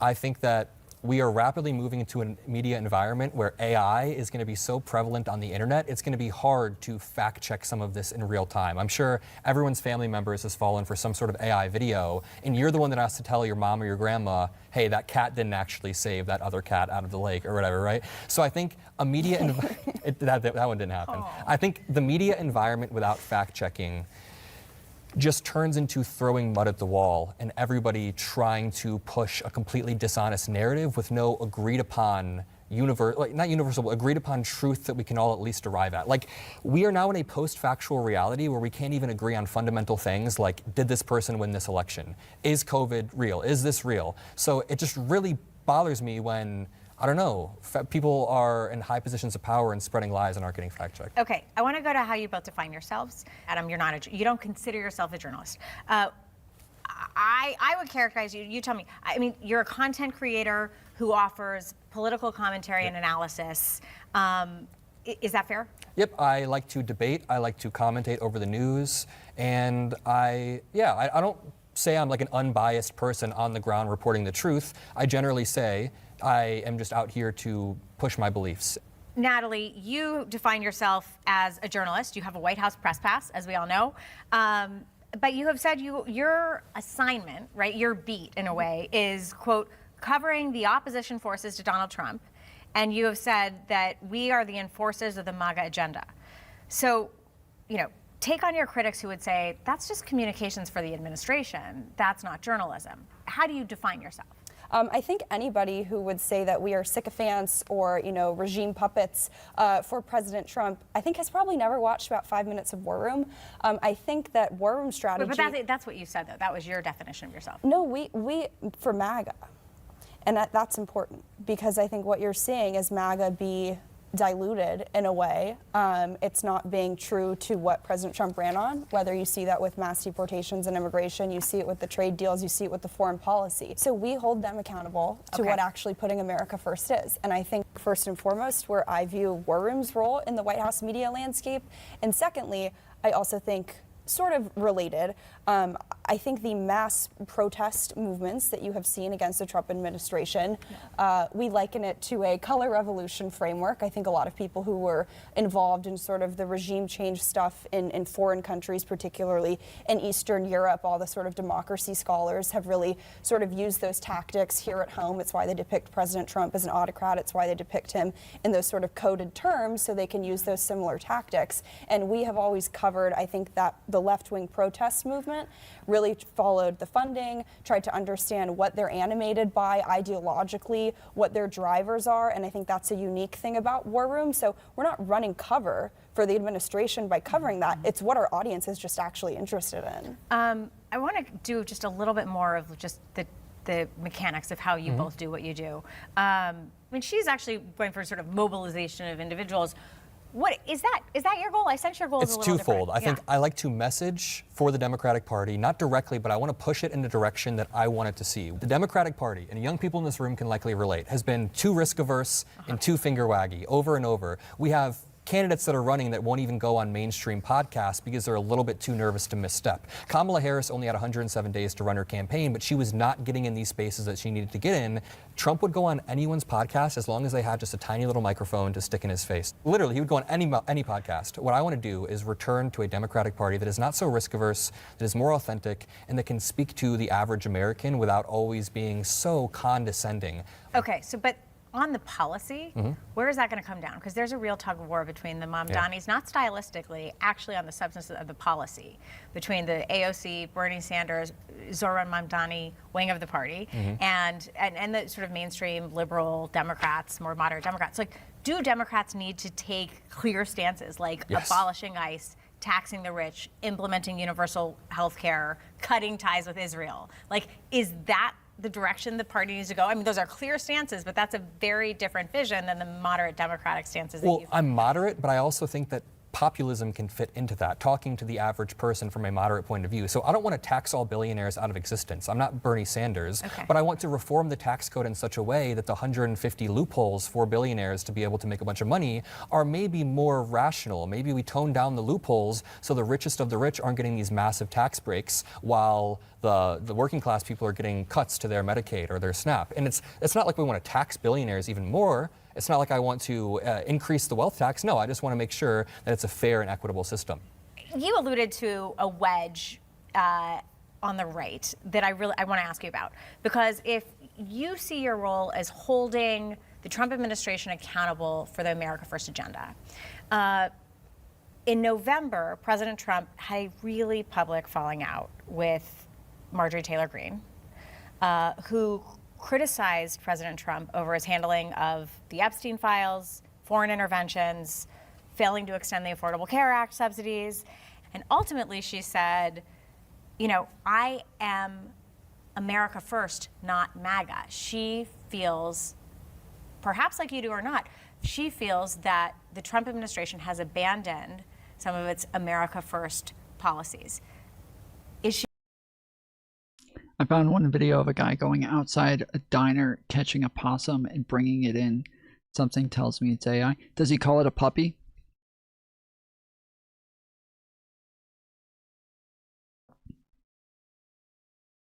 Does he call it a little puppy? And put it inside of his jacket, and his wife is like, "Oh no, don't grab that. Don't grab that possum. What are you doing?"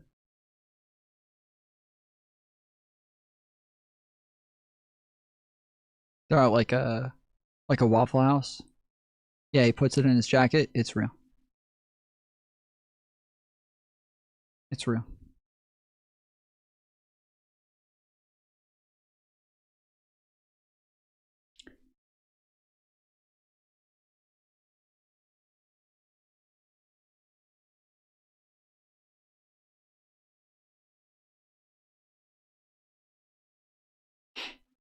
It's pretty hard to catch a possum. Not really.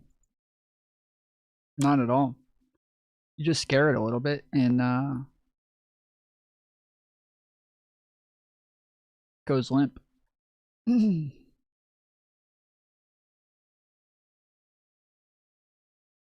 This is it. Yeah, this is it. There. What? Look right there. It's a possum. It's a possum. David, don't you go out there. I'm gonna go get her. Don't do that. Yeah.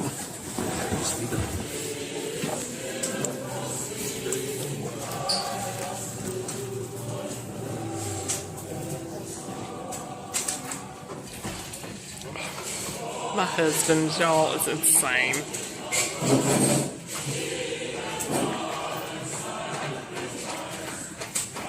Yeah, possums don't really run.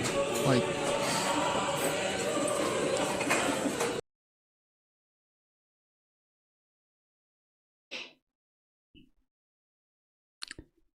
Tom, he meant possum, not opossum. Okay, fair enough. Let's see.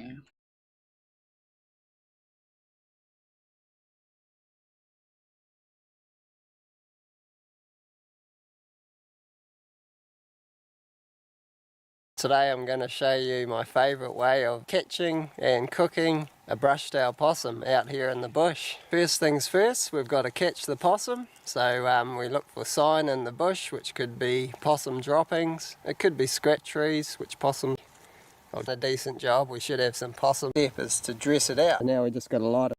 Oh, they caught it with a trap. Okay.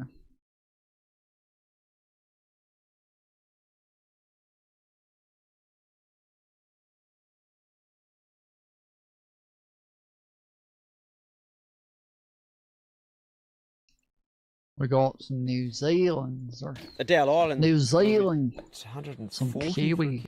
1900 stood on trees.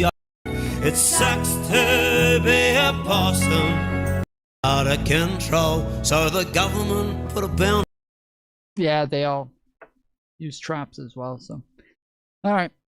Yeah, I guess possums, the real possums are harder to catch. Opossums are, I believe, an offshoot. I think that they are,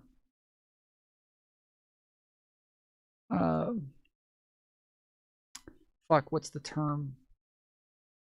Where they have pouches. They're,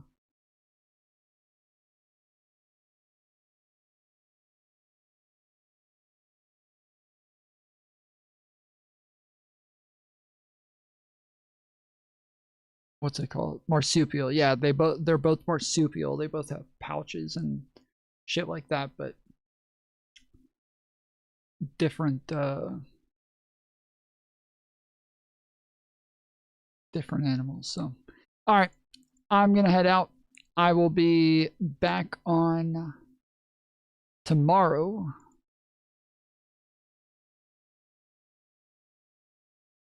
We're at 8 hours and 10 minutes, so I'll do a normal stream today. All right, almost like a normal person.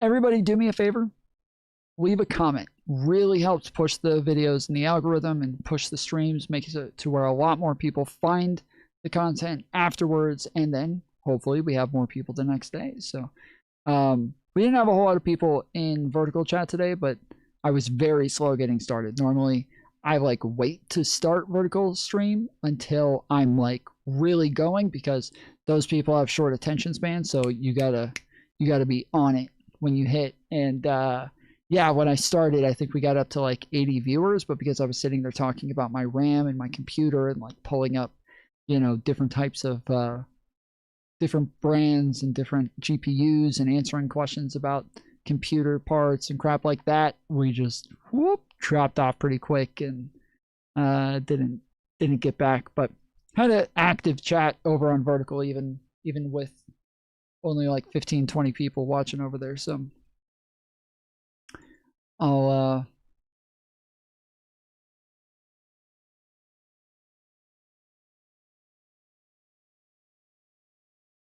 have to remember. I gotta wait until we're in the thick of it. But do me a favor, hang out, leave a comment after stream ends, and follow me on all other platforms. I'm on Twitter, TikTok,